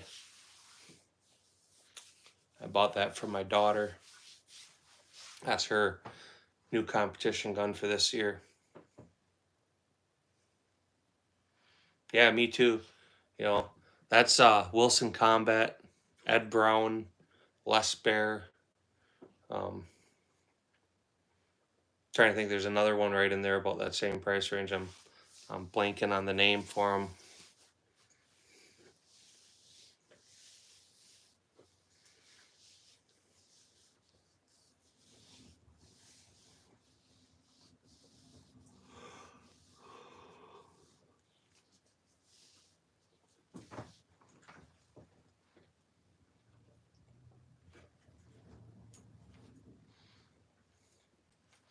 Well, I didn't do it on purpose.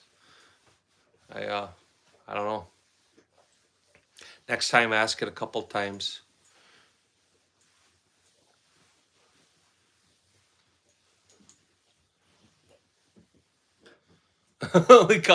only banned from comment on murder. That's all right, Michael. I mean, you're welcome to hang out, but I appreciate you being here regardless. So, did I ban you? Are you banned from my channel? Or you?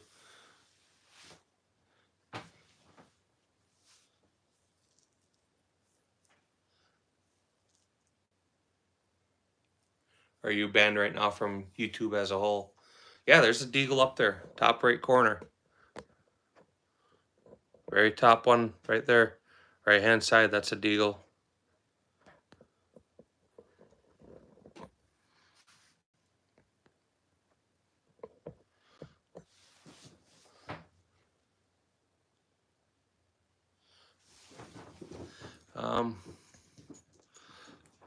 Let's see.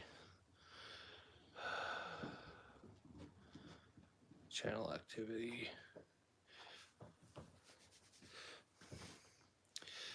I can't do anything about it during the live, but I will. I'll pull your channel up when I'm done. That one is, I got both barrels for it, so it's a 44 and a 50.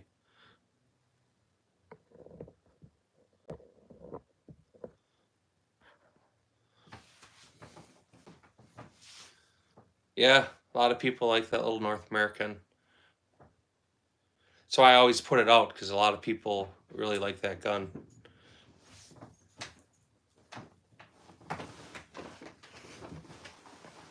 Hey, go Leroy. Good boy. Good boy.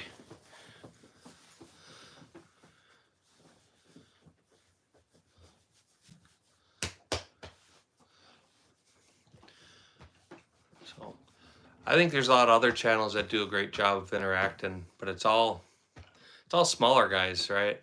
Just like me. You get on the great big channels and they don't reply to comments, they don't answer questions.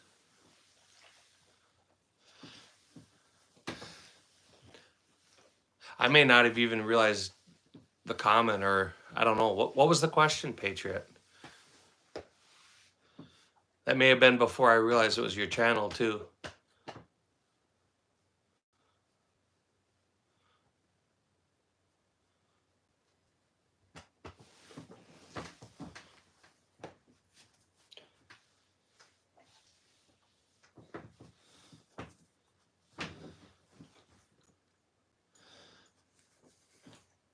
What do you want me to zoom in on, Jaeger?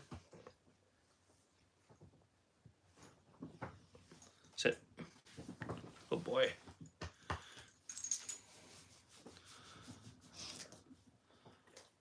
On the North American.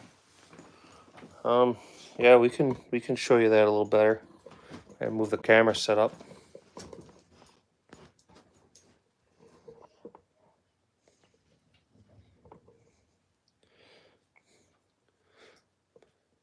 So it's small. It's a little 5-shot 22 long rifle.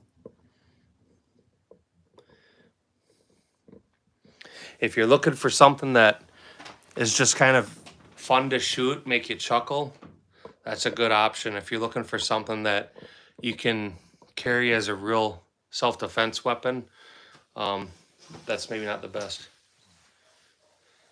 Yeah, I should. It's always kind of a toss-up on what to get out.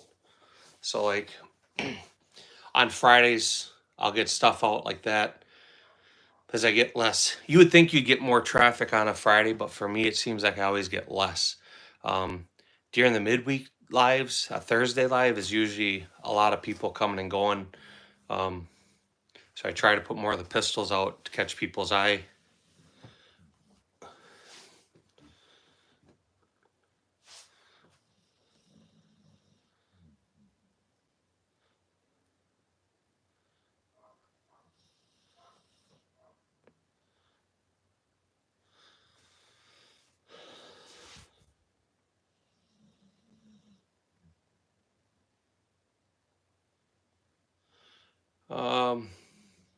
Just want to ask, can I buy it? I don't know if you can buy a SIG 365 in your country. I would have no way of knowing that. Did I miss J-Dog? J-Dog, how are you doing? I did miss you.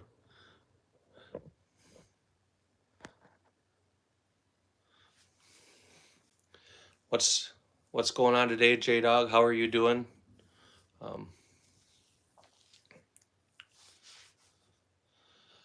Yeah, I'm not going to ask you about the name, but it's funny as hell. The gold one is a Gerson MC Deluxe. So it's a Turkish-made Beretta clone. It's licensed by Beretta, and it's a NATO-approved firearm. I see Orange Smoke. I'm not going to get offended by stuff like that. I think it's funny. I got a twisted sense of humor, though. So, what is the pistol that you would recommend that would just work life?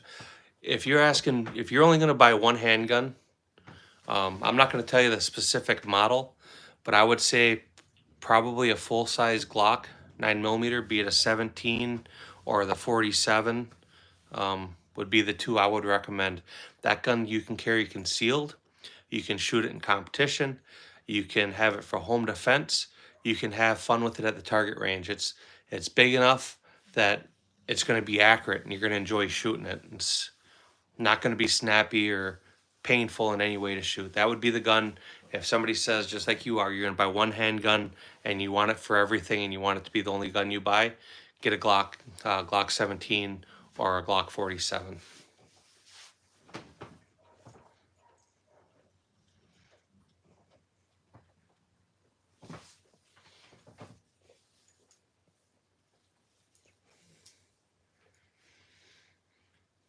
A lot of people like the 19Xs too.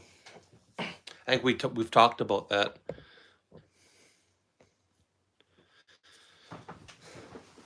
Any for a newer gun buyer, or for somebody that only wanted to buy a handgun, you'd be hard to find something better than a Glock.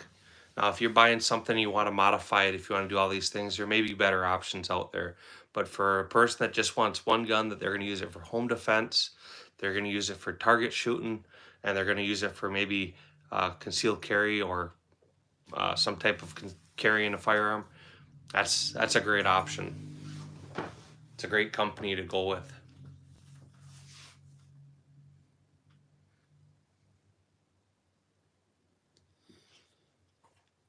It's definitely one thing I don't like about some of these Glocks, is they're not made compatible. That's stupid for Glock to do that.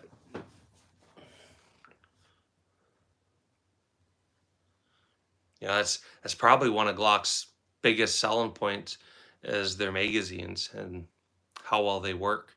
That's why so many different platforms use them. And by that I mean like the PCC, pistol caliber carbines. That's like the biggest ask people have, is does it take Glock makes?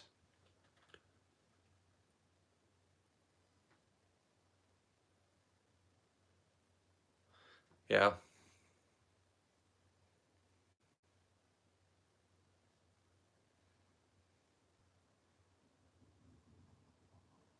No, Glock's a very great firearm. They're reliable. Um, if you're gonna use it for home defense and you're gonna use it for range use, a full size Glock's the way to go. A lot of times they'll try talking you into something with a compact slide. Uh, go with a full size slide. You'll enjoy shooting it more, and you'll shoot it better, which will not discourage you from shooting it. You know, you go to the range and you can't hit shit with your gun, you're not going to enjoy it. You go to the range and you're able to hit stuff with it. It kind of makes it more fun.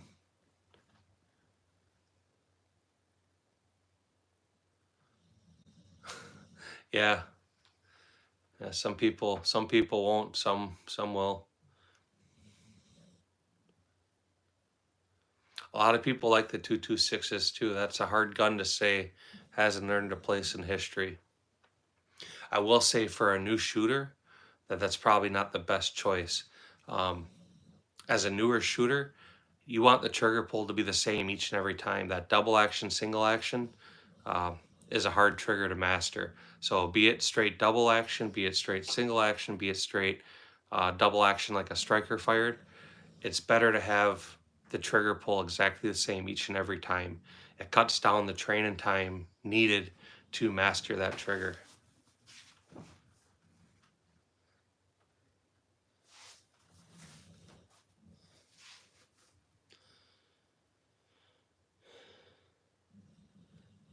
I appreciate it, Steve-O.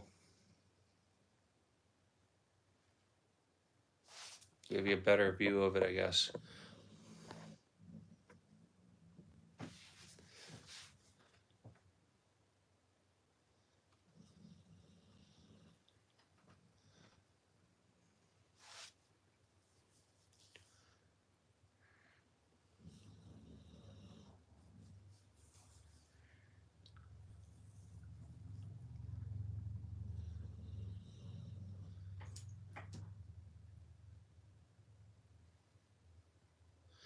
Um, I would advise against a Beretta for a first-time gun buyer.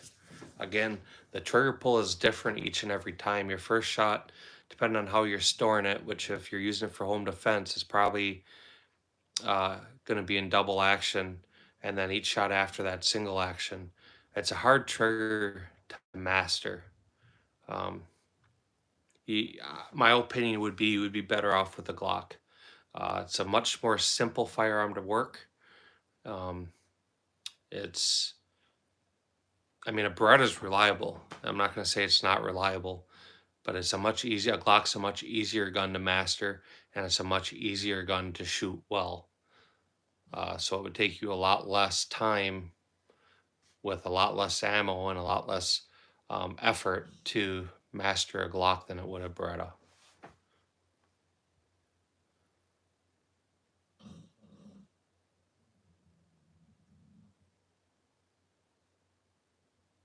Okay. Well, if you're already used to that trigger, then a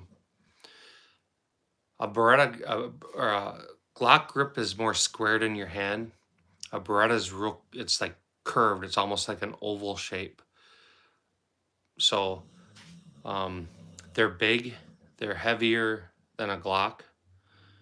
But I'm not going to say if you're already used to that double action, single action that you wouldn't like it.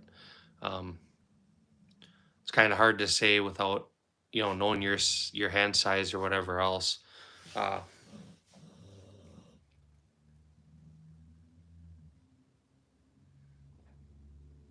still think though that if you were asking me to choose between a Beretta and a Glock, I would probably still choose a Glock.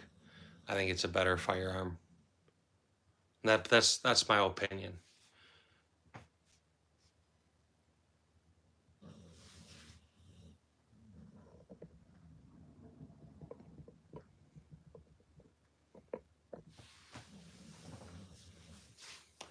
You got the wrong channel for robbing a bank. You got to go to not a sponsor. We usually daily rob something on his channel.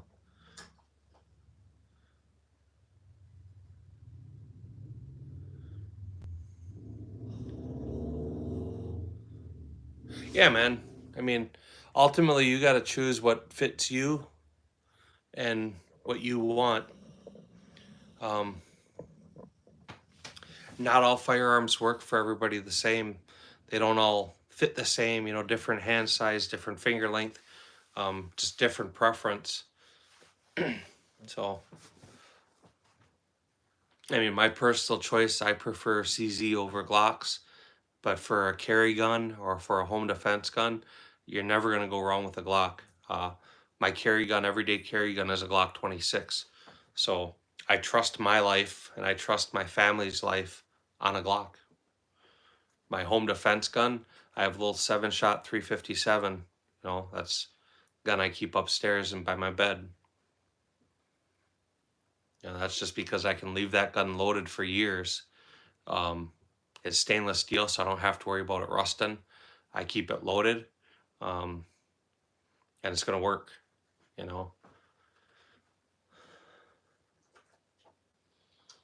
I'm good. How are you? I wish I could say your name. I know I've seen you on the channel before, but I'm good. How are you? How's your day going?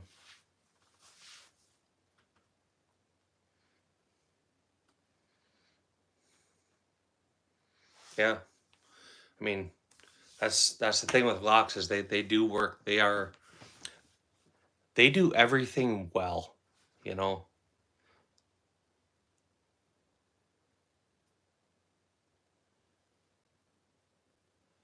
Perfect day.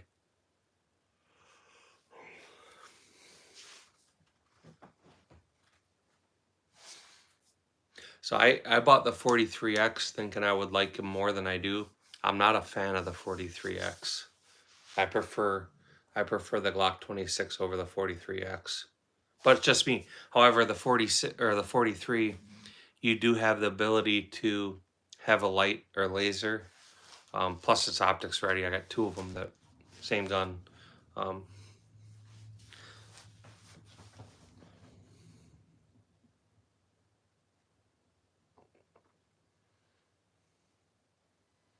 Well, I won't argue that a Beretta is a more attractive firearm than a Glock.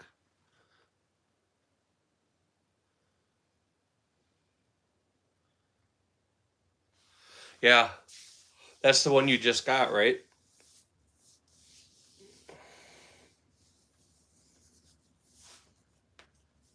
That was the thing I thought too. I wanted the 43X, and I bought two of them. And then I went out and I shot it, and that's...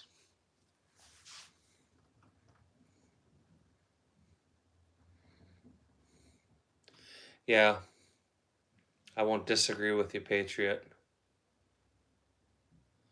Well, Beretta is the oldest firearms manufacturer there is. They've been in business longer than anybody else. So they should know a thing or three about making firearms.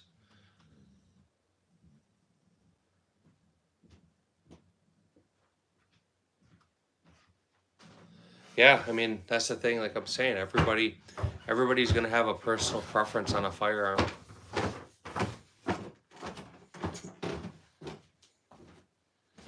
But you haven't shot it yet? Well, go shoot it, man. What are you waiting on?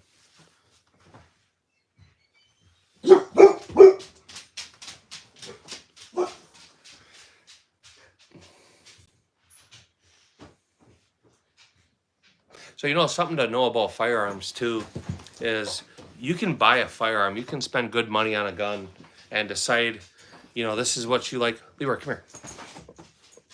Come on. You can spend good money on a gun, like, oh, you love it, it feels good in your hand, all these things, all the boxes, and then you go out and start shooting it, and you'll find out you don't shoot it very well.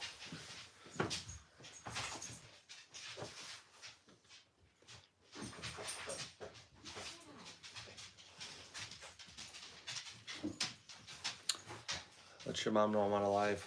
What's that? Yours. Oh, it's all of ours.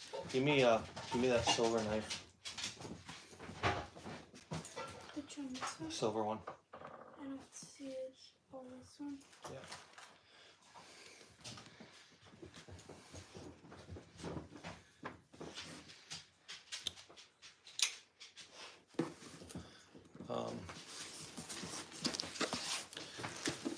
You know, I just like giving you clock guys. Yeah, if you guys want to boot him, boot him. I didn't even see what he was saying. I was looking down at a package that just got here. Oh, is that a match shirt? Yep. I'm pretty sure. Next side, maybe we can show them.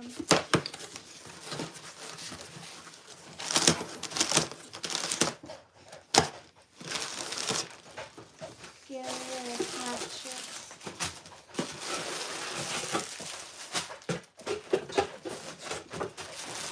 My daughter's match shirt just showed up. My daughters and sons. I'll be curious to see how they look. Harley, this one's yours. I know, because it has your name on it.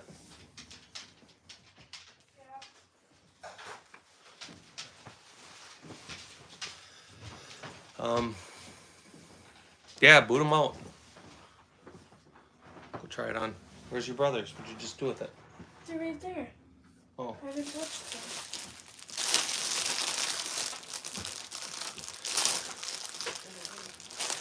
You know, there's always going to be somebody that doesn't like something you're doing. So that's fine. There's always somebody that wants to talk shit and be disrespectful, and that's fine too. It just makes them look sad and pathetic.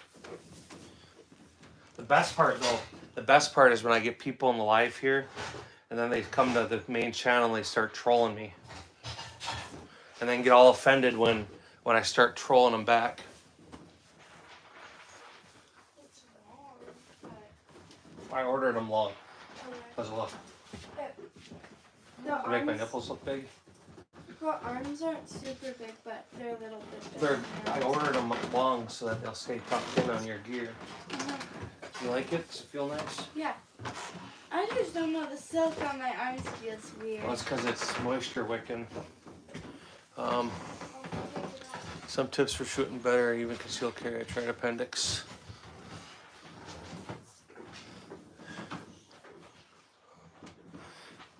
Yeah, I got to be careful about trolling them now, because I got that strike again on the channel. But don't get me wrong, I'll definitely troll them back. That one dude, Orange Smoke. So you've been reading them comments. He's been quiet now since he got called a snowflake. I know. I forgot about that. What's the back of the phone? That's the one you wanted, right? Yeah. Think your brother will like his? Yeah. Which style you like more? Mine's cooler. Mine's cooler. Mine's cooler. They're all pretty cool, but mine's just a little bit cooler. And I have a Glock Gen 2 20, literally crisp. Yeah, I think the Gen 2s and the Gen 1s actually probably had a little better trigger than the later versions.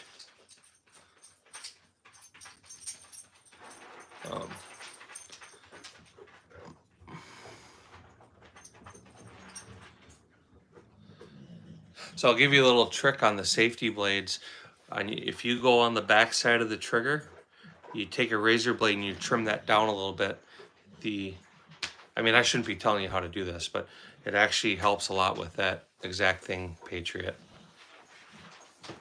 You go look at the trigger, you see how that locks. You take just a little bit of material off, so it's not a hard lock when you're shooting the gun. It's a little, that's the safety. It's a little softer to unlock.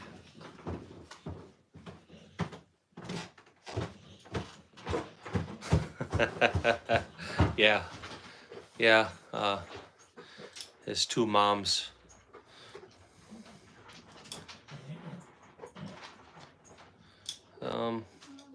Percocet. Yeah, I'm too fat to carry appendix, so you guys have a whole nother problem than me.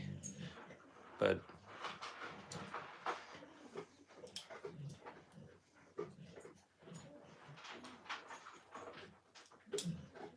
yeah, there you go, Patriot. You gotta toughen up them hands. Harley, Yeah. put this back, please.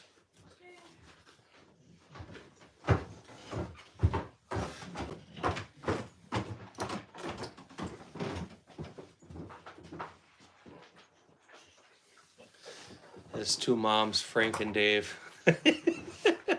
Oh, fuck. Yeah. Yeah, his two moms are raising a great little girl. Only appendix carry because I'm 150.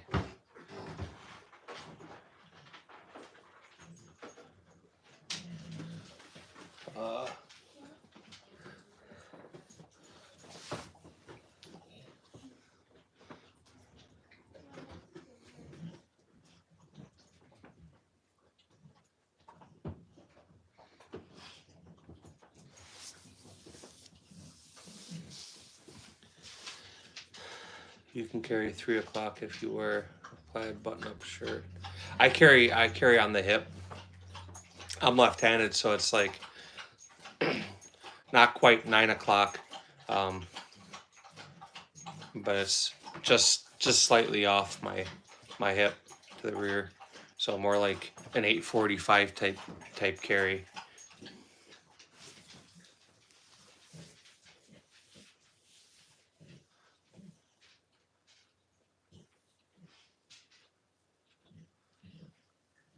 Well. Finally got the job done, and the power company has to disconnect the power. What? You're working on live electricity?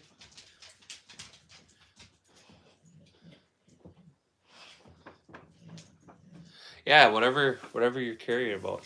But just go to the range. All right. Or you got the job done, they got to disconnect the juice so you can hook everything up. What's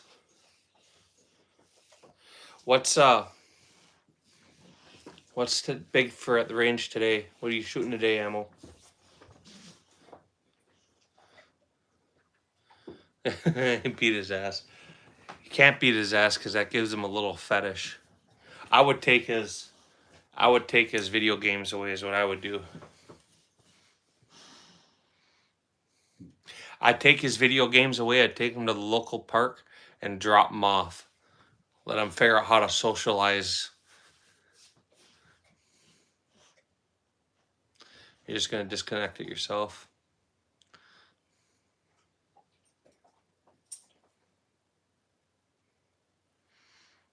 I got my 4 faves now. So you got your AR, your Beretta. I don't know if you like your Colt more than your Ruger, so I guess I would be guessing at that one. I don't know what the other one would be. Python, Glock, and M400, and the new Shotty, yeah. So I was right on 2 of them. Well, no. Yeah, the Python and the Shoddy. I didn't know if it was the Colt or the Python, but yeah, mine are all fake, man. You got me. Every one of them's fake, and I'm sure you got a lot of them.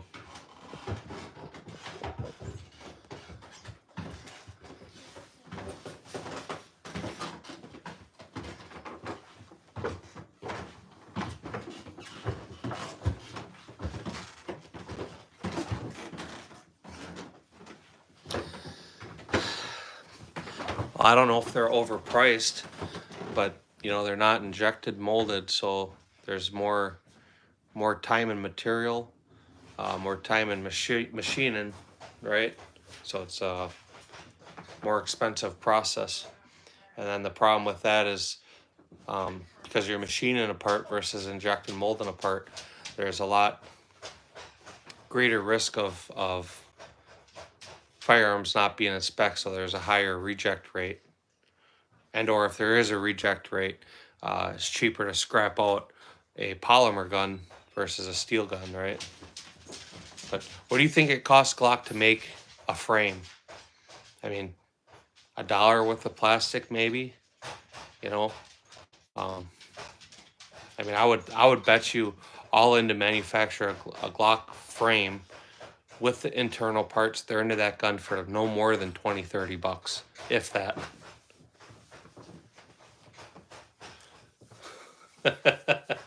uh,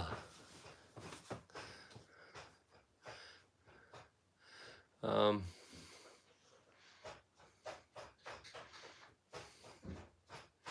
which guy you want to get rid of?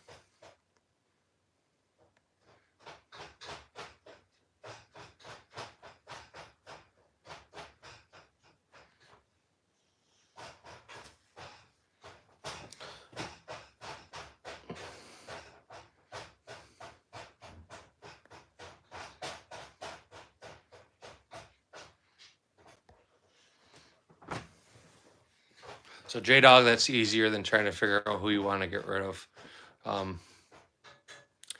Use the power sparingly. We're going to get trolls in the channel. It's okay for them to show up and troll a little bit because they're just helping my hours. If they start talking stupid, boot them, but just let me know you're going to boot them.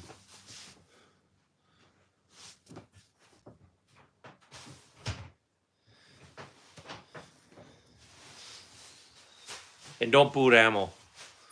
I happen to get along with ammo really well. Yeah, trolls. The trolls help. I mean, troll them back, right? Yeah, I saw that. Ignore it the first time. If they continue, then we boot them. But you got to figure if you boot them instantly, I get maybe a minute out of their watch time. If you wait a few minutes, then I at least get a few more minutes, you know? You got walked to the door.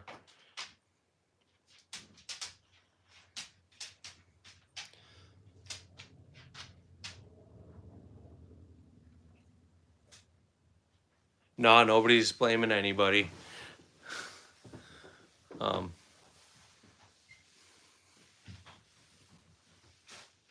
Yeah, a lot of them will turn into friends. I've had that actually quite a few times on the channel, Ammo. You are 100% right. I had a guy, maybe the last live or a couple lives ago, I think it was on my other channel, where he started out trolling really, really, really hard. And I played along for a little bit, and I finally asked him, like, why are you trolling, man? I said, you know, if you want to join a gun conversation, cool. If you want to just troll, maybe this isn't the place. And he came back. He's like, you know what? He goes, I'm actually sorry. He goes, you're right. And we sat there for the next 3 hours bullshitting back and forth. So, yo, Hellcat, yeah, I assume you're asking if there's any 1911s. I turned the camera so you can see them. There's 2 of them there. How's work, April?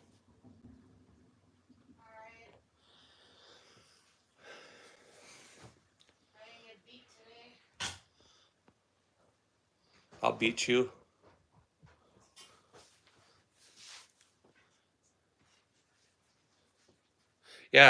I mean, sometimes not, right? Dad, blah, blah. Below average dad, good to see you back. How are you doing?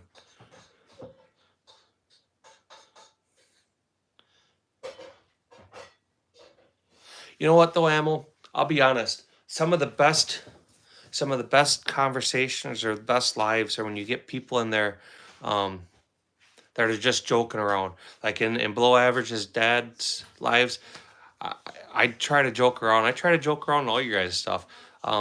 Patriot Arms, you know, I sit there and I joke around at his. It makes it more fun. Um, we can all sit here and answer the same question 100 times, or we can sit here and have some kind of twisted conversation. I I mean, most of you guys we've all talked with a bunch of times in different channels. So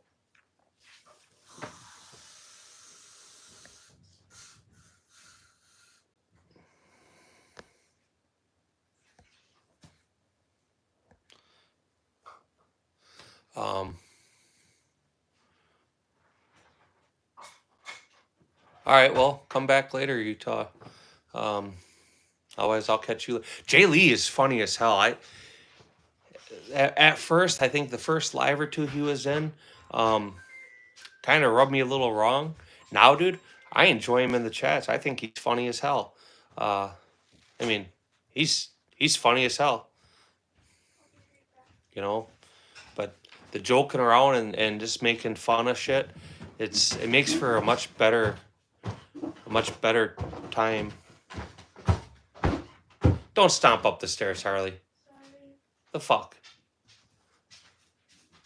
That's my wife's ringtone.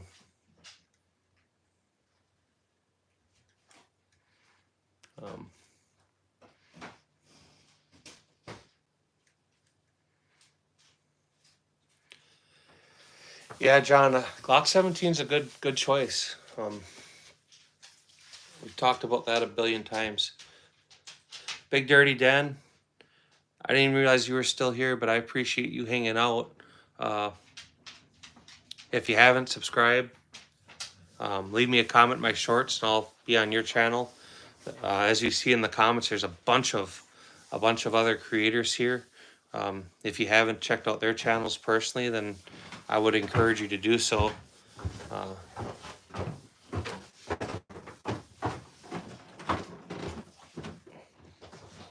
So is there special instructions on washing these? I don't know. Probably be hung up. Yeah, I'm gonna bet they're not supposed to go in the dryer. Yeah, I appreciate it. All right, we'll see you another time, Big Dirty Dan. I'm not sure what the fuck is what the fuck. You'll have to specify.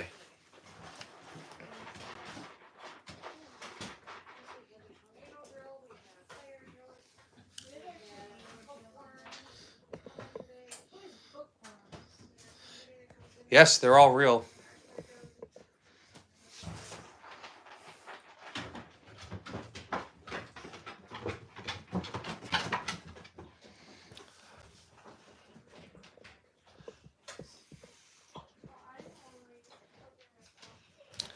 So I hang out in Utah's dad lives, and I hang out in Patriots lives. When I catch Ammo and he's live, I'll sit with him and hang out there too.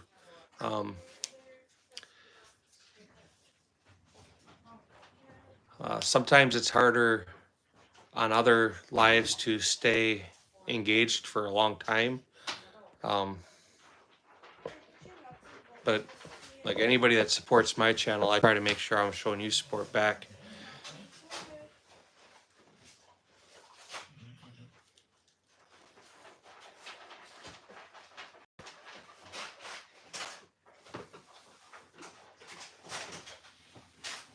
Mike the Savage, any Rock Island Armories. I actually do have one. It's one I started building for a customer years ago, and the gun's about 90% done, and he just flew off the radar.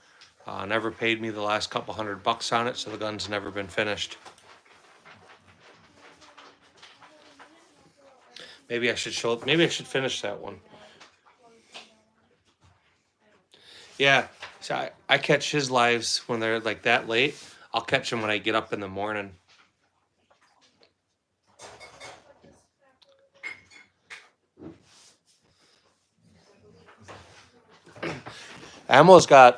He's got a couple channels. He gets his Peter whacked a lot too.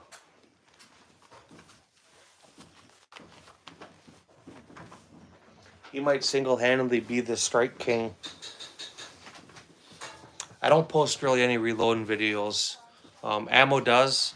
I I've posted lives while I was like depriming brass. I did a live when I was trimming brass.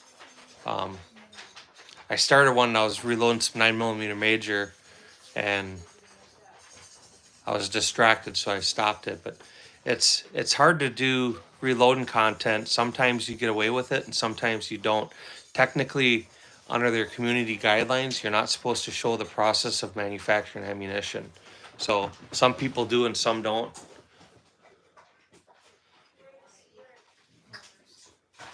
Yeah, he does strike out like crazy.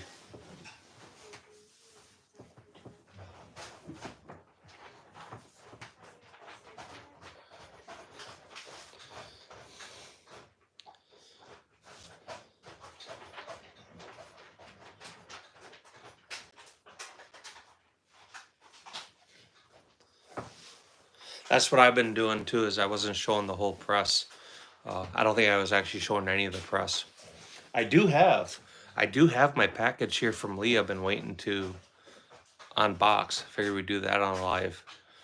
Maybe when Gage comes home, we'll move the camera over and we'll unbox it.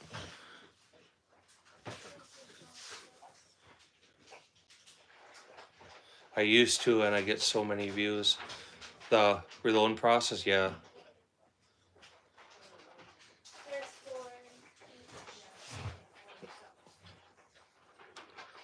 So I think I'm willing to check it out or try it when I don't have any active strikes on the channel. But they seem to make sure I always have one on the channel.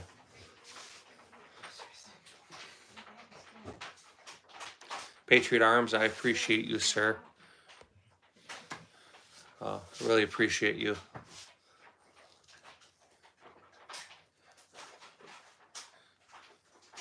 Yeah, they do seem to have a problem with their customer service.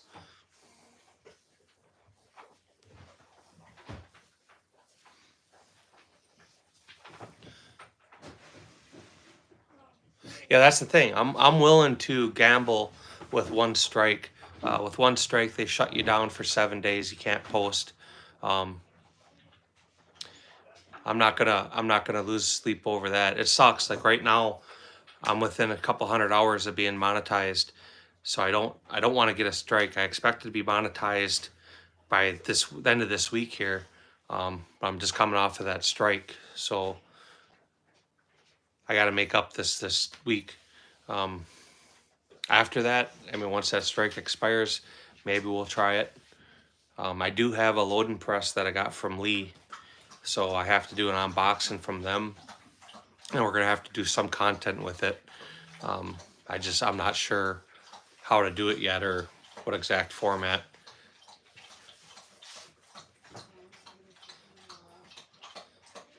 All right, Dave, you take care. Thank you for hanging out. I appreciate it, sir. I enjoyed having you here.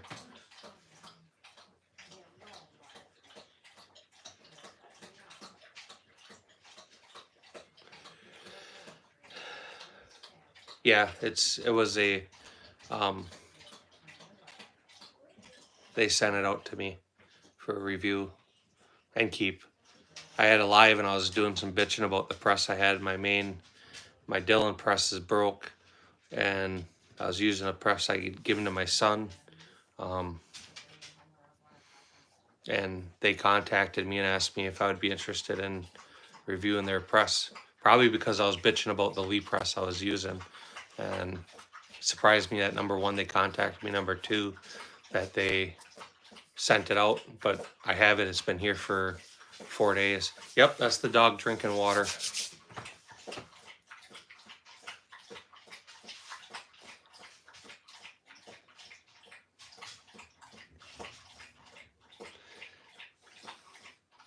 Yep, we'll see you next time, Dave. Thanks again for hanging out. Thanks again for engaging and being here. I do appreciate it. Yeah, she was thirsty. Well, all three of the dogs are weird because they don't eat or drink much until everybody's home. Like the puppy, he's still pacing around waiting for the son to come home. But once the wife comes home, the kids are home. I mean, they all go and eat and drink. But during the day, they just sit and be lazy.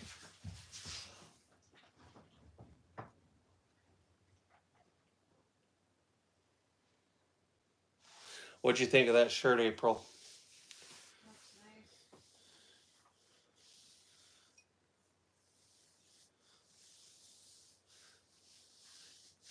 Doesn't drink much. Huh. Interesting.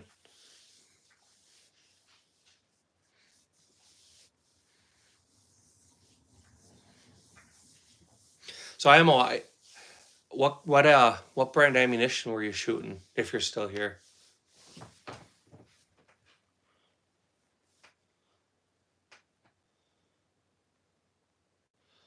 Yeah, don't forget to like. Don't forget to subscribe too if you haven't.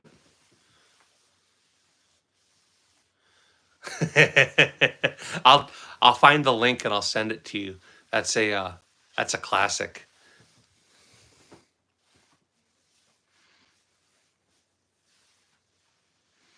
Yeah, I mean, we're at that point where that's what I heard about getting that strike, man. We're at that point I can actually start doing the things that are worthwhile doing on the channel.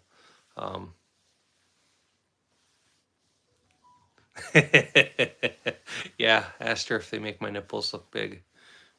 What brand buckshot though? And was it number 4 shot? Was it double op buck? Was it, Dante? They're all real. There's 50 cal in the background. There's a couple ARs, but no, these are all real. If you want to see them being shot, go to the channel. You can check them out. You can check them out there. If there's something you're not seeing being shot on the channel, and you want to see it being shot, you let me know. No, definitely not, because I spend all my money on guns. What, April? Are you gonna? Do you want Mom to make a plate, or do you want to wait? What'd she make? Tacos. She can make a plate. I want napkins though. Taco Thursday. How many do you want? One or two? Or 3 or 4? Yeah, the Soviets fucked over Germany. I mean, they're historically speaking, the Russian people are barbarians. They are very barbaric and have been through most of history. They are not a kind person. Yeah, that's fine, aliens. You can say they look like airsoft, but go to the channel. You'll see them being shot, man. It's definitely not an airsoft channel, and there's definitely not any airsofts, but if that's what you want to tell yourself, feel free, man.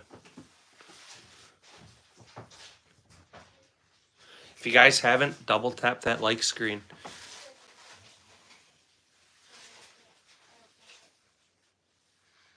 Brats would be good, but it's still too cold to grill out. You never sent me that link. Make sure you send me that link, Ammo. That's your Europia, right? Or put it in here and I'll do a screenshot of it.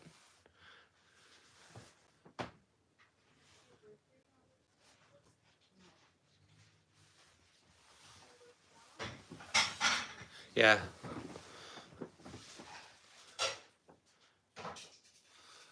Greetings from Germany, because I can. No, they're not airsoft. They're real. Feel free to check out the channel and check them out if you'd like. Southern Beloit ammunition.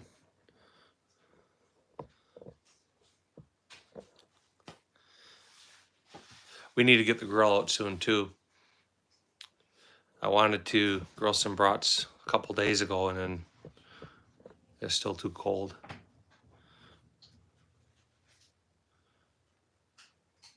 Yeah, because I can. That's really the only reason I need, I guess.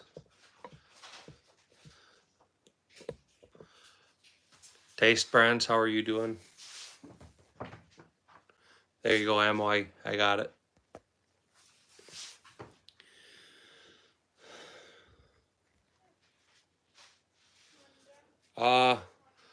I've been owning firearms, collecting firearms since I was a kid.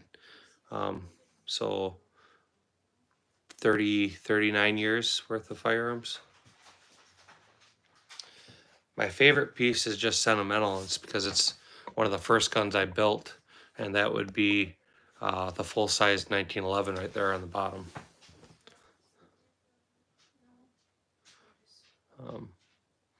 Yeah, Southern bullet ammo is good. Like everybody though, they do have and have had issues. A little pistol on the bottom is cool. A little revolver. A lot of people like that one.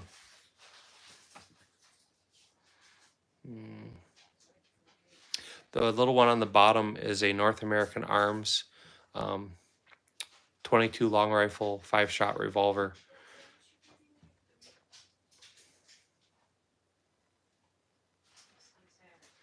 I locked up the internet on your phone.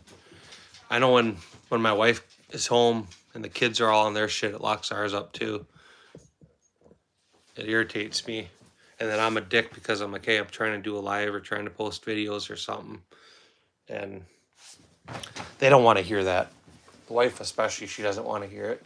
She doesn't want to hear how she comes home from work and has to be quiet and can't use her computer. You think?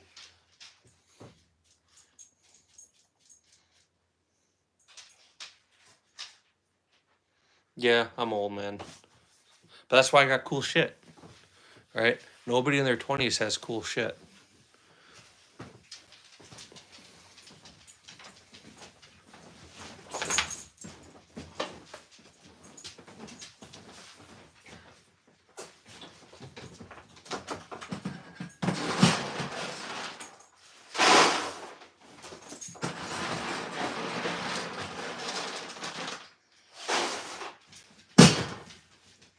You'd be in jail for life. For what? When you're done making yours, can you run upstairs and sleep? Hey, if you think I'm old, go to John's Arsenal, Patriot. I mean, that's how you amass a collection like that. It's just a lifetime, you know? I mean, look at what you have now compared to what you had 5 years ago, right? When you don't smoke, you don't drink, you don't do drugs, it's easier to be able to do that stuff.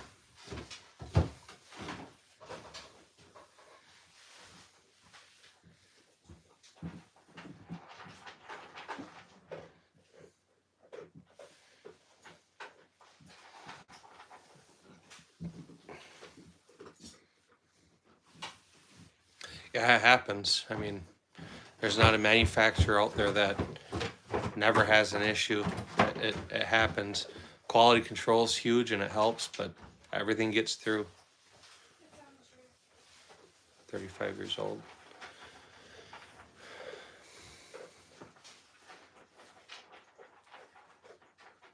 Yeah, I mean, on this table alone, you got to figure my oldest pistol up there. That would be something worth talking about, right?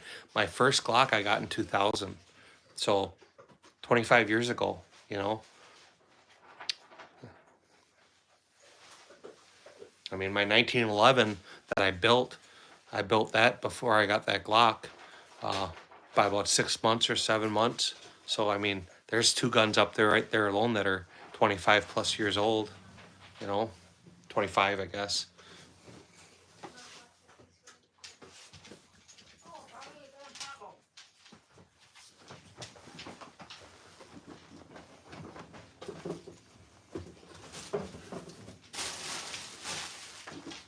Riley, feel sweaty.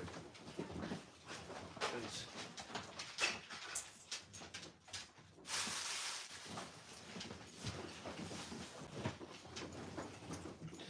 I appreciate it. CZs are a great option. 25 years before I was born. Where are you guys going? I gotta go to Amro because the fucking girl that I have to give her a raise to, Yeah. switched shifts yesterday and didn't tell me. All right. Well, see you later. Where's Harley going?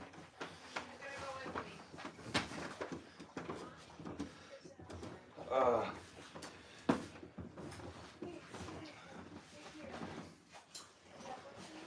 I gotta fix that AR. It just looked like it was about to fall over. Hey Harley. April, hold on. Come here. I'm gonna black this screen out for a second so I can move that gun. Okay? Go stand that gun up. This one? Yep, it's gonna fall over. Like this? Come on. I'm trying. There you go. Okay. It's gonna fall. All right, it's fine. Move the rug off of it. Move the dog bed off of it. That's good.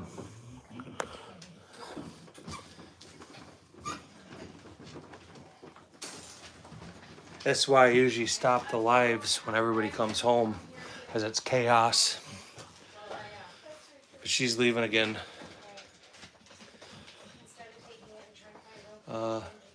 Buckmark. We'll have to get another box of pumpkins. Buckmarks are good guns. We're gonna run in and out around 7, that'll be about it. Time is Gage done. He gets done at 7 and then he's got karate at 7:45. All right, bye. Bye. And I'm not gonna take all this stuff so he can eat.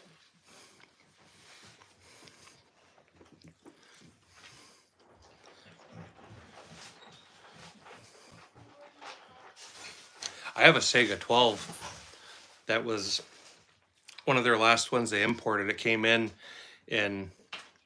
standard configuration, so that it didn't have to be converted. So pistol grip and buttstock.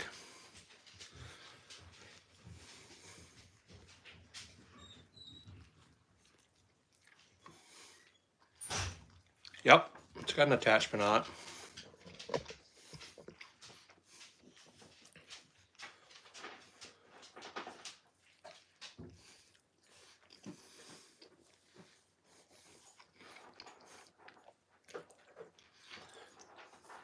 Yeah, that was, they stopped importing them in 2012 when Russia decided they wanted to invade Ukraine. That was their first part of their sanctions was small arms. And a couple years ago, they did the small arms ammunition.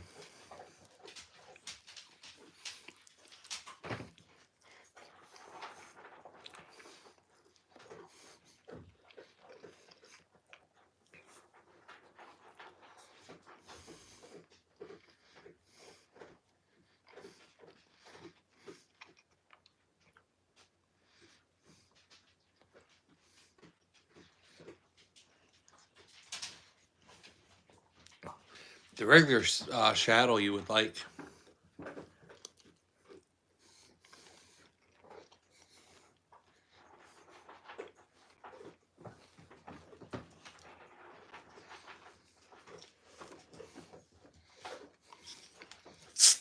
I'm pretty sure he's stripping. That's why he's got soft hands.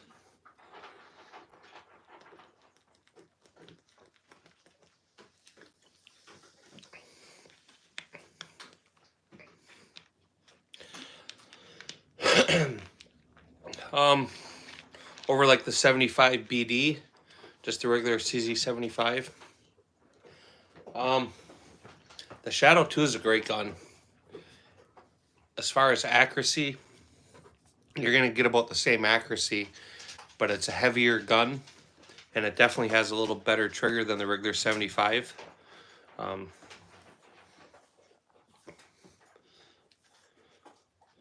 Is it worth the money over a 75? Yes.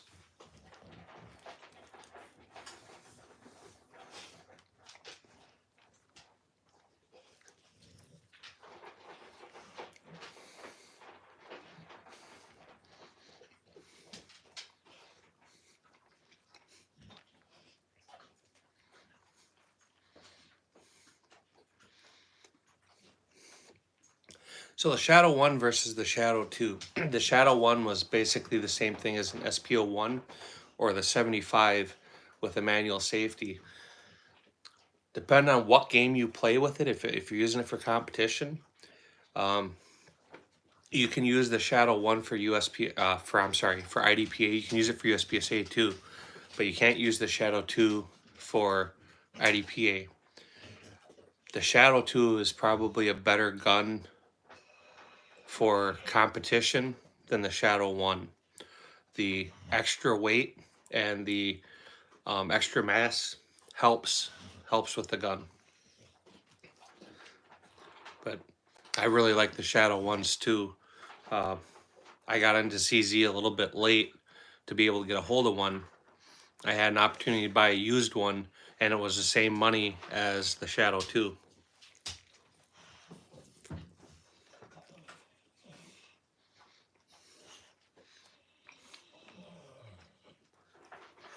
We're not judging Patriot Arms. We just want to know where we got to go to catch the show.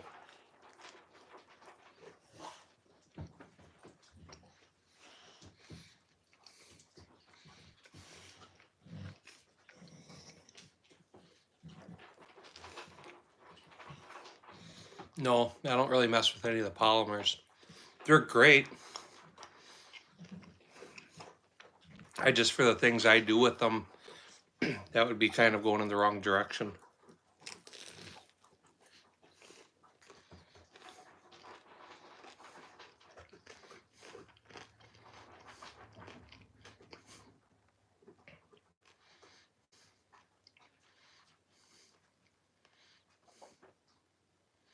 Really? That's kind of shitty, ain't it? No, I've never shot the TH9C.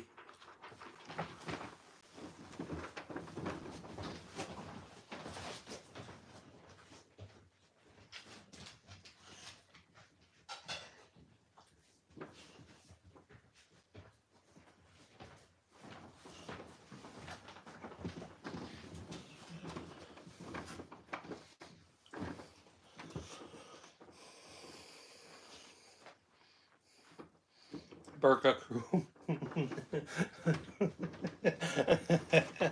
Burka.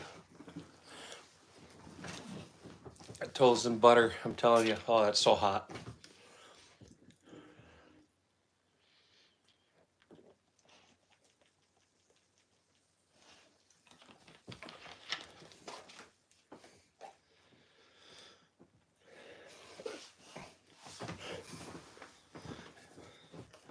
Now the dogs all ate and drank.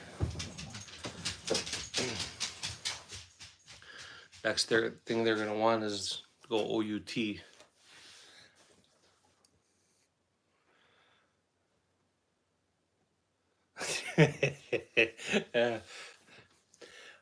Yeah. I'm pretty sure if you brought up the fact that you want her to wear a burqa, you would probably be the one wearing it. I see the fear in your eyes when you talk about her. You're not scaring me. Or you're not fooling me. I see the fear. We know you're not threatening her. She's probably telling you you're going to wear a burqa. Ruger makes good guns. They're overbuilt. They're a heavy duty firearm.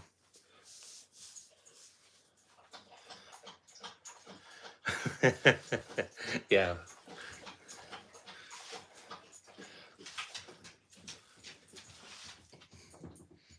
What's up, Leroy? You guys all eat now, huh? Sit. Good boy. Oh yeah, so you still going shooting ammo, or you got to go back and do that job for the lady?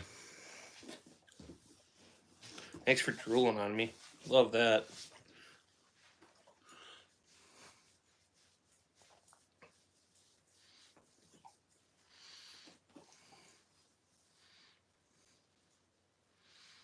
Yeah, Ruger GP100s are great.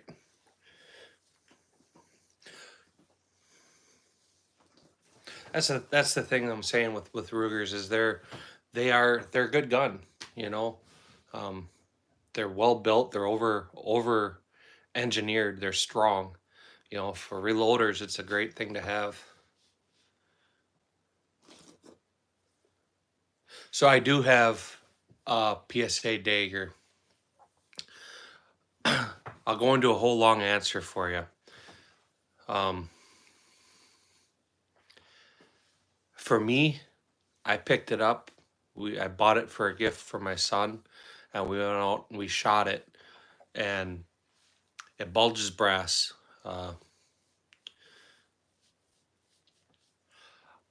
They'll be sure it's coming at some point. But it bulges brass. I tried to contact PSA about 12 different times through emails and voicemails. My wife tried contacting them, and my son, who I bought the gun for, tried contacting them, and they absolutely refused to acknowledge any conversation at all. The gun is not safe to shoot. So I bought him a gun for his birthday, and we can't use it. Other people have different experience with PSA, but that's my experience with PSA. Because they won't even acknowledge emails and phone calls, I will not do business with them.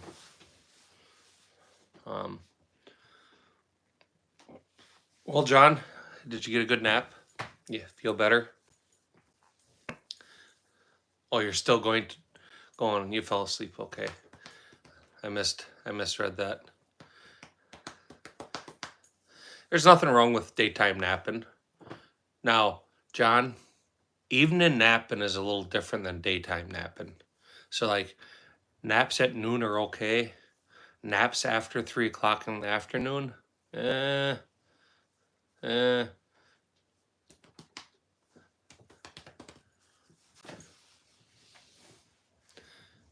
But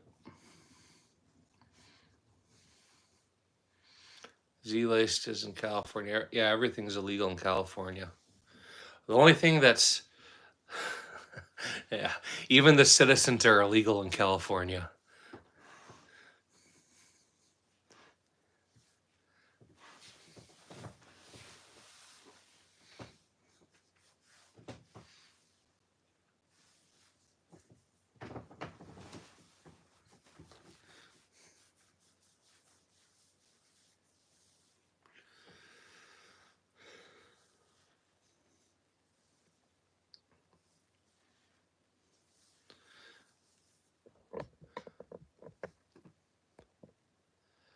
Oh yeah.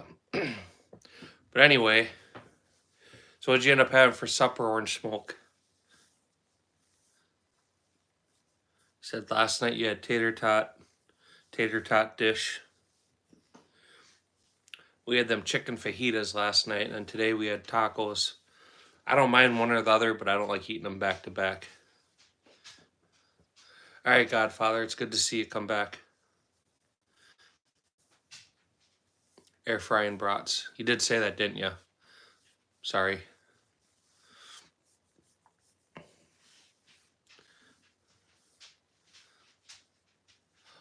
All right, Ammo. I missed that too. I was petting the dog's fat head. I'll talk to you later. Have fun at the range. Post some videos. I'll see them later. Don't piss your wife off. I'm afraid for your safety. You guys get back. Come on. Get back.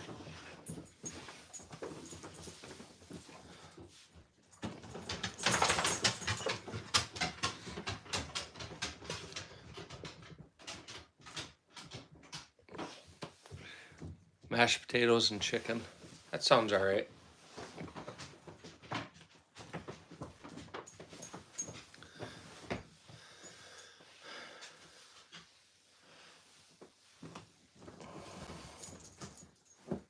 It's up all night. Yeah, I know. I was just giving you shit, John.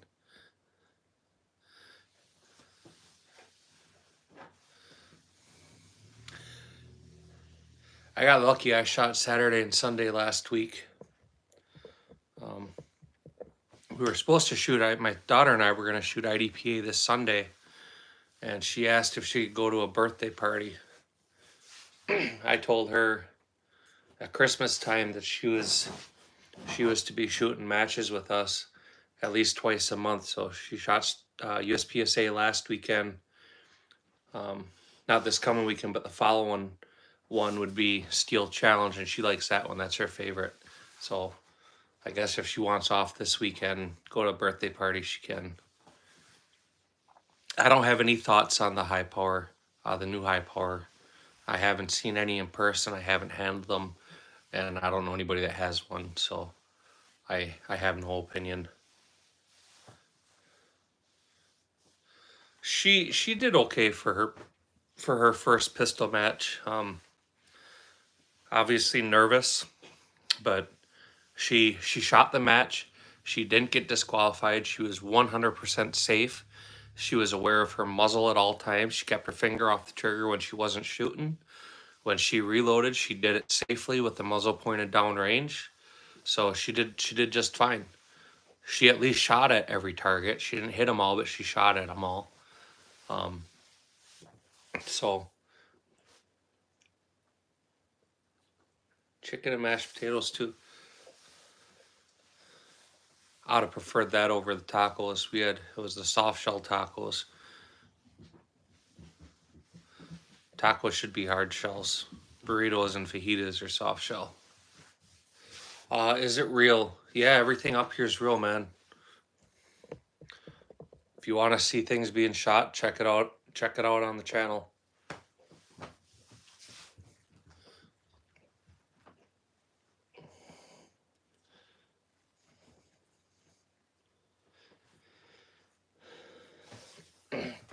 So what kind of chicken? Was it just a fried chicken? Was it baked? Breaded?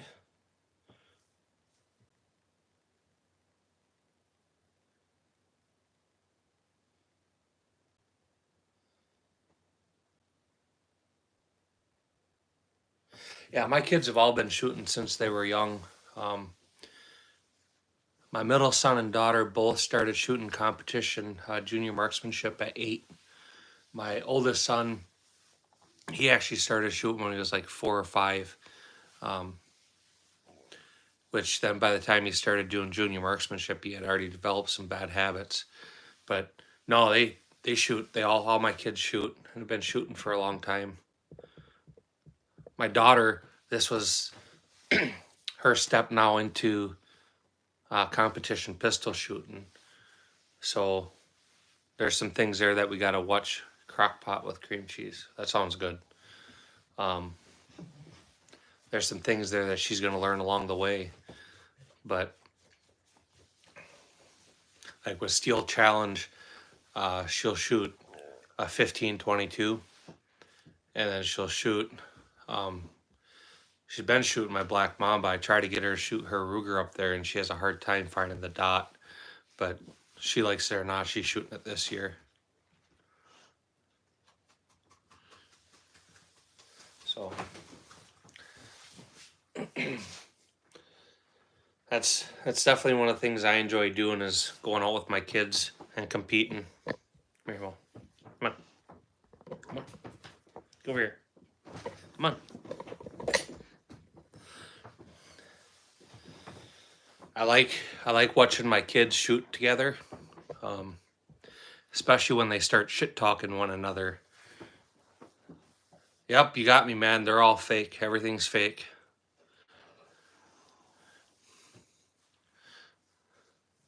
I mean, admit it though, for an airsoft collection, it's pretty good.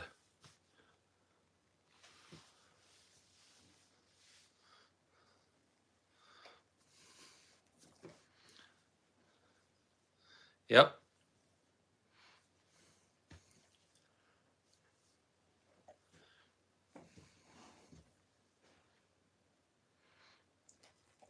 Yeah, that's a difficult spot for you. Find fun stuff for them to shoot, such as like shooting games. When you go out there, put up a target and play, tic-tac-toe or battleship or the shooting gallery targets. Sometimes people that aren't necessarily gun people, they can start connecting to it as being fun that way. versus just going out and trying to get them to like shoot at silhouette targets or shoot drills. You got to make it fun first. That's the easiest way to get people to be gun people is you take it out and you make it fun. The more fun you can make it, the better it is. And that's even what I do with my kids. You know, I take them out. That's why I mentioned like the battleship games or the shooting gallery or tic-tac-toe. There's some other ones, but I take my kids out there and I let them sit there and shoot against one another in the little target games, and they have fun. You know, they're learning marksmanship because they want to beat the other person. They're learning camaraderie. I can't even say the word, but they're meshing together as a group. They're learning to shit talk one another, but they're also reinforcing one another at the same time.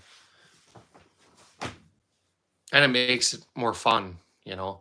You'd be surprised how much better you shoot when you're just having fun like that and doing a little challenge than when you're trying. Do you have any slug guns? I have shotguns I can shoot slugs in, yes.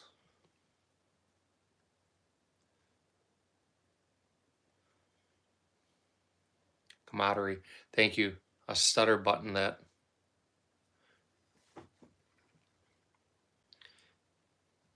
I'm from Wisconsin, man. There's some words that are hard here.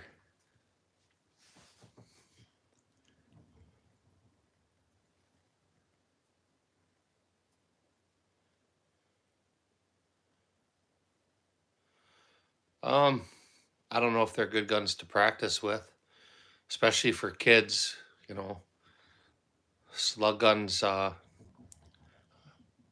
slugs tend to have a lot of recoil, and for trying to develop marksmanship, it's better to have something with less recoil.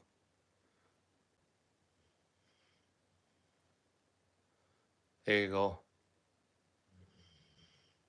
You do your version of a candle trick, and when I see it, I'll do a version of a candle trick. I'll put mine behind a piece of armor plate.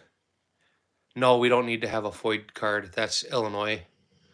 Wisconsin, you just need to have a valid ID and all the other typical questions, you know, American citizen, not a drug user, not a felon, not wanted, blah, blah, blah, blah, blah.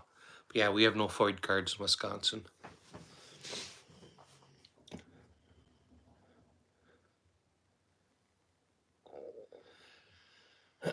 Yeah, well, good thing with that is if it's a nonviolent felony, you should be able to get your rights back. They're working right now, the Department of Justice is working to develop a process to reinstate felons' rights for fighting. Yeah, well, how long ago? Was it like a substantial battery or? What do you mean? I have 3 dogs. The ATF loves me. If the ATF didn't like me, I wouldn't have any dogs. 15 years ago. What was the charge? I mean, it's a felony, I would guess, like substantial battery. 1911, not sure what you're asking, but there's a few right there.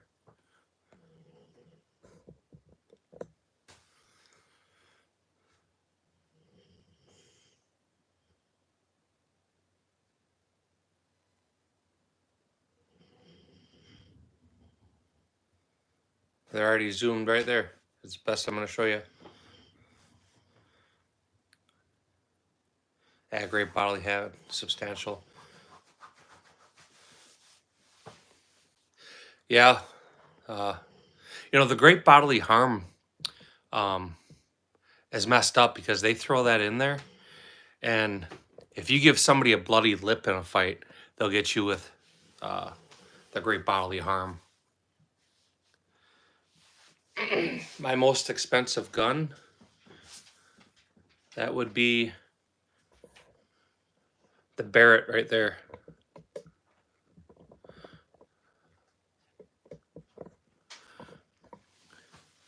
Oh, you said you want to do a candle trick. I said, you do your version of the candle trick, and then I'll do mine, but I'll put mine behind a piece of armor.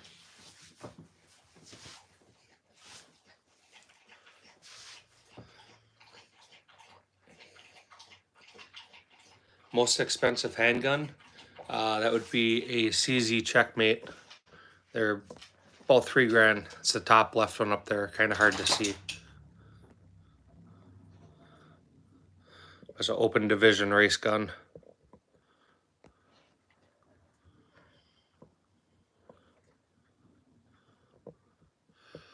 Yeah, there's work in Wisconsin. What kind of welding do you do? And how far do you want to drive? Do you want to relocate, or you want to? Oh, absolutely, it's for home defense. You never know when somebody's going to roll up in an APC.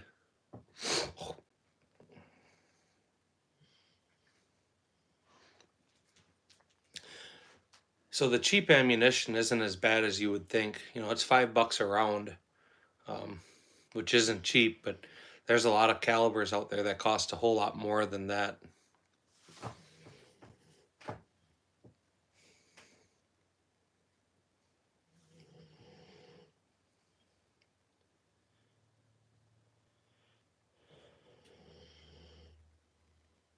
Nope, I don't have any 10mm.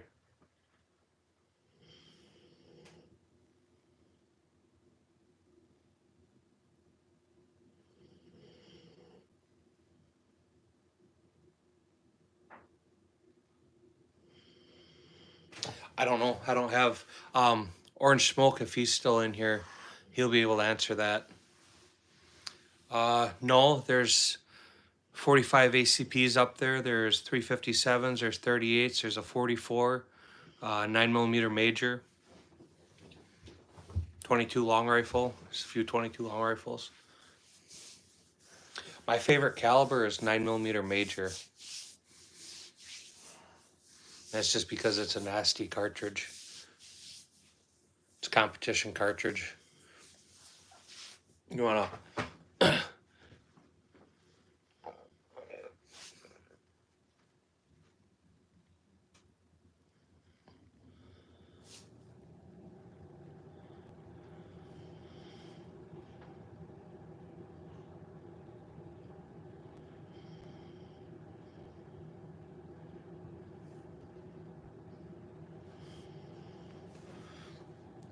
Terran Tactical 9mm major Glock. No, 9mm major would blow that up.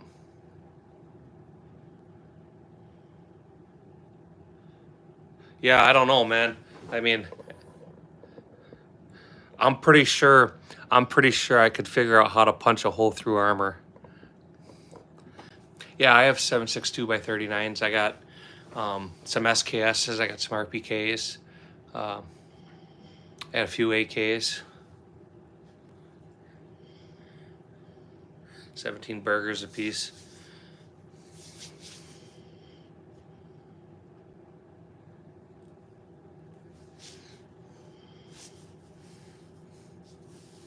I do want to see how you change the barrel on that before you go back to work.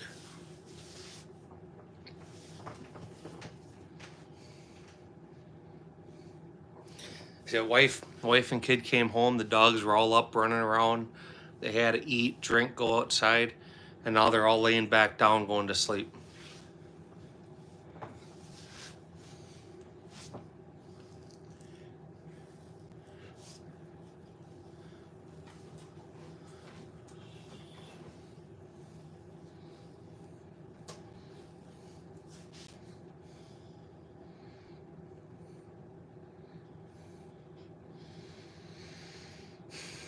I honestly don't know. I'd have to sit here and crunch numbers.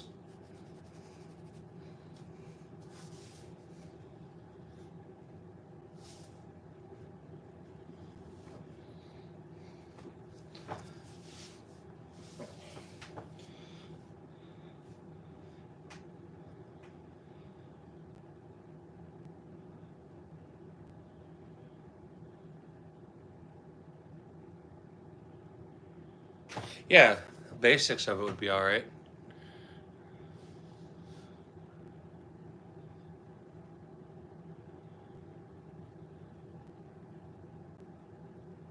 It wouldn't make a difference. And honestly, the stuff would so on the rifling of it, the anything you wrapped around the bullet itself would just come right off, and on the tip of the bullet you would still burn it right off. It would have zero effect.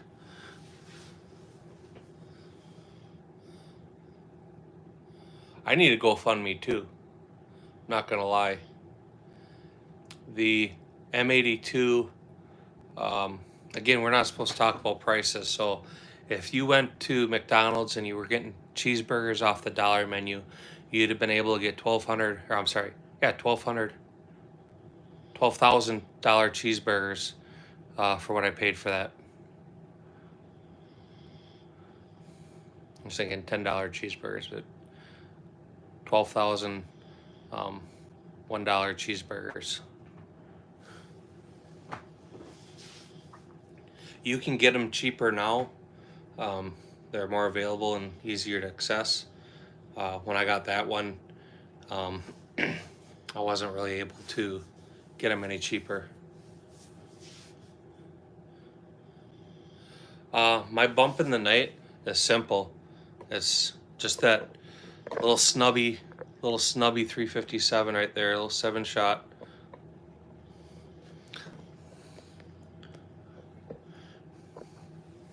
I have 3 dogs, so Big Boy Diesel, how are you doing? I have 3 dogs, so it's not going to be like a surprise to me if you hear something in the night. You know, honestly, I would have to put the dogs away to be able to shoot somebody. It would be hard for me to be able to get to somebody with them 3 loose. They would make a mess. I do. So that stainless little snubby up there can fire 38 special. The black revolver right below it can fire. That's 38 special specific. And then the Ruger GP100 right there, that's 357/38 special. So that one right there, you can fire 38 special or 357. That one right there is 38 special only. And then that one right there is 357 or 38 special.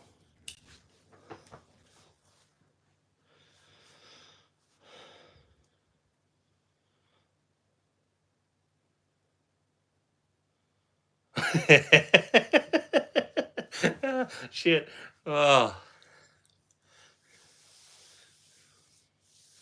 No, I honestly I don't shoot the Shadow very much. It's a nice gun.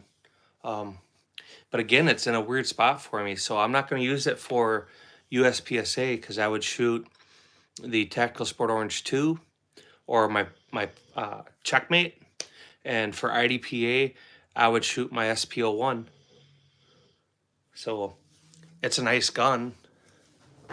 I do, because I can leave it loaded for years and not have to worry about it. 7 shots of 357 Magnum.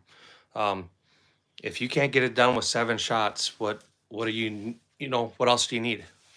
It's a 157 grain plus P hydro shock in the gun. Even if somebody's wearing armor, it's going to hurt. So that first shot is going to be bad. You're never going to quite hear the same, but it's also going to be a shock, a flashbang for someone else. So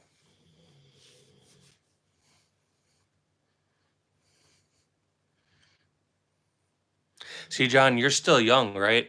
So you haven't earned, or not earned, experienced the pair of underwear that's 15 years old yet.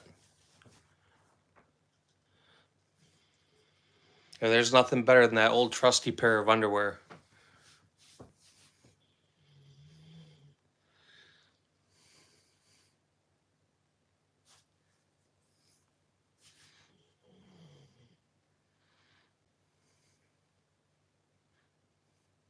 Yeah. So don't get me wrong. I have access to a rifle up there, but realistically, that's the gun I'm gonna grab. That's the gun that when I'm sleeping, I can reach and put my hand on it. I don't have to look for it. I don't have to load it. I don't have to worry about a safety. Um, at a range, right? You're not gonna want to shoot 25 yards with it, but my house isn't that big, so for me, that gun checks my boxes.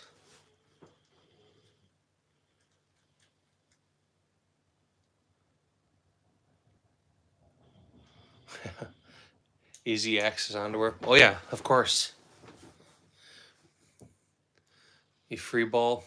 Oh, I mean, there's nothing wrong with that.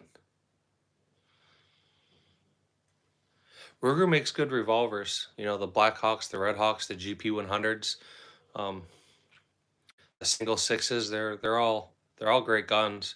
Even like the Ruger Wranglers. You know, I bought a couple of them for my kids. Them are nice guns. They're not bad. There you go.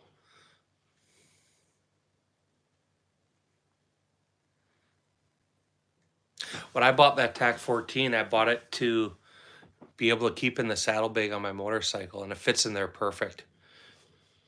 But I found out later there's some legality issues with that, because it's not a handgun, so it's not supposed to be loaded.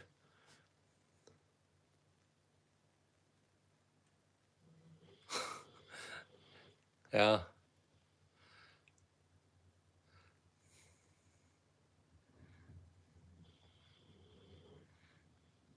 Yeah, the Barrett's badass. It's a cool firearm. I'm blessed to have been able to purchase it. Um,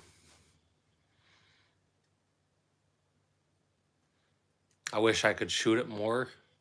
It's it's kind of a cumbersome gun to take because you have to disassemble it to transport it, and then you have to reassemble it, disassemble it. Um, it's cool to go shoot, but it's heavy. It's a pain in the ass to disassemble and reassemble and disassemble. Um, so like a lot of times my sons, they want to shoot it, but they don't want to have to haul it out to the car. So we shoot it. We don't shoot it as much as we should, but it's still something I'm glad. Yeah, you got to disassemble it. It's too big, otherwise it doesn't fit in the case. The case is designed for the gun to be broke apart. So in order to transport a firearm in my state, it's got to be in a case. I mean, that's the last thing you want is you get pulled over by a cop and he comes walking up to the car, looks in the window, and there's a 50 BMG sitting there staring at him. I mean, they may not see the humor in that. They might, you never know. Like, goddamn, that's a 50 cal sitting there. But I try not to make habits of getting pulled over, but I do try to stay compliant. But the King Cobra, you're a classy guy, John. Was that the black one you showed in your video?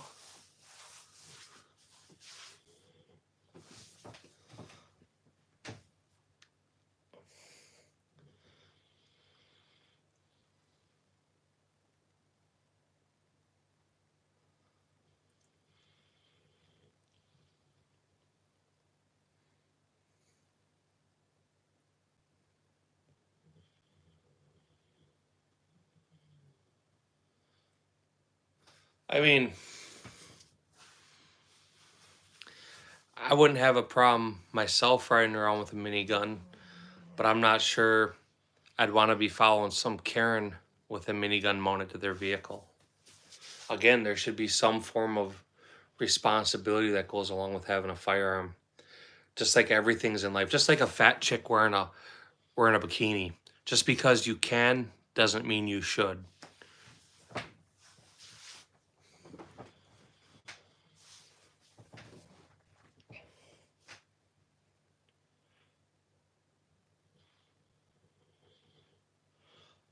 Wesley, they're all real. Every one of them is real.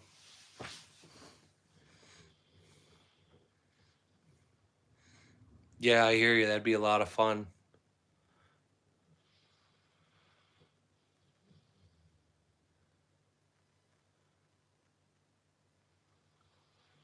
Yeah, that'd be cool. He probably has enough spare barrels sitting around. He could do that.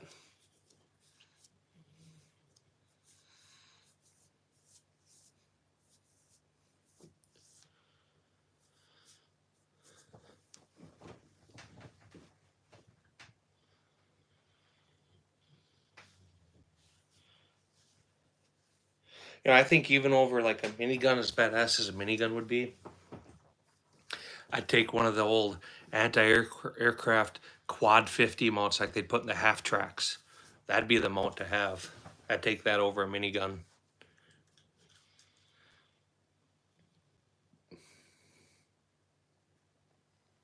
Like when people talk about dream cars and dream vehicles, my dream car would be one of them World War II half tracks. That's probably one of my favorite vehicles.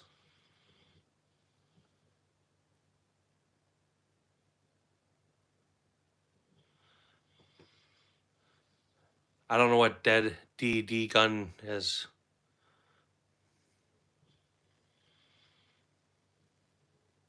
Yeah.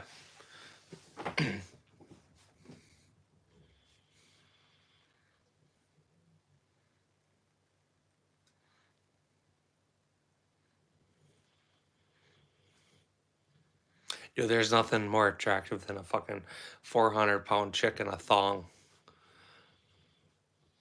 Type of type of chick that you gotta like really look to even see if she's wearing a swimsuit. There you go. Yeah, it's just for like the homeless people that want to wash your windows.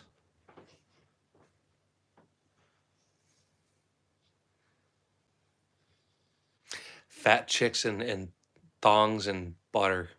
Oh, oh God. Hey, Patriot, did you see my my cow video? If you didn't, I would recommend you leave this live immediately and go watch my cow video. I'm sorry, man, I don't sell firearms.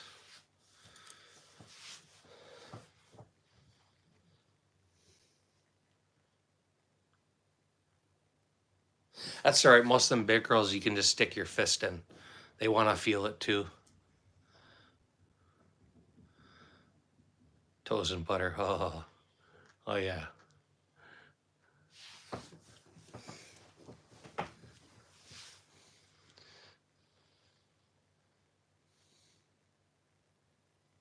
Where did you find a butter emoji? The cow. It's a cow video. It's like one of the last videos I put out last night. Actually, it may have been published today. You go in my shorts. It's like I think it was actually the very last short I published, the very last or second to last. I posted it this afternoon. What's going on, Lauren? How are you doing? Did you get your holster? I think you said you were waiting on a holster for your DWX, right? Yeah, yeah.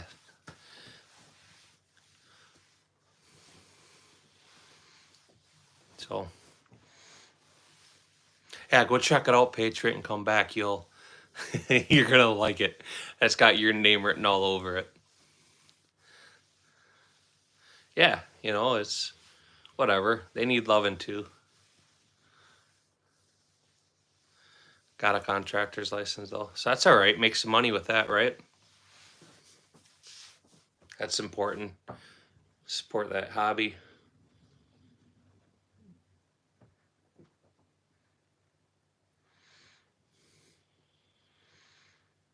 I'm almost disturbed that you that you found that, but we will be using that. Yeah, everything costs money.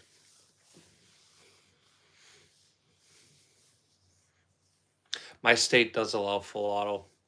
As long as it's legal on a federal level, there's no restrictions in my state on anything you can have.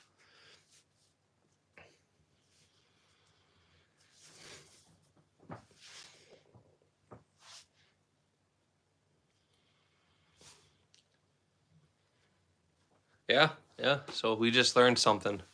There's a butter emoji.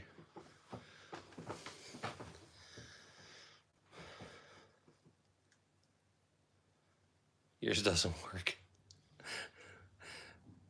Well, I don't know. Are you spelling butter right?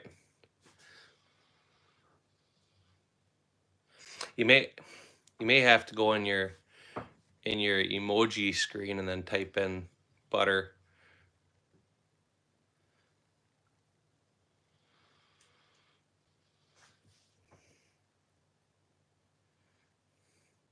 Full auto bolt action. That's, I mean, it's almost as good. There it is. Oh, oh boy. That's good stuff though. Oh yeah. Oh yeah. Good stuff. But Lauren, what's big otherwise? What are you up to? How'd your day go? What's the weather like?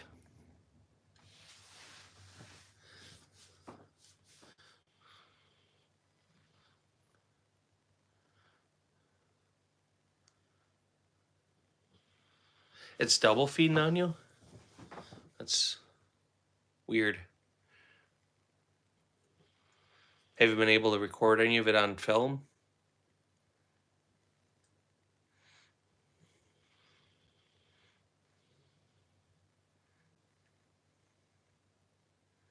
Is an extracting spent casing.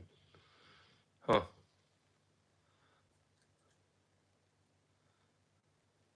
Yeah, so that's causing double feed. It's hmm.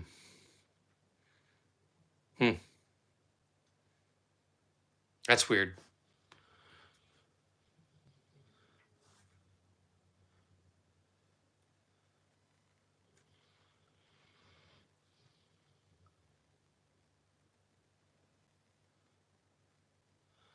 Yeah, I don't know. I guess I've been fortunate. I haven't had any issues. How many rounds do you have through it now? And does it do it? I'm sure you have other magazines. Is it across the board that it's doing that? Sometimes if the magazine sits up too high, uh, it'll, yeah, 335 to 4,000. Hmm.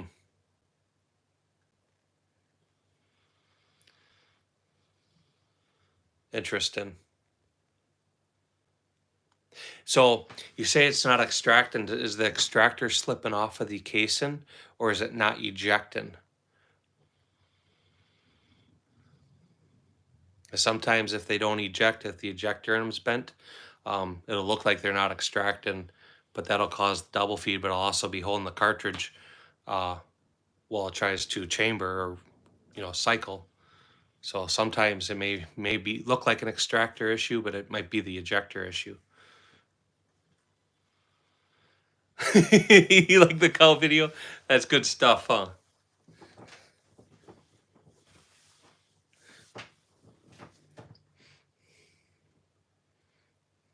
Get 20 plus mags. So like when I used to work on guns for people, one of the biggest things I would do is I would film slow speed so I could see what the actual firearm was doing. It's a great tool to use. So it may be worth setting up a camera to be able to get a better view of that gun, see what it's actually doing. Have you changed recoil springs or anything? Is it still a stock spring? Patriot, did you ever get that 380 to feed them flat nose bullets, them hollow points?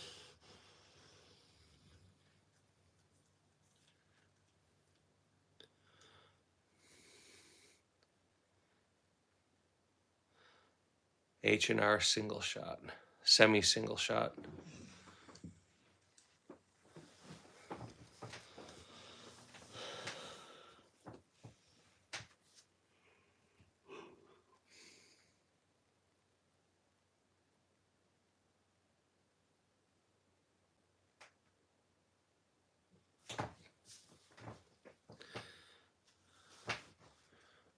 When is free staccato day? I don't know. Honestly, if I got a free staccato, I would sell it and buy an STI or an Infinity. Especially if it was free, because then half the money would be there.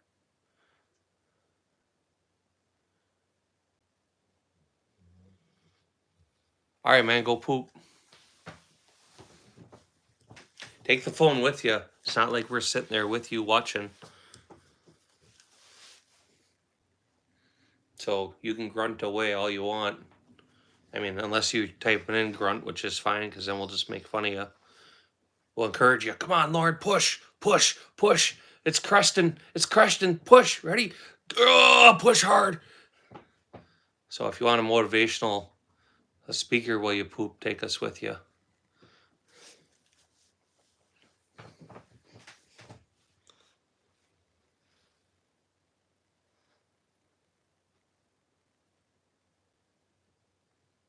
Oh shit, I completely read that wrong, Lauren. I thought you said you were going to poop. I'm sorry. I'll catch you later. Have a good day.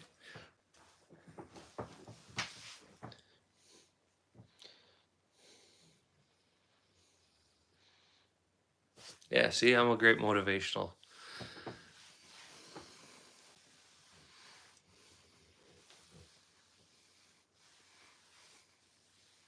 Suey mallards. Huh. I've never even heard of that. John, you still awake?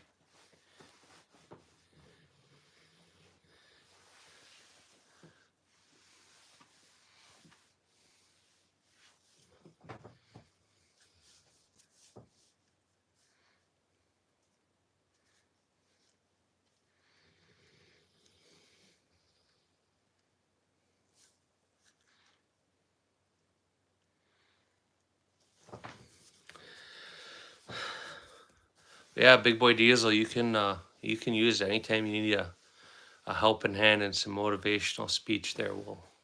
We'll help work you through it. That is a Volkorstron. It's a black mamba up there. Pretty sexy gun, huh? I bought that for Steel Challenge.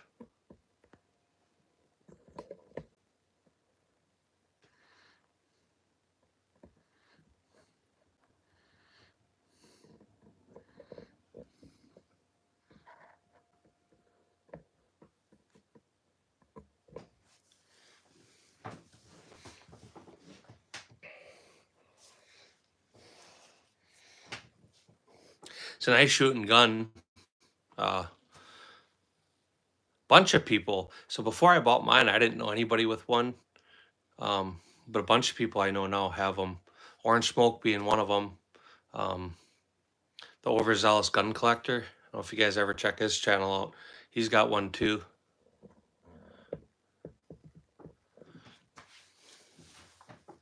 I haven't shot mine in a while. I need to. I'm probably going to use that, not this weekend, but the following weekend for Steel Challenge.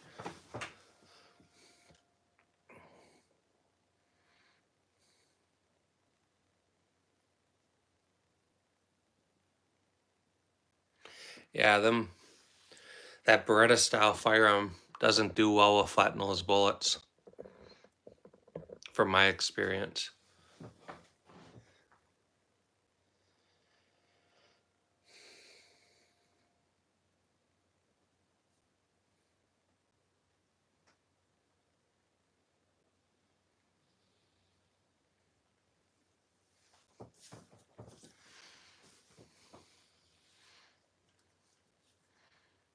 You know, there's not a lot of guns out there, especially expensive guns, that I would say is worth the money. The Volkorstron pistols, the Volkorstron rifles, they are 100% worth every penny.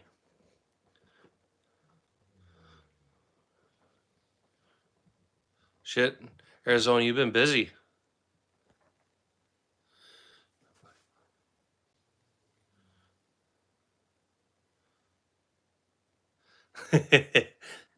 I mean, you're buying a custom gun, so I mean, the Volkorstron pistols, they're they're worth it. I mean, they're what I would like to see, and I know they don't do it because they sell them, is they buy the Ruger 2245 lights, and then they strip the upper off of them, and then they pull out all the trigger groups. You can actually go on full course site from time to time and buy them.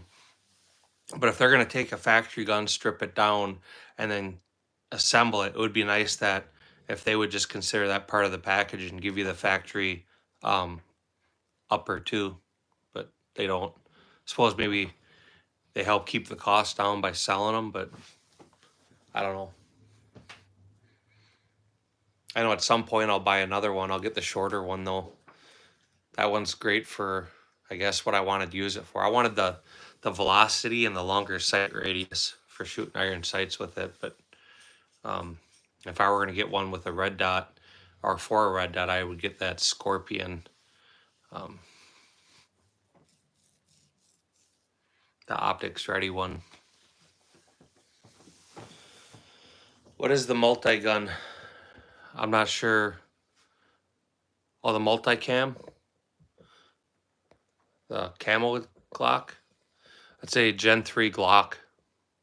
That was my old competition pistol. That's, I assume, what you're asking about.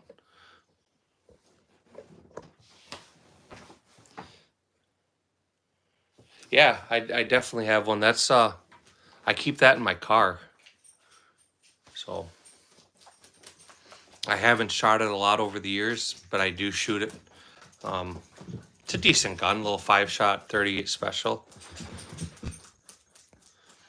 You know, that's one of them things that even if for some reason I don't have my concealed carry gun on me, I have that in there. And I have that in there specifically because I can put it in my pocket without a holster. So even if for some reason I run out of the house, I forget my gun, or I'm just planning on doing something, you know, pick up my kid from school. Oh shit, now I got other shit to do. I have it accessible. There you go, John. You get there. Man, it takes so much time. And YouTube channels are weird because one month your channel will do exceptionally well and the next month you get nothing. You know, why, who, whatever, I don't understand it.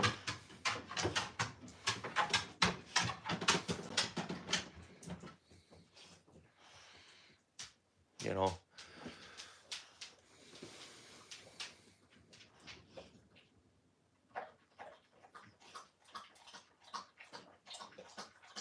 There you go. Welcome back, below average dad. How are you doing? Put your son's Nerf guns away. Nothing compared to the one my safes. Go get you some. Yeah, buddy. Yeah, because that Barrett ain't shit, right? That's okay. We know you're full of shit.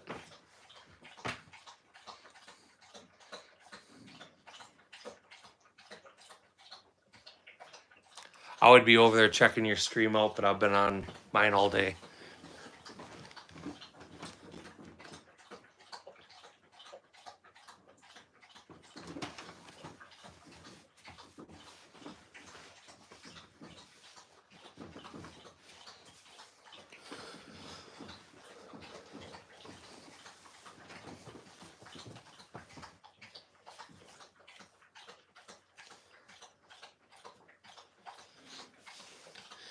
I got time to make up for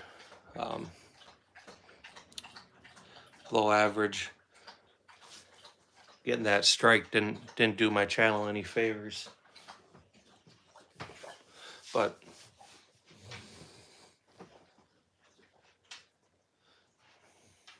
I'm sure that dude's already gone. He came on to talk shit and left. People are only going to say stuff like that because they have nothing else to say.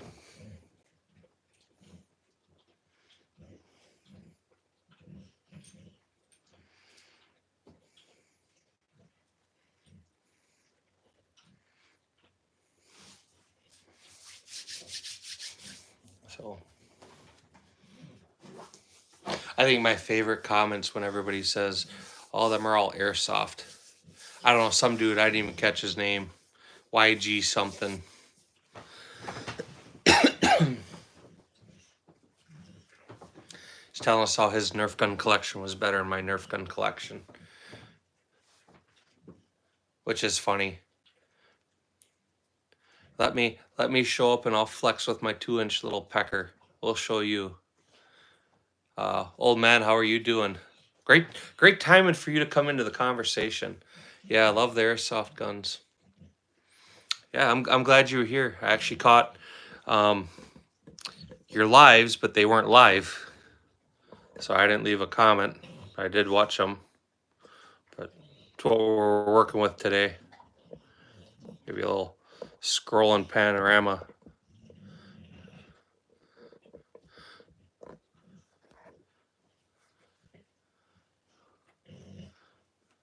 Yeah, you're so full of shit, dude. You have a couple LMGs from when you served. I'm sure. Yep.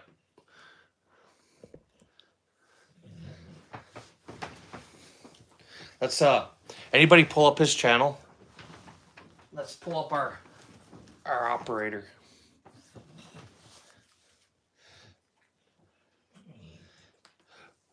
So what's the bet? Get a sear for the bear. You are a special person. Nobody turns a Barrett full auto.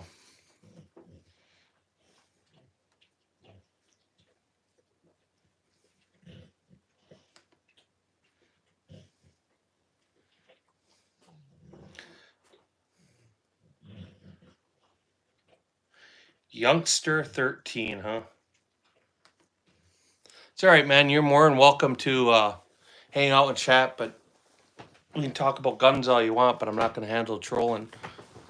So if you want to troll, maybe go on down the road. If you want to hang out and chat about guns, that's cool. If you want to hang out and just chat, that's cool too, but yep.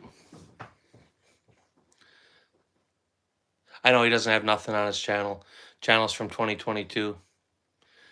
But yeah, that was my old competition gun. I got that in early 2000. I competed all over the country with that gun. I have more rounds through that Glock than everything else I own combined.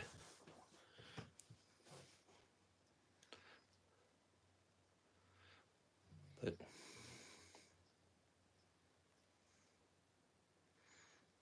some more, welcome. How are you doing? Yeah, that little North American Arms, people seem to like that.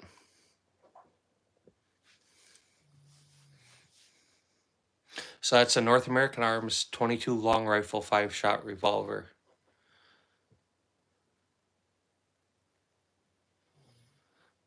I'm getting old. My gun is always soft. I gotta tap it on my leg to wake it up. I think he's gonna hang out with us, man. I hope he is. I mean, YG, you're more than welcome to hang out. I would actually enjoy sitting here chatting with you. So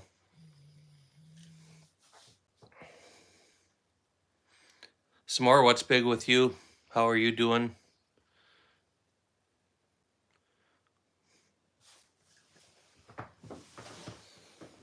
I know it's not a Derringer. We all know that. I have 3. I have the 2 that are up here, both 45 ACP. And then I have one that's a 22 long rifle. So 3, only 3. I could have a 4th one if I put that last one together. But if that customer ever shows back up, I'll hand him his box of parts and he can have his gun, or he can pay me the last little bit of money he owes me and I'll finish it. So it's not technically my gun, although at this point it is.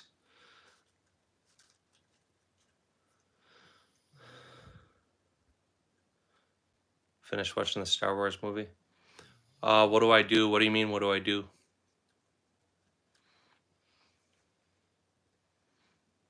I know. It's actually, it's not even worth correcting anybody anymore. I used to, I just let it go. Best gun on a budget that's not high point. Patriot Arms will probably say this, but I would say probably like that Ruger Arcs. Otherwise, yeah, the police trading Glocks would be probably the best purchase on the market right now.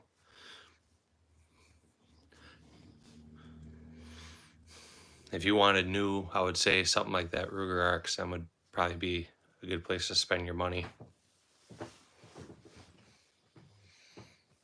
Any of the police trading guns are usually always a good deal, be it a shotgun, the ARs, or pistols, or the gear, you know, depending on what you're looking for.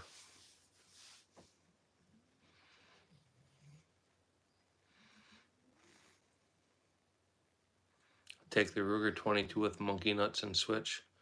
Well, you know, that's all right. Yeah, no problem.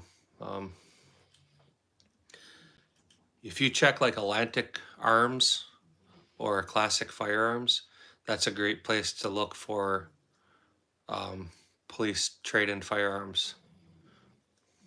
Or what is it, J&G? That's a place I used to use a lot. Yeah. See, I haven't even actually put hands on that RXM yet, but a bunch of people I know have them now, and they're liking them.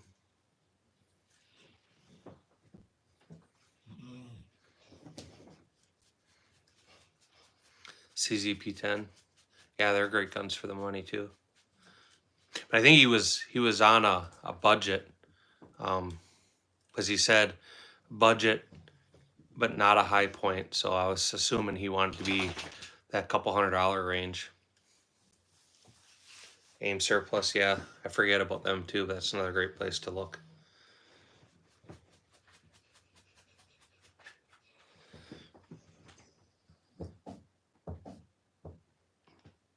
I think we're just gonna start calling him Rick Wick.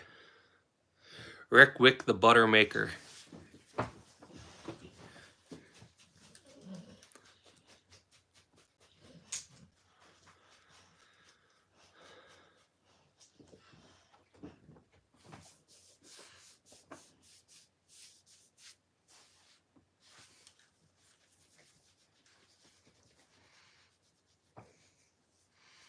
But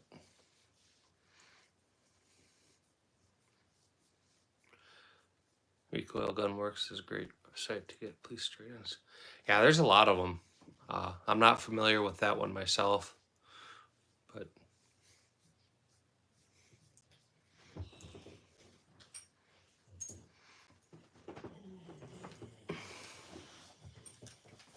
hey man, as long as you're working with butter, I can work with you.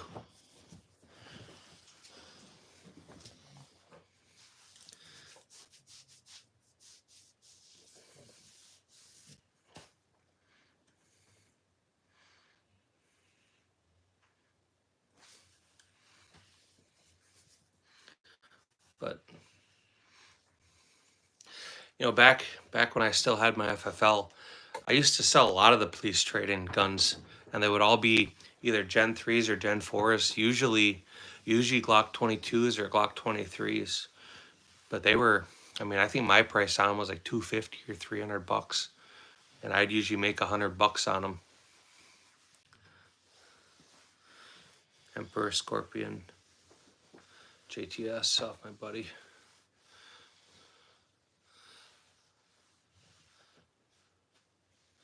I appreciate it. I'm not sure how to say your name. Spermestein. Yeah, I appreciate it.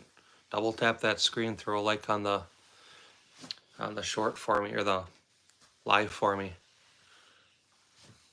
Be cool if I could crank these likes up a little bit before I get off here.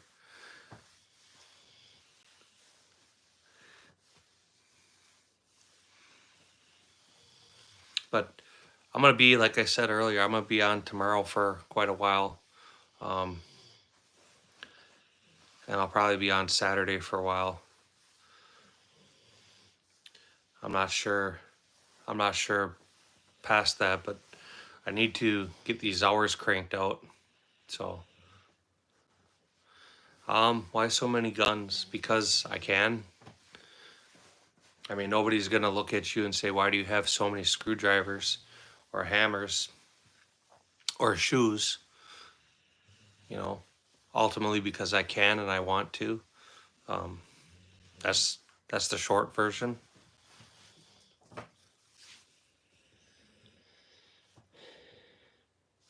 I think it's more hoarding than collecting after 3:30.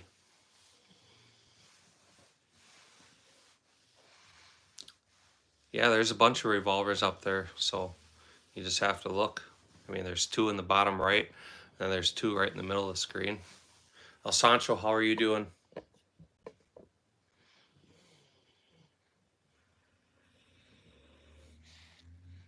Oh, go tear that shit up. Don't eat too much though, you're liable to blow out them underwear a little bit more.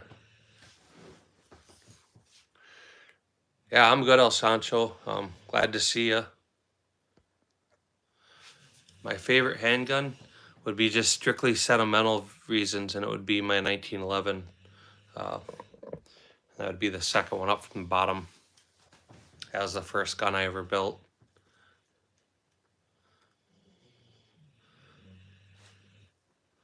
Scoot, how are you doing? It's good to see you. Hope you're having a good day. Are you driving home or are you driving into work? Do you listen? All right. No, I didn't build all these. I built my 1911. That was a gun that I built when I was in school for machine tool.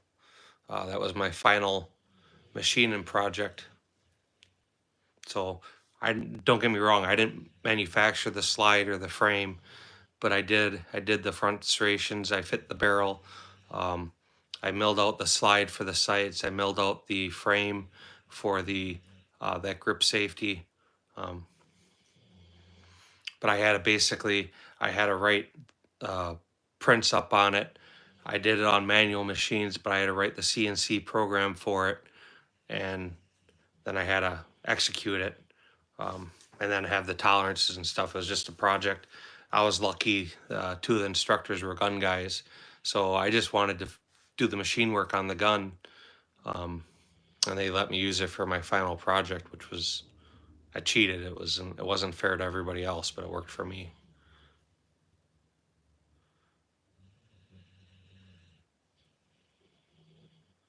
Huh.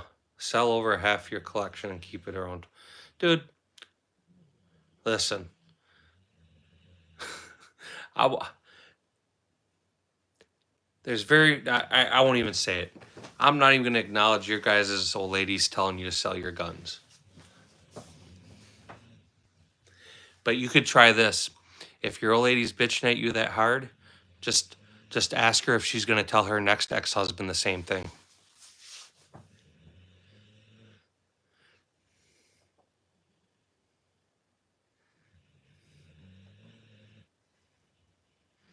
No, I haven't. That's kind of wasn't something I was interested in. I think most of that though is all hand fitting parts. They're putting light triggers in them, and then they're putting in the upswept hammer so they can sweep it. I don't think they're doing a whole lot of machine work on them. I mean, they're working on the sear, but they're not doing much to the guns.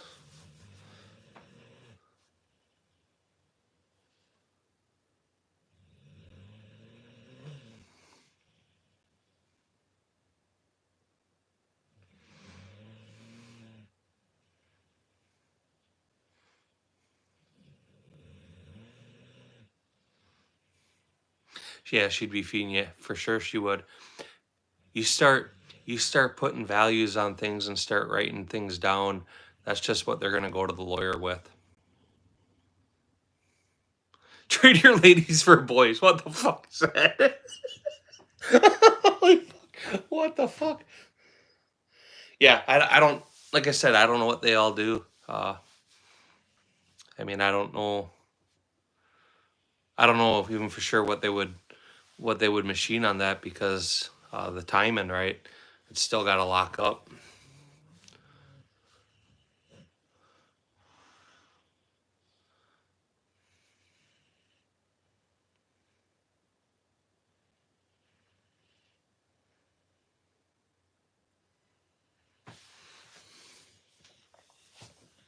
Yeah, it's not uncommon for people to have a small arsenal of firearms.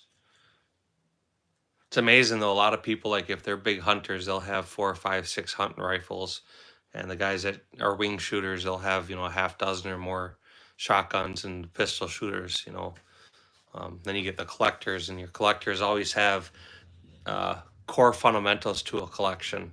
You have a 1911 in the mix. You always have a polymer fired gun. You always have at least one wheel gun. You'll have a Desert Eagle. You have an AK pistol, AR pistol. That's like the fundamentals of a basic gun collection right there.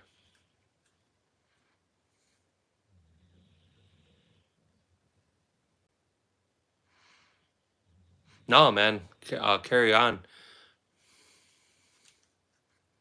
So, like I said, I never built one. I don't know what they all do. I assumed, again, right? We all know what that means, but I assumed it was just primarily lockup work, sear work, and hammer. But I mean, just like anything, I don't know.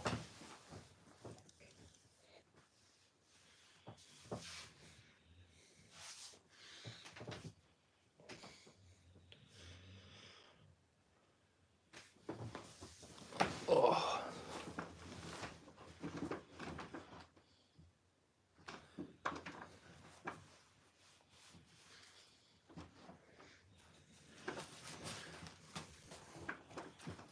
Collections grow and change. It's hard.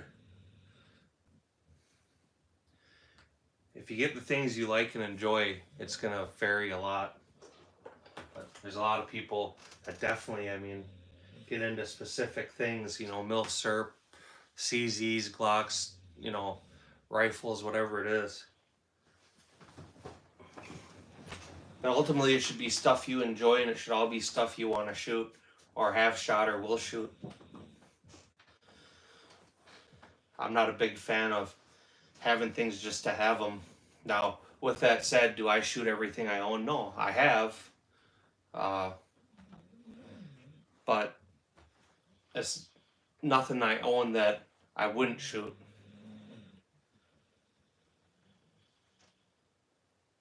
All right, Scoot, you have a good night. We'll talk to you another time.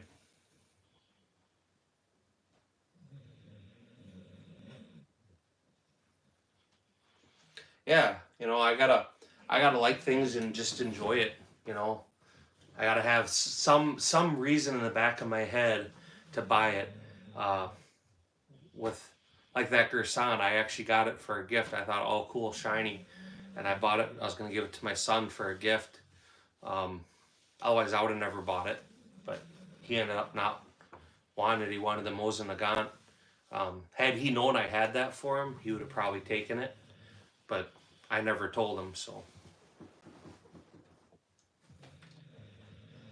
Big O, what's up? How are you doing?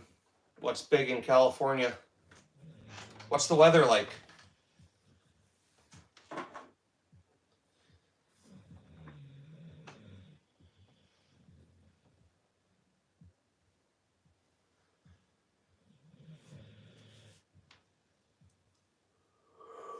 Ugh, fuck.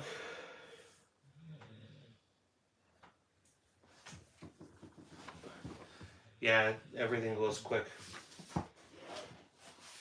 So, you know that better than any of us, John.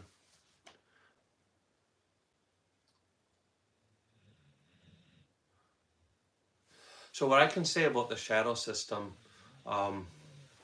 we have just over 3,000 rounds through it now. We haven't had a single malfunction with it. It has run 100%. I can't say we've tested all kinds of ammunition in it because everything I've fed in the gun has been stuff I loaded for it, manufactured. My daughter shot a match with it this last weekend, and the gun ran fine for her. So if we were going to have issues with it, I would have expected them to show up for her. It's been a good gun so far. I mean, is it worth the money? Compared to what you would buy and build, it's not a bad buy. I know a lot of people really bang on them, and they seem to be, like a lot of firearms, hit or miss. But from my experience, for what it is, a little over 3,000 rounds, the gun has been good so far.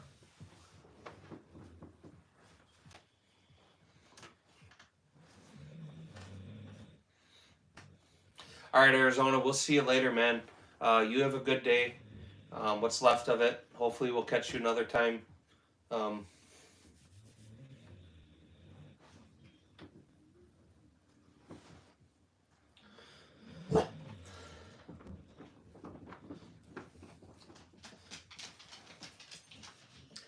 kid must be home. He's got to run in and grab his karate stuff and then go do karate for the next hour.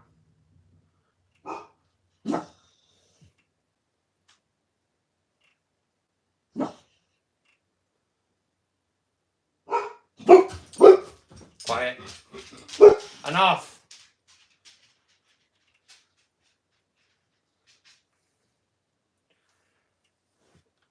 I think, honestly, too, you're asking about the shadow systems.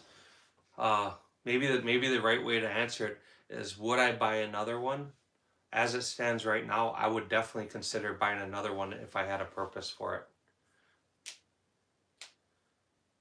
Yeah, I mean, like I said, I would consider buying another one. I am still alive. Brian, how are you doing? Good to see you. I haven't seen you in a little while. All right, Big Boy Diesel, I'll catch you another time. You have a good night.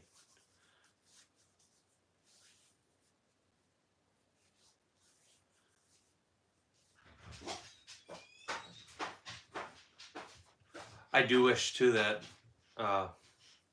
knowing what I know now, I would have applied myself more in school.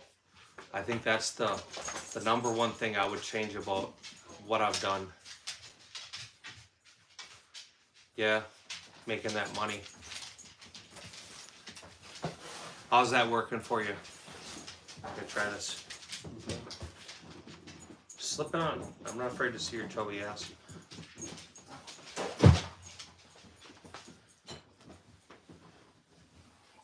I had one on here yesterday, Patriot. I had a 308 infield on here yesterday.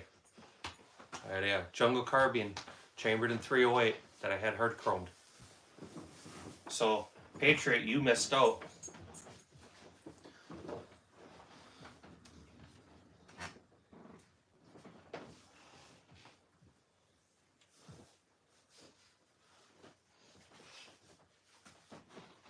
Seems a little big for only a 2X. They're supposed to be long, so they fit in your belt. Yeah, man, women will make and break you.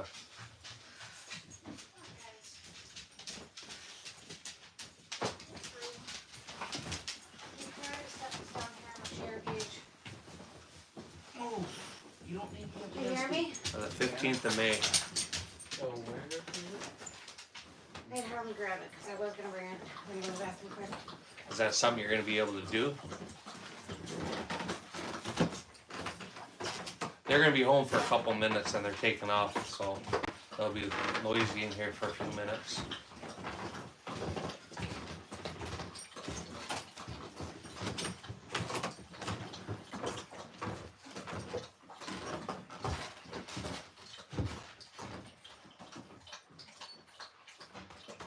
Yeah,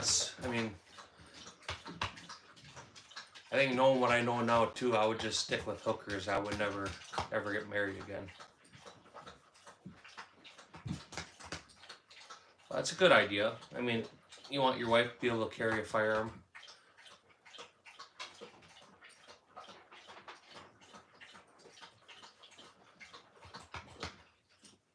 Why do you think yours isn't chambered in 303? It's a stock.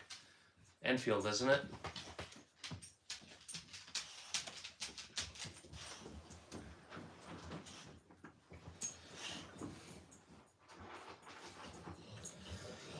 Yeah, definitely.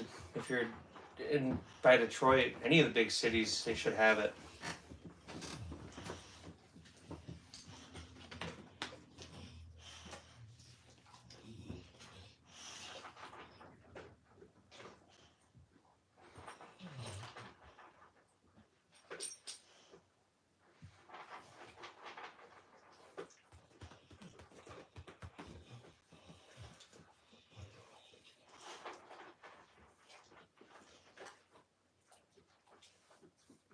The tank plan is close by. I don't know what you mean by that, the tank plan.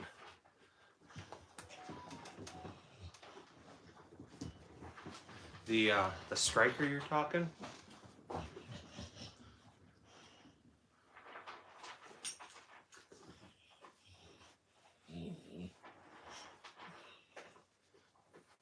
Texas Plinkin has discount codes for Arkin, doesn't he?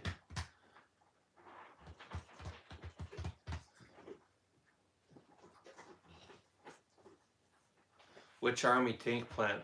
The Abrams, General Motors Defense, the Abrams plant.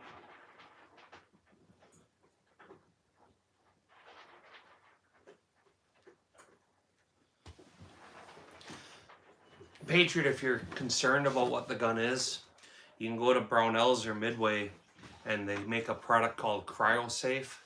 And it's a low melting point lead. You heat it up and you dump it down the chamber. You plug the barrel and dump it down the chamber, and that'll give you the exact dimensions of your chamber. And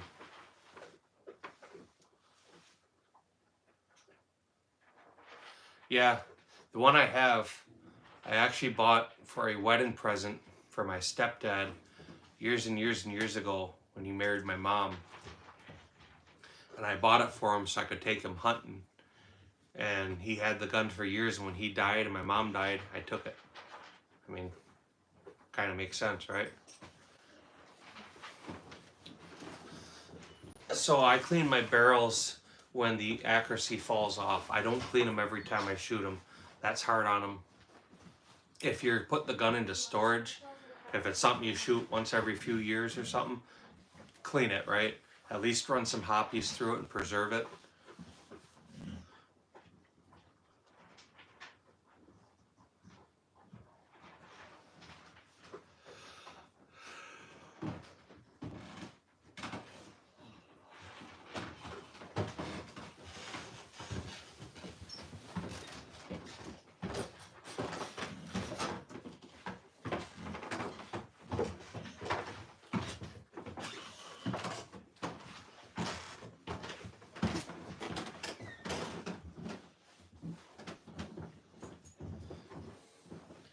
.44 Magnum is a fun cartridge to shoot.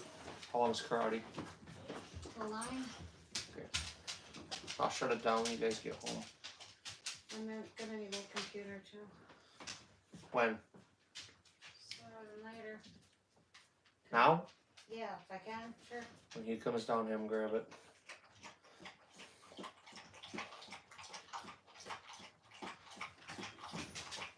.45s are a good choice too.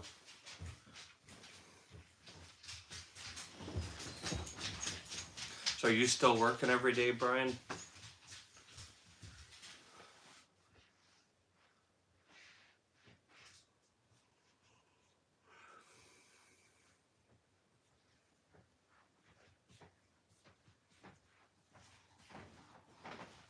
Yeah, there's a ton of options at that price point.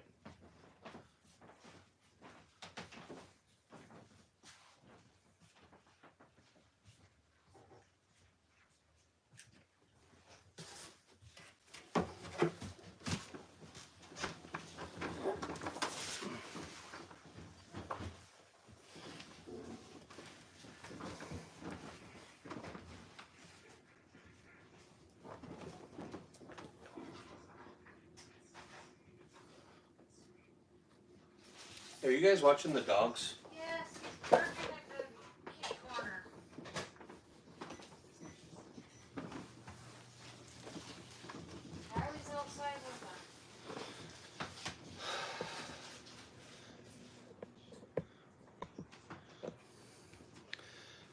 Ammo used to be a good, or Walmart used to be a good place to get ammo. I remember going in there and buying cases of 9mm for $100.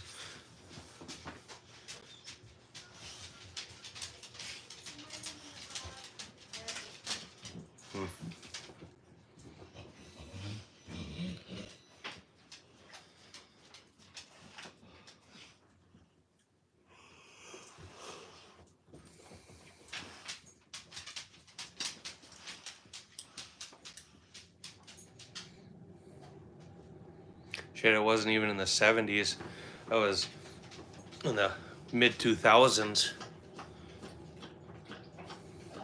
The Winchester value packs were like $9 a box for 100 rounds. I'd buy a case at a time.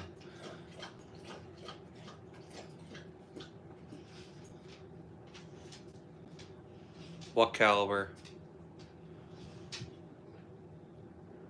What did you say that was called? I missed whatever conversation was there, Patriot.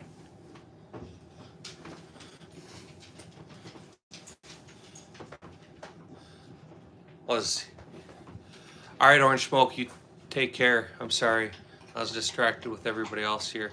You have a good night, and I appreciate everybody hanging out.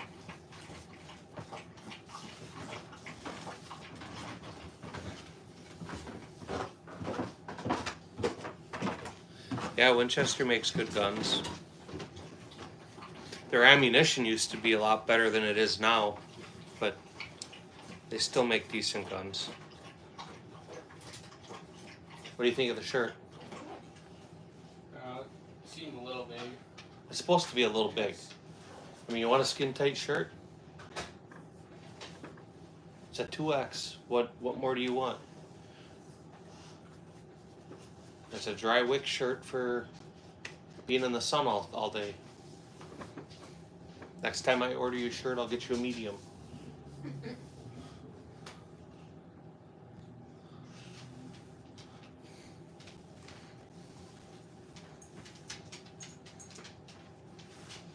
Do you use a laser scope? Oh, it's called CryoSafe. I just repeated the 2 of them. When I get done here, I'll find it and I'll send you a link for it. But find it in Brownells or Midway. Use it for a few different things. One, you can you get the dimensions of a chamber, or you can use it in a barrel to get the dimensions of a barrel. But you know. No, Blazer makes good, affordable ammunition usually. Laser scope on guns. I don't use laser sights, such as a projection laser. I have one, but no, that's not something I use. The good ones you can't get anymore. For a while, like, I don't know, at 2010 to 2015 range, you could get some really good laser, projection laser optics for guns, or like, you know, but now they're all kind of neutered. I do not have a Tokarev.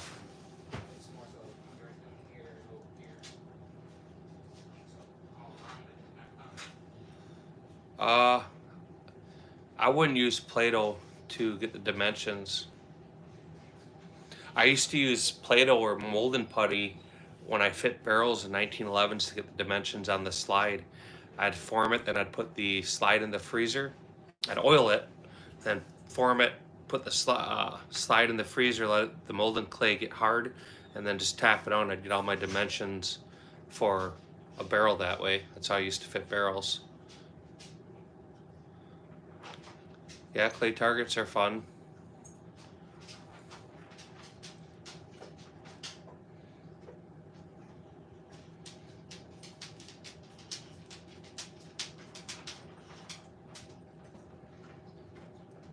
Yeah, there's apps you can do with stuff like that. Off the top of my head, I can't think of what they're called, but there's a few companies that do that.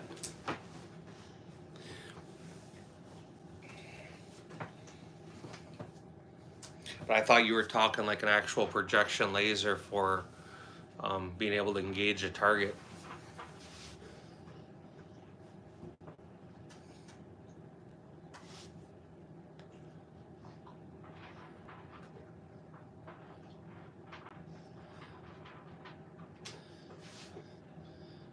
Yeah. I mean, I'm not sure.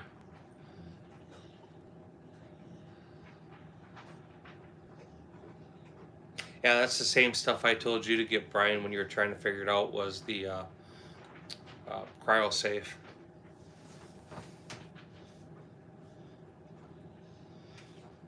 I'm not sure it'd be a good idea to be shooting deer in your front yard this time of year. I mean, maybe it's legal where you're at. I know any place I'm familiar with, deer season's closed now.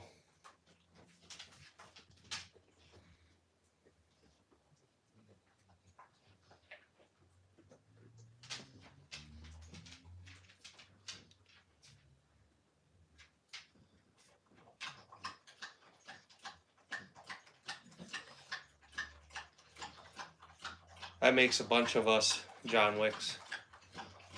I would love to be able to walk out my back door and shoot. Or even more importantly, just open a window and shoot. But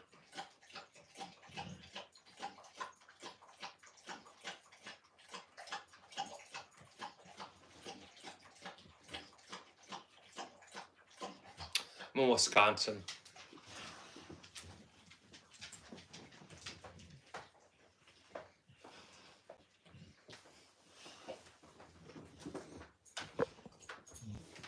Come on, Mo.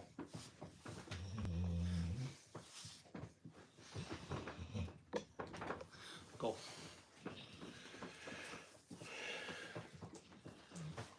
I don't know. I don't make movies, so I can't really answer that question.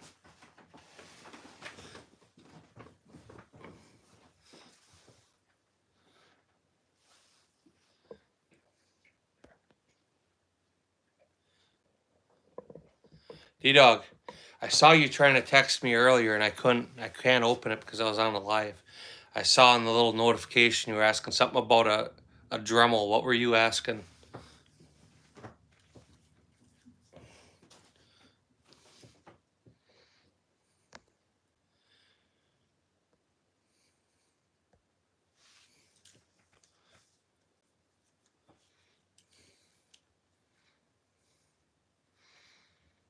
No, I don't do the John Wick magazine flips, mainly because I don't want to go pick them up any further than I have to.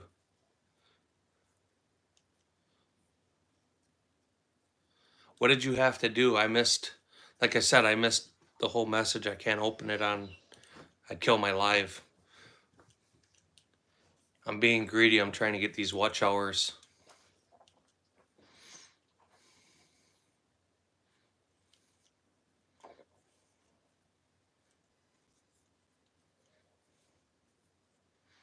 Oh, okay. Yeah, just drill them out. Use a larger drill size, obviously, than the hole. All you want to do is drill enough that you snap the head off. Go slow so you don't scratch the gun.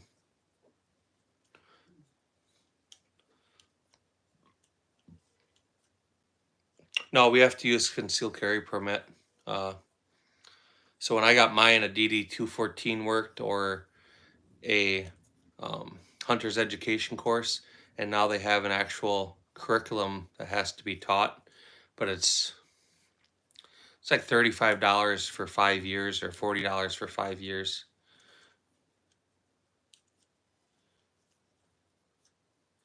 Yeah, you could have done that too if it worked. You could have probably, yeah. I think I would rather drill them out. Scratch the shit out of it. Sorry. Add some recovers. I'm not sure what you mean by that.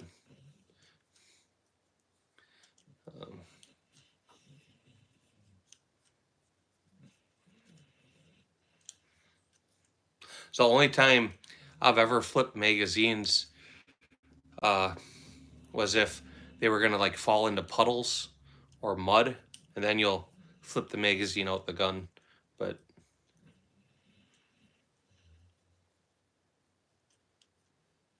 it's great to get 22 brass in the sink.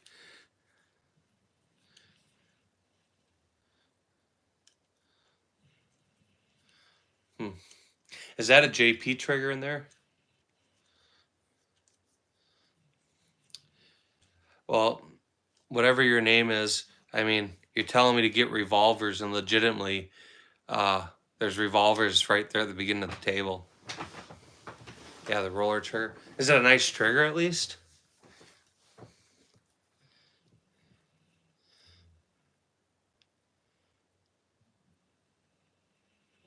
There's, as long as it's legal on the federal level, there's nothing illegal. So there's no state restrictions on NFA items. There's no state restrictions on magazine capacity. There's no state restrictions on so-called assault weapons or any of that stuff. It's, if it's legal on the federal level, it's legal in Wisconsin.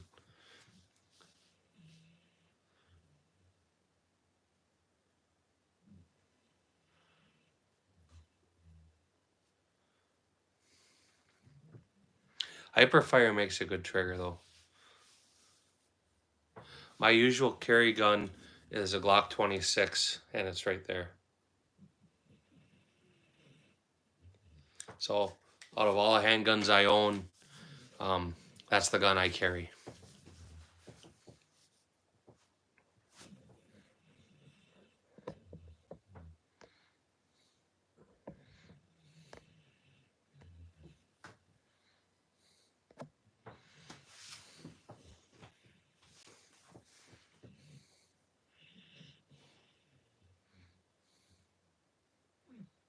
So you're saying it's better than the Hyperfire? That makes me want to get one. I want to try one of the Q, literally the best trigger. I want to try one of their triggers. They're a little pricey, but at some point here I will try one. I think that's going to be what I put in that Daniel Defense.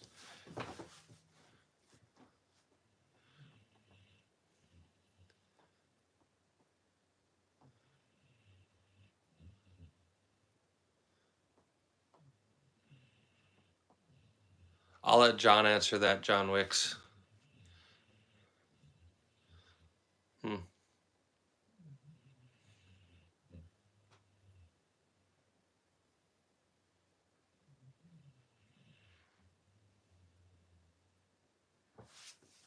He didn't like the Q trigger.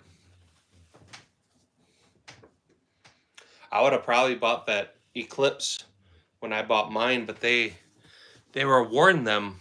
I think it was for Two Gun Nationals. It was supposed to be an award trigger, and so they made them, and then they ended up keeping them in production. But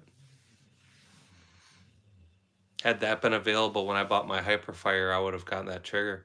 When Hyperfire came out, they announced it at SHOT Show. I saw their stuff, and I was on their pre-order list. So that's how long, to tell you how long I've had my Hyperfire.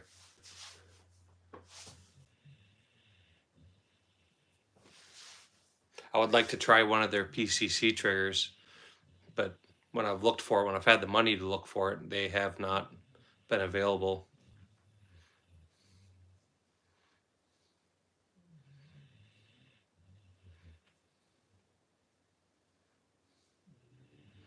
That's another one I've looked at too, but they've never been available when I've been looking for them. Yeah, there's no M&Ps up there, Brian.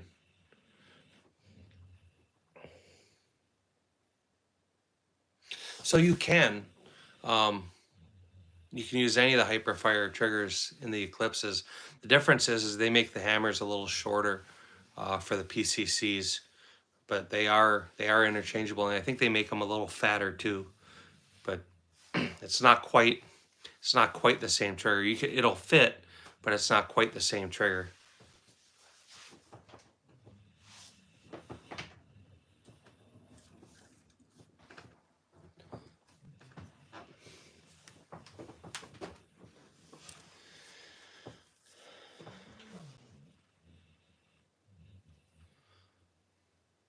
You're not doing it for nothing because you're gonna go play with the gun, right?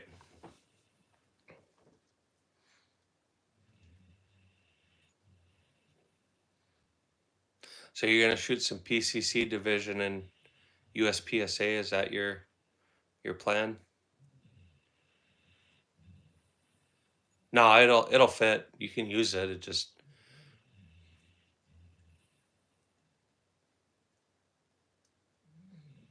the PCC caliber guns, they're hard on triggers. I've broken a few hammers in them before.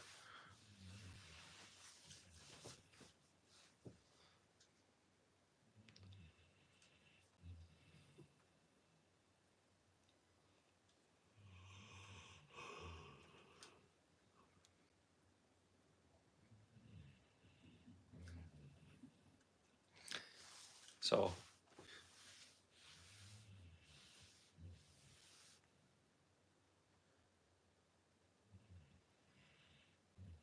nanny? I'm not sure what you're saying, Brian. Yeah, average American.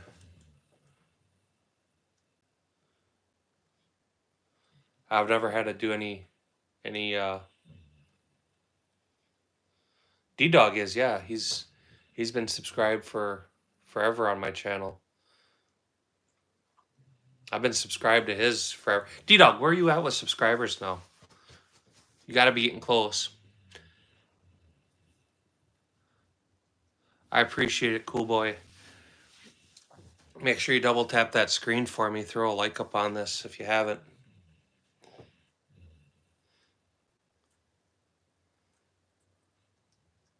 $812. If you guys haven't, check out D-Dog Tactical's page. Been trying to get him up to 1,000 subscribers. He's getting closer. He promised. Brian, listen to this because you're in Michigan with him.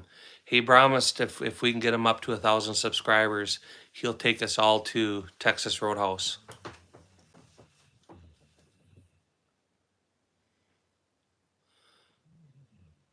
What's your opinion on the Russians doing backflip tomahawk throws? I mean, if it works for them, I mean, it's something to do. Focus and agility is a real thing.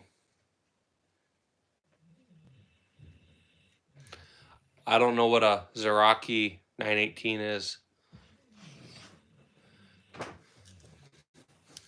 Yeah, Brian, D-Dog, Brian isn't too far away from you.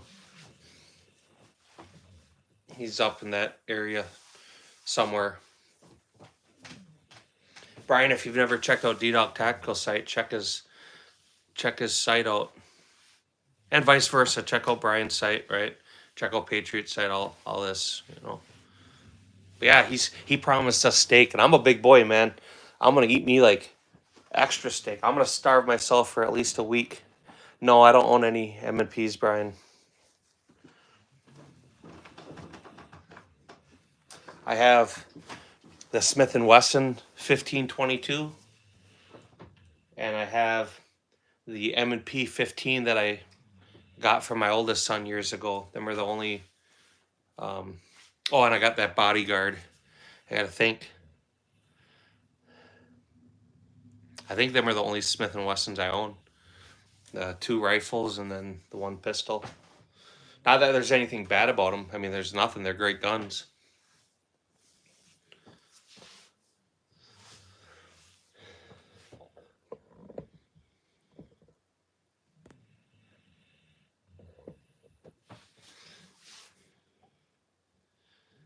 .45 2.0. I think if I were gonna buy another 45, I would get that FNX 45.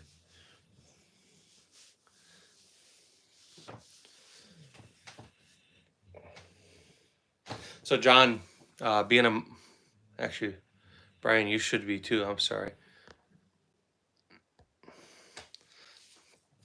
So with being a moderator, you can click right on Brian's or D-Dog's site, but check them out.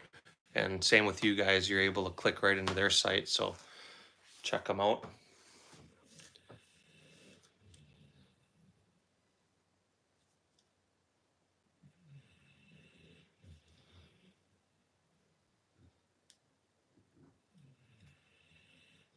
Old Smith & Wesson 39.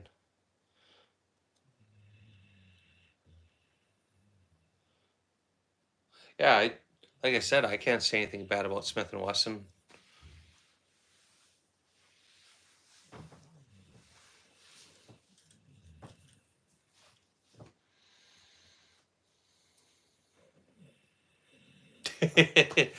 Yep. Bought us dinner for 500.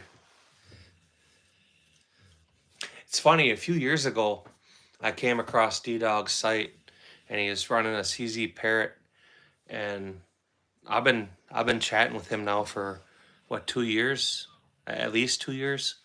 And I told him when I first came across the site that he didn't have enough subscribers and enough views, and I subscribed. But it'd be cool to get him up to his 1,000. It'd be cool to get him on a live.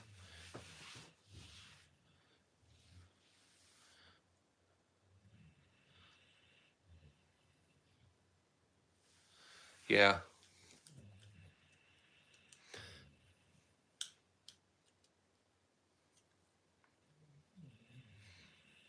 I mean, D-Dog, you probably know where that is. I have no clue. And like we were saying earlier, John, I mean, your experiences, for me personally, if I went through that, I wouldn't buy any more Smith & Wesson products. But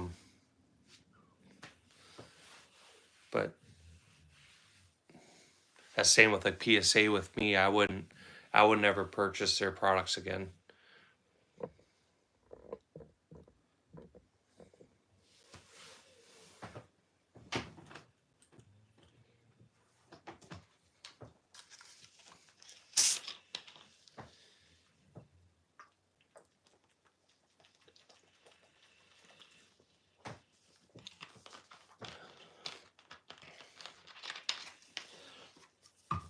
I'd like to get like 9 more likes on this live. So if you guys are sitting there watching in the backdrop, double tap that screen. Let's get that 100. That could easily be the most likes I ever got on live then. You shooting this weekend, D-Dog?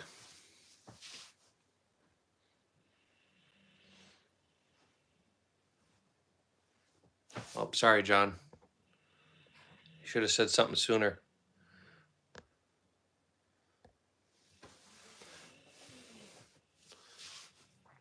Yep, they're horrible. The devil made me do it.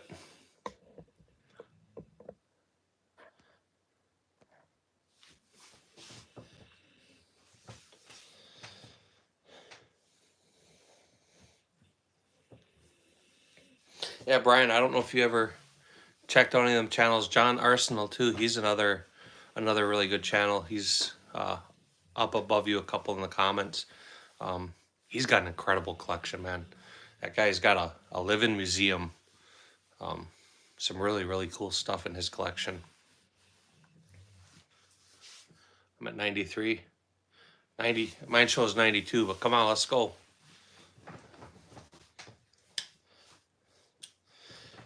By clicking that like button, you could save a baby seal.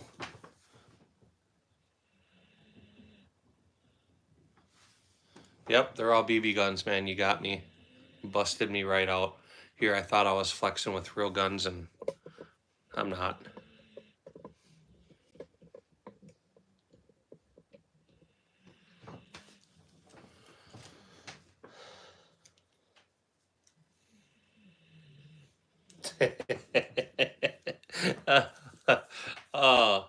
I should take a tally. I wonder how many of them I get in a live. That's classic. You either get the BB guns, or we get the I'm scared, or the why do you have. Them are always the 3 comments from the non-gun people.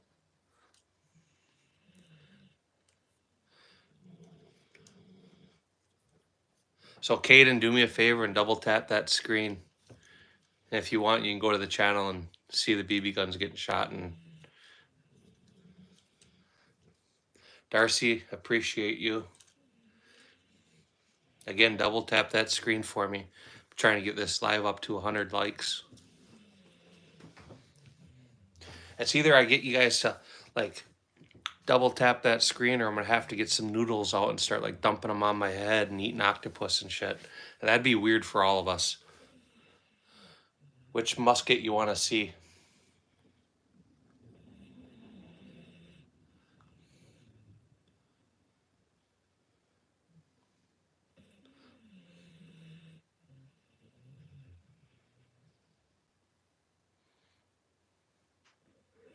There you go.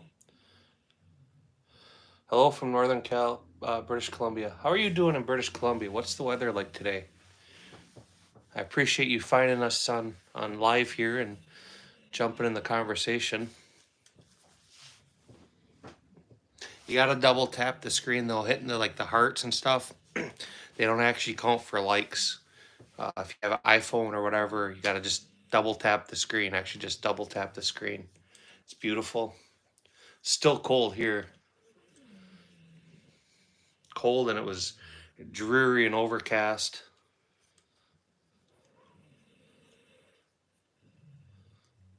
What do you mean the snow is going off? It's melting?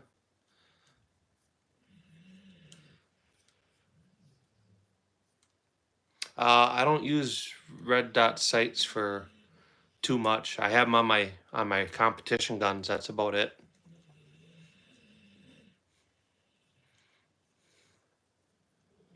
Too soon, it's not normal. I mean, it's going to be a hot summer.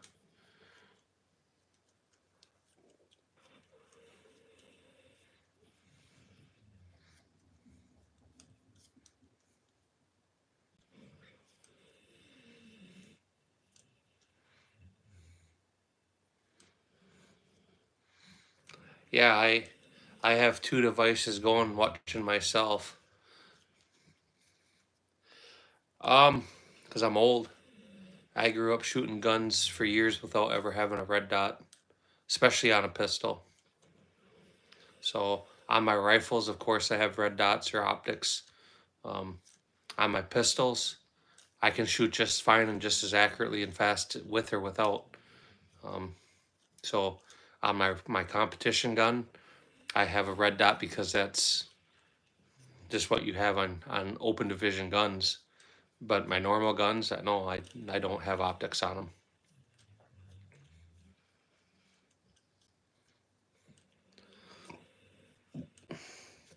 Inside at least 12 yards, there's no advantage to a red dot. You're going to shoot just as accurately and just as fast with iron sights. In a slow fire, a slow precision fire, yeah, you might get a little better accuracy with a red dot. But what do you do when your red dot fails?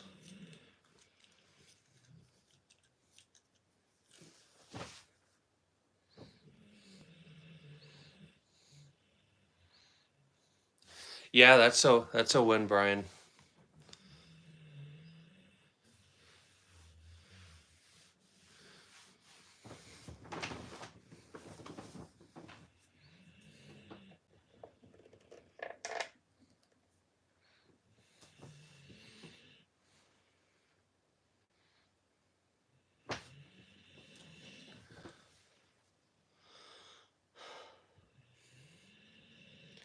But I mean, I plan on like adding a red dot to the DWX. Yeah, I it's it's a whole new thing, you know.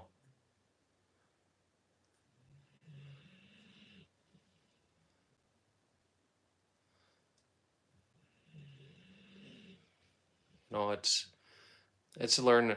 Like I never understood the co-witness sights in a red dot, because if the red dot goes down, you're gonna shoot like significantly low with these co-witness sights. Now, however, once I've been playing with the guns a little bit, I can see a purpose as maybe like a training aid for someone like me who doesn't have a lot of experience with a red dot, to be able to find the sights easily and then get that red dot.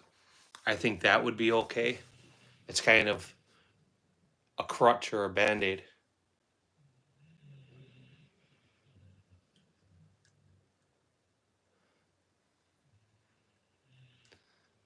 Right?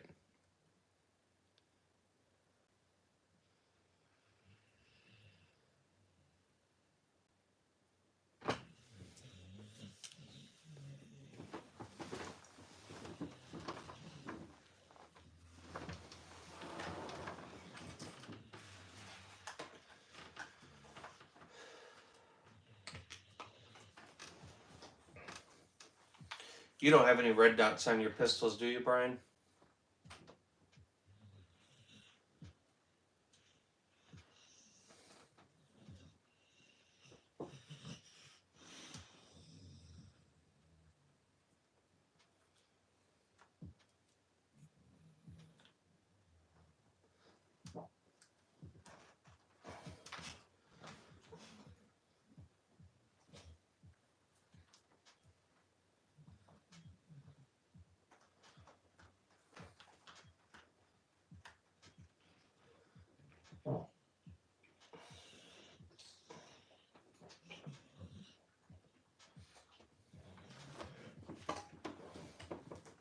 I think at 8 o'clock here, I'm gonna shut this down.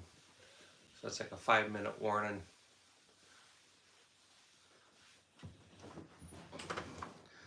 So if you're just clicking in here, throw some double taps on the screen. Consider subscribing if you haven't. Join the chat. You still have 5 minutes if you want.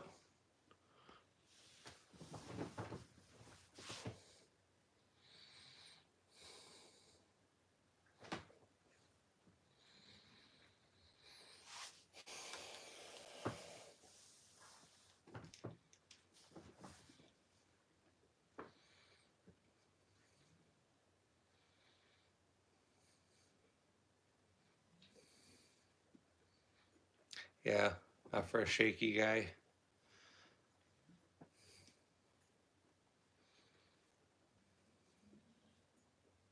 Brian, did you see my cow video? It's on in my shorts. It looks like it's the second video in my shorts. I published it earlier. I didn't title or anything. It's just got today's date. If you haven't, check it out. It's funny as hell.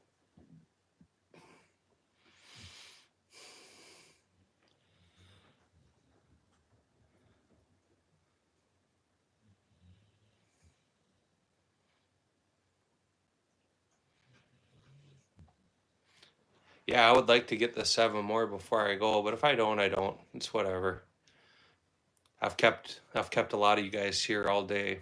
I kind of feel bad for wasting your day. That's okay. At least we wasted it together. So it's a good long live. There'll be a lot of good views on it. So actually, you know, like that's what I was saying earlier is you get all the gamer kids and stuff coming in that just want to troll.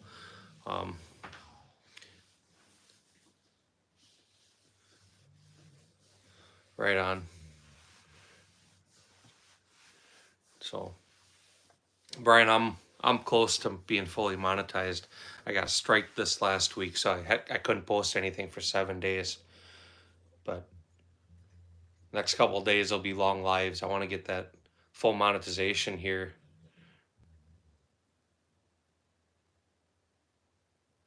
Yeah, I'm shutting it down. I mean, we got 3 minutes. I'm gonna shut it down.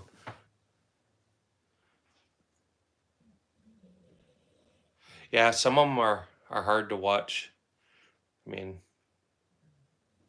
like I keep telling you, I'm gonna be honest with people. I mean, how many times have you heard me say, I don't know, I have no experience with it. You know, I would rather tell somebody that and be honest. And not only that, but like, I'll tell them, hey, you know, check out D-Dog. He's done reviews on that, or check out Patriot Arms, or, you know, John, or any of them guys. I mean, I would rather people be able to go and find the information that they're asking about than give them misguided information. And anybody that comes in these lives that I talk with all the time, I mean, I try to support them. So however it works, it works. But I appreciate you liking it and, I mean, having the conversation. No, I don't. I can get some though. It's actually a really nice rifle. That was when they first got imported in 2006 is when they started importing them. That was in the first batch that they came in on. So I had actually 2 of them. I sold one to a customer and I kept one for myself.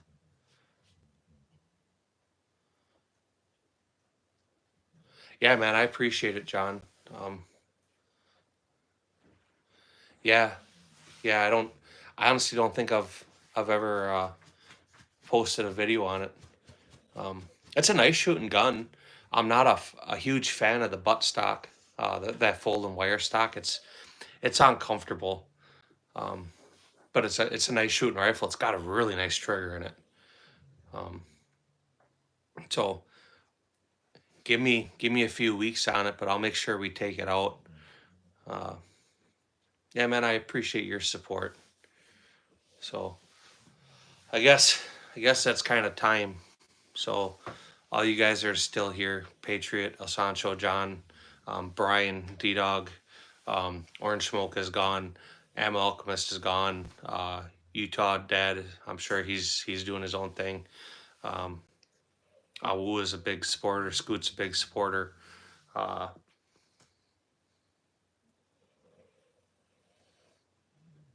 now you don't see him too much. Um, I'm missing a bunch of guys. Not a sponsor to you. He's always a big supporter. Big ol' 762 Mike. Even with Cooking with Love. All them guys, I appreciate your support. So with that, gentlemen, ladies, things, I'll see you another time. I hope you have a good night, what's left of it. And if you're not doing anything, you want to hang out tomorrow, I'll be here doing the same thing. So I'll catch you all another time. Be good.